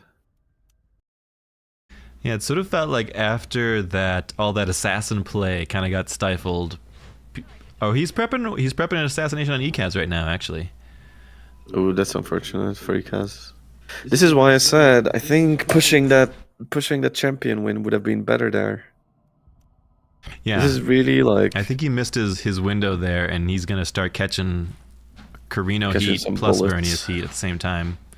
Yeah. And meanwhile, smugglers can build up in the background, maybe even do that governor play. Smarter for Vernius also to shift up towards the front where Carino could come in and help. Maybe if he fights away in so the back, he doesn't bleed it. there's He nothing. doesn't bleed suboids. Yeah. Only one on counter intel for ECAS. Okay, so that is pretty favorable for an assassination opportunity. Yeah, I think that assassination has a good chance of going through here. Plus 40 intel on Vernius, so he should have no problem with it. Yeah. Also, if Ikaz abandons Mount Idaho there and Space Rock, that means he's completely out of the race. Assassination Right, started. starting. Yep. Yeah, I think this is a Corino's game to lose. I hate it. Just that inexorable push into it, and he's trying to convince Kenry to actually attack him at the same time. He didn't mention to Kenry that he was assassinating. He just said that he's ready to push into ECAS. Maybe he How does might. this benefit Vernius more? back. I guess they want to get Space Wreck and No. Yeah, you just don't attack. You just let Carino die. Because Carino is another threat, and if you trust your assassination here, which I think he should, he can pretty confidently just let Carino push into ECAS. But he's attacking himself. But yeah, if Carino loses his army here, and then Vernius backstabs, Vernius has a really good chance. Really but- tough decisions for Zord. He can't really engage. He can't afford to lose his army because his base is so forward. He even sees the assassin coming in. Actually, if he was watching, he had the stealth detection there to watch it walk into that. Yeah, and I'm pretty sure Helio is gonna just sit on it and let his assassins through. he caught it Oh. at 20%. Yeah, even really with one early on catch. counter intel. He Yeah, did have right. monitoring stations covering his whole territory. Yeah, there you go. Monitoring stations help. And now I think he's going all in on the hedge play because he's going that's now for his it. win con. Yeah. Yeah, he's going for the kills on the Okay. Carino army. I like it. That's good play. Yeah, but there goes one champ. He's gonna win the battle. Carino's trying to pull back into Vernius. Yeah, He's I mean, gonna fair win enough. the Carino battle here. Vernius basically just letting Carino die, like you mentioned. Yeah, I think that's a good decision by Vernius. Doesn't seem Although to be he's reacting to being the pushed back here at assassination. least because of hidden backdoor. Oh Oh, disconnect from smugglers. Oh no. no! Starka. Not again! Not again! Yeah, his stream is down again. All right. You might- Let's do a might little also analysis. pull Where are we that at? ECAS sitting at 26 hedge, but they lost one of their champions there. At least one. Yeah. So The squire's up. The squire's up. So the Squire and Whitmore's still there. I don't think he has his research center up right now, so he might be in boom territory. What? What are you doing, Ikaz? If you build your research center, you just win. Come on, man. Oh no. Unless I'm wrong, unless it's up, but I don't think he would have wanted it up before, like right now. Yeah, maybe. But I would have just like cycled it through, right? Like just keep cycling it. Hope it goes through at some point when you need it.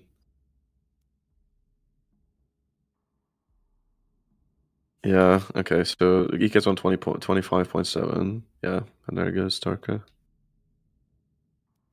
The trouble is, as soon as the Vernius finishes their cap, he's gonna fall out of contention for it. Yeah, and then Carino is massively in the lead.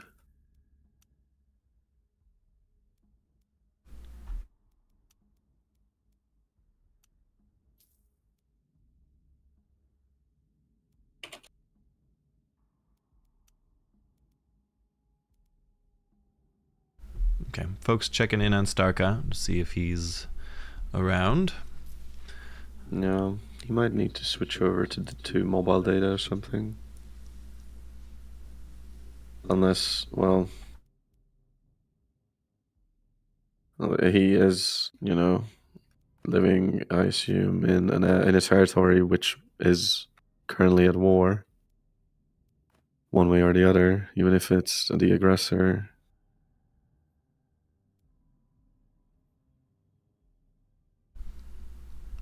Really, really unfortunate. We need Starka back. We can't continue without him. Yeah, and we can't declare a winner either. Without him, we might have to delay for another day if he can't come back. And save the game in its current state. Yeah. That would be unfortunate. Oh well. Kenry has managed to push his daily up to like 53 Yeah. on Cook and Hedge. I mean, he does have someone.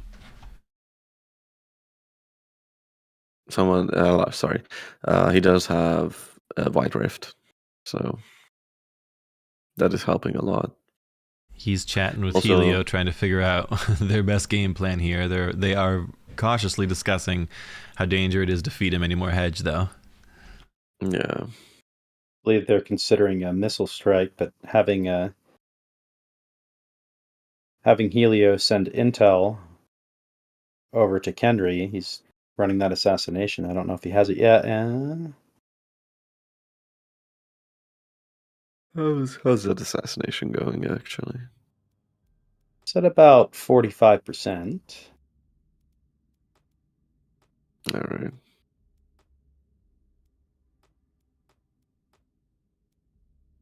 Well,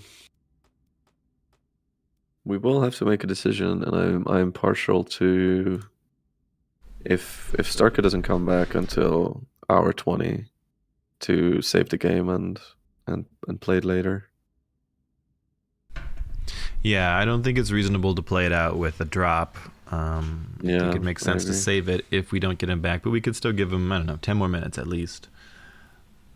Yeah, like I don't know how long people are willing to wait. I'm gonna ask the other players how long are they willing to wait, or how long they can wait. They can wait.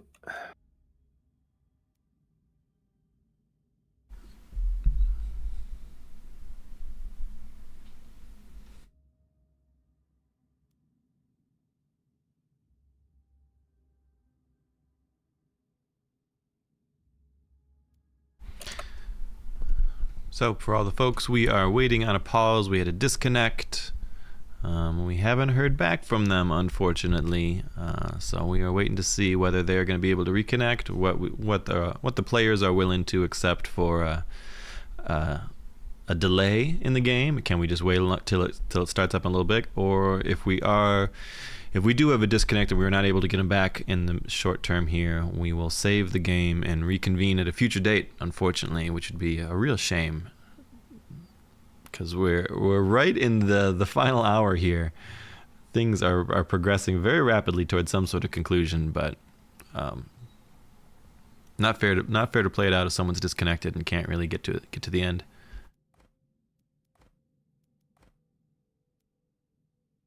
Somewhere between the next 5 and the next 20 minutes will be the end of the game, if it continues.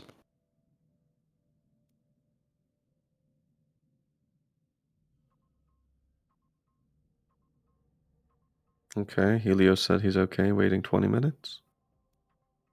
Yeah, okay.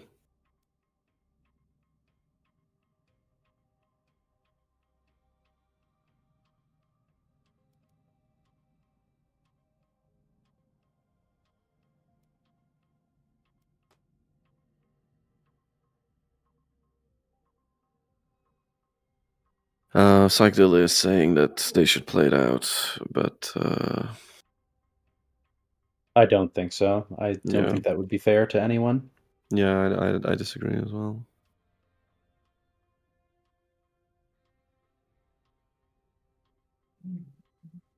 All right. Are there any questions, I guess, in the chat about the game or anything? I mean, psychedelic. It does wait. It does finish if we have a designated time where everybody shows up. Usually, saved games don't finish because it's not a tournament game, and it's the fairest to everybody. So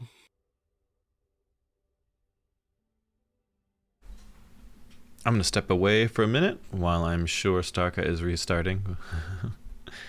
well, we hope it's not something more serious. If Starka can restart, yes. Yeah.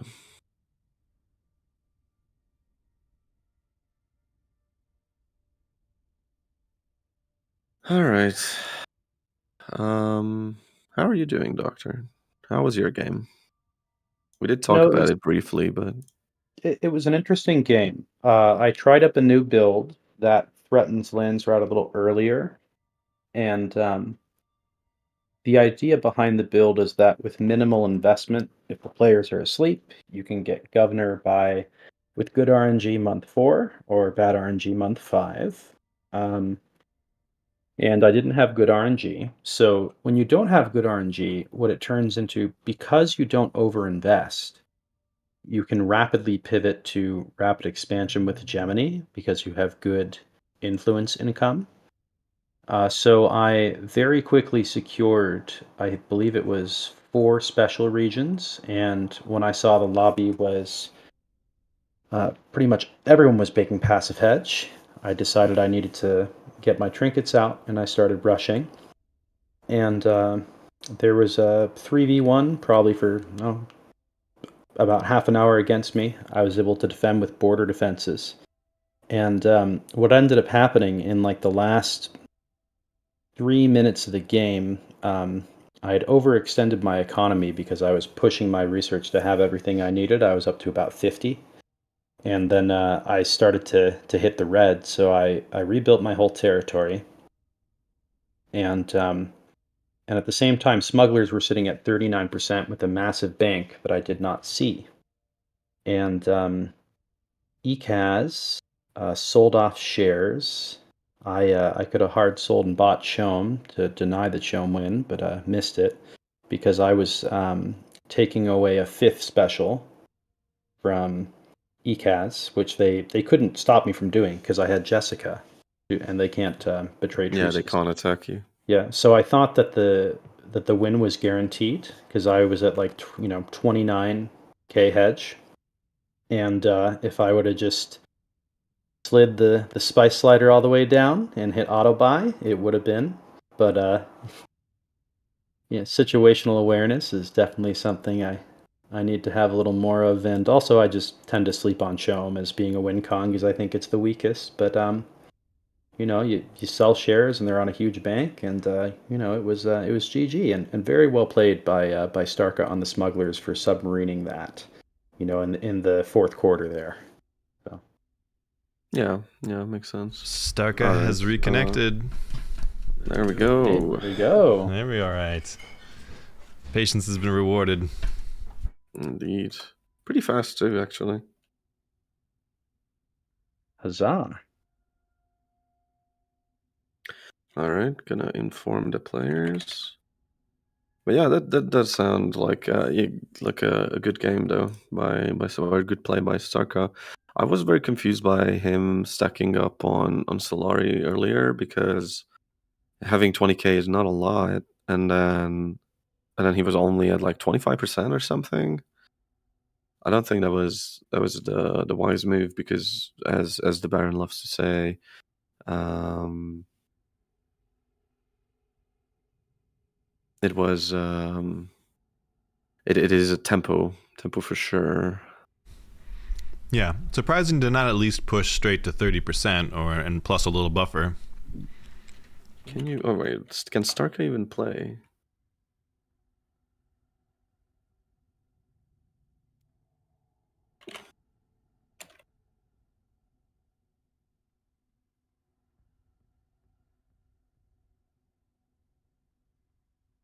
I just noticed he's saying something about his bills missing out. Might be the internet, might be. No, Starka says he's ready. He's asking if everyone is here. Okay, good. Never mind then. But yeah, Chom has a lot of potential if people are not paying attention, and that's how our good Baron wins a lot of his games. People are not paying attention. Even if you point it out, people underestimate how fast you can Chom. Yeah. It's also the sort of thing. In the end, It takes some sort of preconceived effort to stop the chum, right? If you react to it too late, it's got a momentum of its own, right? You don't just take one region away and then you stop their chum. You need to do catastrophic economic damage or kill them. Yeah, for sure. in the end, it came down to I had about a 3-minute window to press the buy button to stop it, and I didn't. So, lesson learned, I suppose. I don't know how to reach Starka and tell him that we're waiting until 11:30 for him. He's in game right now. He was talking in in-game chat. Yeah. But the others are not obviously there, so he's gonna have to wait. But I'm not sure if he's aware. Zord. Anyway, I'm just gonna attack him.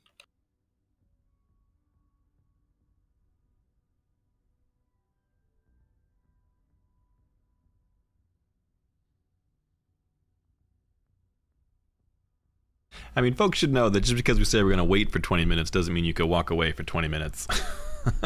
Yeah. 20 minutes, not an hour and 20 minutes. Come on, Kenry. Get back here, Kenry. Get over here. Yeah, unfortunately, we can't talk in the in-game chat, so we're trying to like middleman through Discord to get a hold of people. Yeah.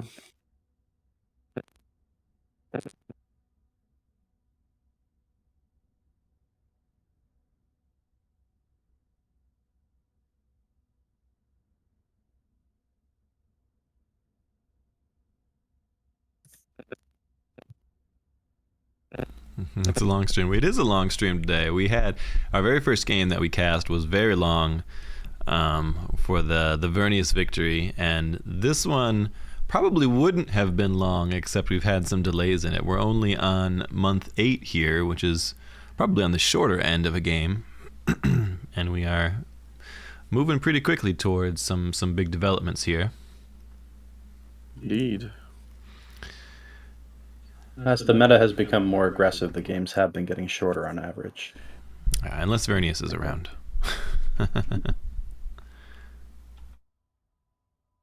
Zord cheekily, we're on a break for tacos. Yes.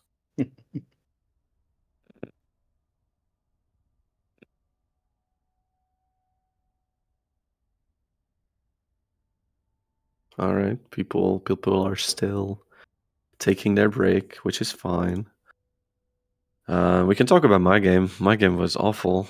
I think it was Solid Spice on Fremen, Psychedelia on Hark, and then obviously Zord on Ekaz, who Eva ended up winning. I was pretty sure Hark was gonna win that game because they were at 25k hedge, and Fremen was still attacking me. I assume trying to take territory, but there's no way you have any authority there, but whatever.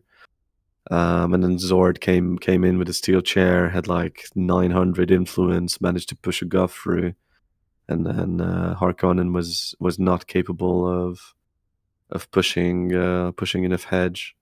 Although I think that he made a huge mistake. I was very busy fighting Fremen constantly, so he could have easily taken back the space cruiser wreck that I took from him to slow him down. Zord is very good at using unconventional tactics to win a game. It's how he wins most of his games. They usually come out of nowhere, and it's not necessarily the win con you expect until it gets down to the wire. And normally he won't even go Whitmore unless he thinks it's absolutely necessary. Yeah. Yeah, in my game, I was more. It's one of the cleanest games I've played, maybe my best, which is why I was a little, upset at, just sleeping on the chome at the end. Um, solidly defending a 3v1, just territory control, everything really. Um, Yeah, but but that's Dune for you, yeah, it was a good game. Psychedelic. I think Fremen made a lot of questionable decisions there, like taking the second special regions while not really doing anything with it, I think was a huge mistake. But yeah, that was a game for sure. It was not a lot of fun for me, but that was mostly on me. Yeah. I don't know.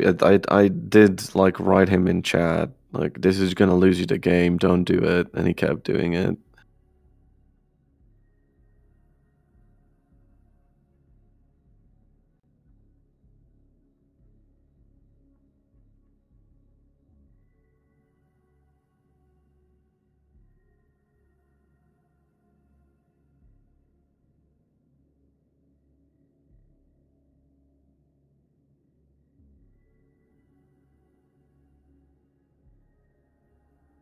Some miscommunications between the players, so folks wandered Yeah. away to get some food, so they may actually be on break for tacos. We are communicating to get everybody back to their seats as quickly as possible, so that we could hopefully put a pin in this game here. Starka is indeed back in the game. He is moving around while it's paused and making some choices, checking on things. What is he doing, actually? I want to see. What are you doing, Starka? What is the plan? He's got a research center building. That's good, at least. And he's sitting on 21.2. I don't know. He's on a plus That's all right. 52, which is pretty solid daily, but he is going to need, at the very least, Ekaz kicked way down, and something needs to happen to Carino for him to get back towards a lead here. I mean, it's not impossible. Like, Ikaz is right now getting kicked down, right? Like, where he's gonna lose Bind Idaho. That's gonna push him down to like what? 24k. Then Carino is the big threat. And Carino is only making what, 53 passive? About the same as the smugglers. They're both making 50 something. So Yeah. And if smugglers can take the shield wall off of Carino, that would swing the balance back because they've retaken the Acid Lakes and are sitting on almost capped authority. Almost capped authority. They have a lot of territory to pick up as well. Everywhere. I suspect he probably needs to pay this spice tax and then maybe the next one, and if things break well his way, he might be able to get it. Because he's Yeah. only at 21 right now, which is still pretty far. I think ECAS is in the most interesting position right now. If they build their research center and they just all in and somehow take the fight, they could potentially. Oh, they already have the research center. Yeah. Okay. Do they? Where do we see that? So I was The, looking at Stark Oh, Just- Starka check it? yeah. Oh, okay. Yeah. Yeah, Oh, well, that's a horse we'd of a have- different color there. yeah. So you'd have to full wipe that Vernius army to have a chance. Yeah, with a research center built, he's still 4K away. We've got a spice tax in maybe 12-ish days here. but he's yeah, he would need some massive champion hedge then. He's not really Yeah, in I boom think- territory. I I wouldn't think think. And the- to survive real- the assassination too. Yeah, Yeah. I think the real window of opportunity was back when he had 22k and was staring down at a 65 CP of suboids. Yeah, I agree. He I needed think- he needed I think- to pull the He, trigger. he would there. have had the win by now, I think. Yeah, If 100%. he succeeded, yeah. Yeah. And he couldn't Like, have make- known, but that was also when the Carino and smugglers sort of annihilated each other's armies, so no one was in a position to do anything about him at that point in time. Yeah, pretty much. So those late game Thopters, using them as scouts is just so useful. Yeah, exactly. Like as you can see, everybody's low on Thopters, which is odd. Well, except for Ikaz. Okay, Ikaz have 5. And I guess Carino is making a 6th, so maybe not so much. Maybe only Smugglers is down. I would say it's probably a weak point that I even need to work on more. If you're sitting at the end game and you've got 5,000 plus Solari and you've got plenty income, like spending 300 for a Thopter is nothing, and that kind of vision can really be game winning. Yeah. Is there a it's- cap it's on why- Thopters? Not anymore. I think it might be 15, which might as well not be. And you could make a whole lot of Thopters, and they're like 5 upkeep, which is no big deal end Yeah. game for the vision that it could give you. Yeah. It's why I like make it a best practice to just kill every Thopter I see. Yeah, I think All right. killing other people's Thopters is very valuable for sure. Yeah. All right, Kenry's back, now just waiting on Heliomanes. Yeah, he might be taking his sweet time, which is fine. And also Zord. Is Zord back? Zord never left. Oh, poor guy. I was here the whole time. More time to contemplate his strategies, the Dark Zord himself. The Dark Zord. Also not building the craft shops on rec. Like damn. Is he a little short That on is his such- craft shops there? Yeah. Yeah. I think he's doing so now. He probably is. I mean, he's had the Especially now time. that our season. While the game is paused, you can click on your regions and you can build things and you can give people orders, right? Every player had plenty of time to make sure all of their regions were absolutely perfect. And looks like we're about to start up again here. Yeah. All right, we're going back in. Oh, swapping out Eco for a military factory, maybe? Zord only just now started to look at his various buildings and change them around. I mean, that's good sportsmanship. I respect it immensely. It's true. It's true. Okay, so where were we? We've got a Vernius assassination attempt on the Ekaz, about halfway done. Vernius attacking and taking Ekaz special territory. Ekaz looks like they might want to fight that. They're going in. I mean, they're at almost 26. This is game winning if Zord's able to pull it off. We've got a small Carino force that will help, but I don't know that Vernius can win this. Yeah, I don't think so. lot of Suboids. Yeah, but that's... But he is down they're- at least they one need to champion. do. So he's Yeah. not getting quite the income of it he wanted. It is a nice surround. Carino came in behind. A lot of railguns. Are they going to be able to pull down these super high armor Vernius troops, though, who are smashing I mean, these railguns real like quick? butter. But I think they Yeah, got but another champion. He already is getting behind on... But both champions are down. It's On the just head. Whitmore. yeah. So he's Although gonna, stacking Whitmore is good. Like, if he can get Whitmore out of this fight. he's going to win the fight, but it's not going to get him what he wanted from it. There's the orbital strike. He needs to get out right now. Yep, for sure. Even then, I think Whitmore might not be long for this world. Okay, so Vernius did not take the perfection. We've got smugglers coming in perfection away. from the north as well. What are smugglers doing? I think maybe they were afraid of Ekaz getting away with things, so they're making their way down. They're moving through the top of the polar sink there. Yeah. Also, Chome's thread is in. Probably gonna go on smugglers, since they spent all their influence in the last batch. They definitely should have built up more influence production by now. Oh yeah, it is hard to read the Lands Council in Russian. It's not my best. Yeah, I mean it's I'm not even sure. Is it Russian or just It's- another language in Cyrillic? You're right. I was assuming. I don't even recognize the script. Yeah, that's what I'm saying. Like I don't know either. I'm just seeing Cyrillic and just blinking quietly. But yeah, it might not be Russian. I'm not even sure. Let me check what languages the game supports. That might help us figure this out. And we've got a huge Russian population playing the game. Yeah, for sure. Russians love good strategy games. Also janky games, just Eurojank games in general.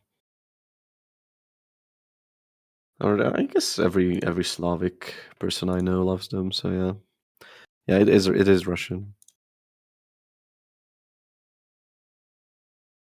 Now, if Helio takes Idaho, then that's one cell down. If Sword finds a second one, he might actually survive the assassination.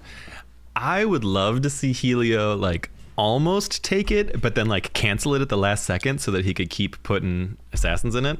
Ooh, Yeah. Starka is looking at that shield wall. Starka is looking at that shield wall. This might be it. Oh no, he's so over CP. No. Oh no, he might not notice. So Vernius finished their cap on Mount Idaho. That's That drops Ekaz way down to 23. Okay, yeah. Now Smugglers is taking shield wall, but he's fully justified in doing so, considering how far ahead Carino is. Carino's got nothing. Their army, they're rebuilding. Yeah, he needs to move, like get some free company or something to start taking those backfield options. Does Vernus even want to complete this assassination at this point? Or do they need... think so, because if they want to push their own win con here, they need to expand into Ika's land. Yeah, he does. He's sort of playing whack-a-mole at this point, and if he wants any sort of shot of his own, he needs some free territory, and he's well suited to getting free territory. If Ikaz dies, Carino doesn't have any authority. They can't be taking land from Ikaz. Yeah, the big threat is going to be smugglers, because also something important to mention about smugglers is that almost 100% of the time, Vernius is going to lose to smugglers in a fight. Carino finally dropped his base adjacent to his other base. Oh, come on. Not the aggressive drop we were hoping for. Kenry sat on it all game long. Dropping on smugglers here, though, would have been, my god, beautiful. Ooh, the drones doing huge work, tearing apart the smuggler army, actually. Yeah, and I feel like they're going to take down the Wraith, too. Tied. Oh, okay. Well, oh boy, man. I don't know if the smugglers are going to hold that. They really, really need it. Carino trying to boom. They're at what? Is that 27? Yeah, I think Carino's got this. If smugglers, mercenaries, yeah. If smugglers can't keep this, the drones are too much. No way Carino. The smugglers can't keep this. Yeah, he needed to send in the free company on the drones. Yeah, they just got annihilated by the big AoE damage there. Yeah. Yeah, this is what I was afraid of. Oh, the Carino, the foul Carino. Yeah. Does Vernius have any other tricks in up their back pocket? They are about to finish their assassination on the Ikaz here. Yeah, I think that's their big win con here, killing off Ikaz. Although now maybe going for Carino might be better. I don't know. Might be better with teaming up with Ikaz and trying to bunker bust Carino. It's gonna. Yeah. I don't know if they're gonna get the assassination. Actually, I think Ikaz is simultaneously clearing all their cells. It doesn't matter. It goes through on one agent now. Did he mouse over it? Yes. Yeah, well, it's gonna be 16 days, which is some time. Yeah, but it does go through. I mean, this is the time for Ikaz to try and negotiate with Vernius. Yeah. try and figure out a way where neither of them lose and make sure that Carino dies. Almost 28. There is 28 on Carino. He's basically waiting for next spice tax, and he will have the win on it. Yeah. Yeah, the Smugglers is trying to backcap now. Also using Banerjee on Smugglers. It's an inspired choice, but I disagree with it. Yeah, he's massing Free Company now. I mean, he had a huge army against a very small Carino army, but the 4 Carino siege drones basically insta-wiped the sniper blob. They all just landed right on top of him, and it was way too much. Yeah.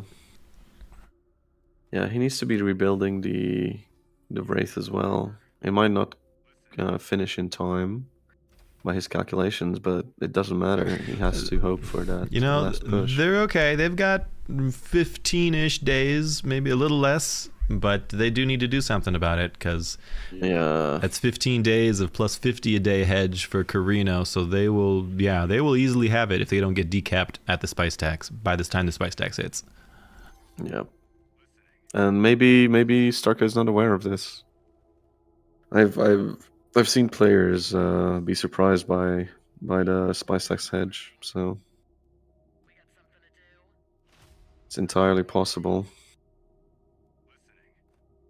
Well, he is setting up his own win con here, which is smart.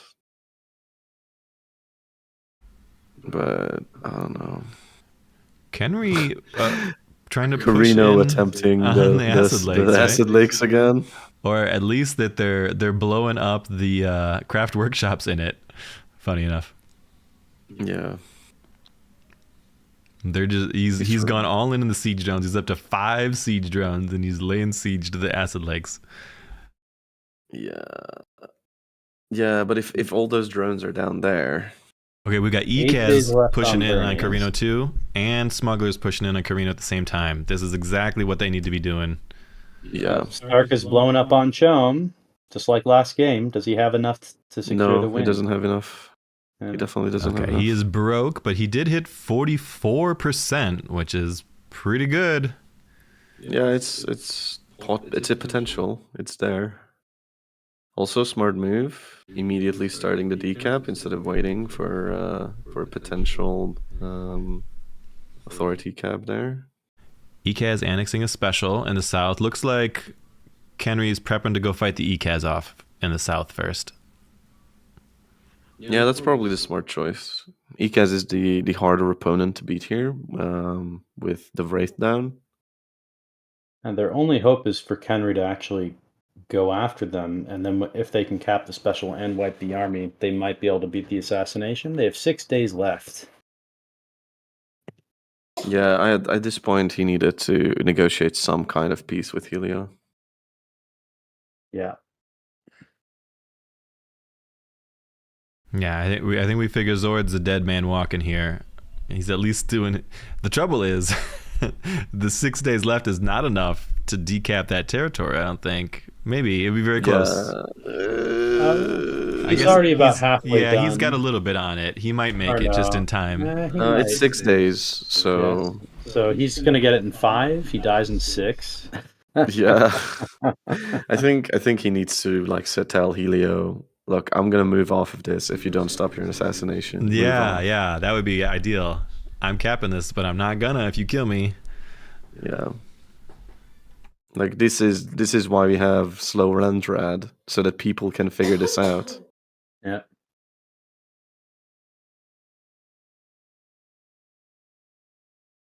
I'm wondering if they're talking in voice chat. They might be. Money on me.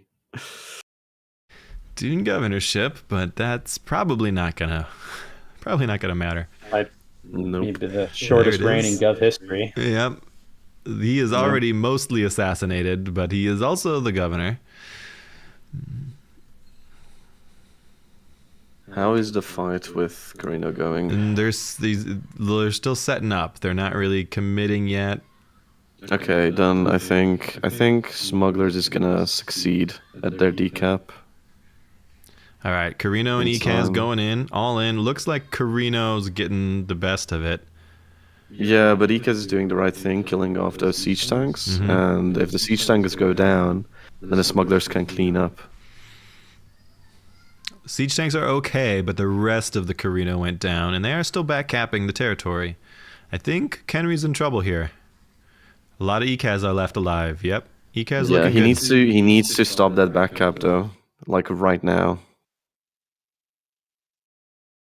He has oh no, he's not gonna stop it. You have your mothership, please. You even have a flyer. Come on. It's starting to look like a smuggler game, dare we say. No, I don't think so. Carino is getting the back cap. Oh, I don't know. One cap's not going to be enough. He still needs to survive the spice tax, and I don't think he does. Did they Vernius manage? going in on smugglers, though. No way. No way. It's gonna take too long for smugglers. I think he's delayed it long enough for the assassination to go through now before he's able to cap that off Carino. Yeah, but the Anyway. problem is, smugglers switched over to capping instead of decapping, and now the spice tax is gonna go through for Oh, Carino. and we do have a spice tax in like Oh, 3 yeah. days. Something like that. Oh, it's very... No, I think smugglers have it. I think they're going to get the annex before the spice tax. As long as Carino doesn't get something on the point, I think the smugglers are going to get their annex first. If smugglers win this, I'm gonna be so happy. Vernius is Oh, deep in and smuggler there's lands, Ekaz. though. Yeah, but I mean it doesn't matter because he doesn't have enough time to decap, and if he gets shield wall, I think he wins. It would be shield I- wall Wins- plus wins a on the tax, spiced... Oh, Zord disconnected now. Oh, no, Zord's dead. Zor's Yep. dead. Yeah, that's okay. He can disconnect if he's dead. Yeah. Also, smugglers at 45k bank. Vernius Yeah, they sold decapping for- two they of the sold for smuggler 40. territories simultaneously.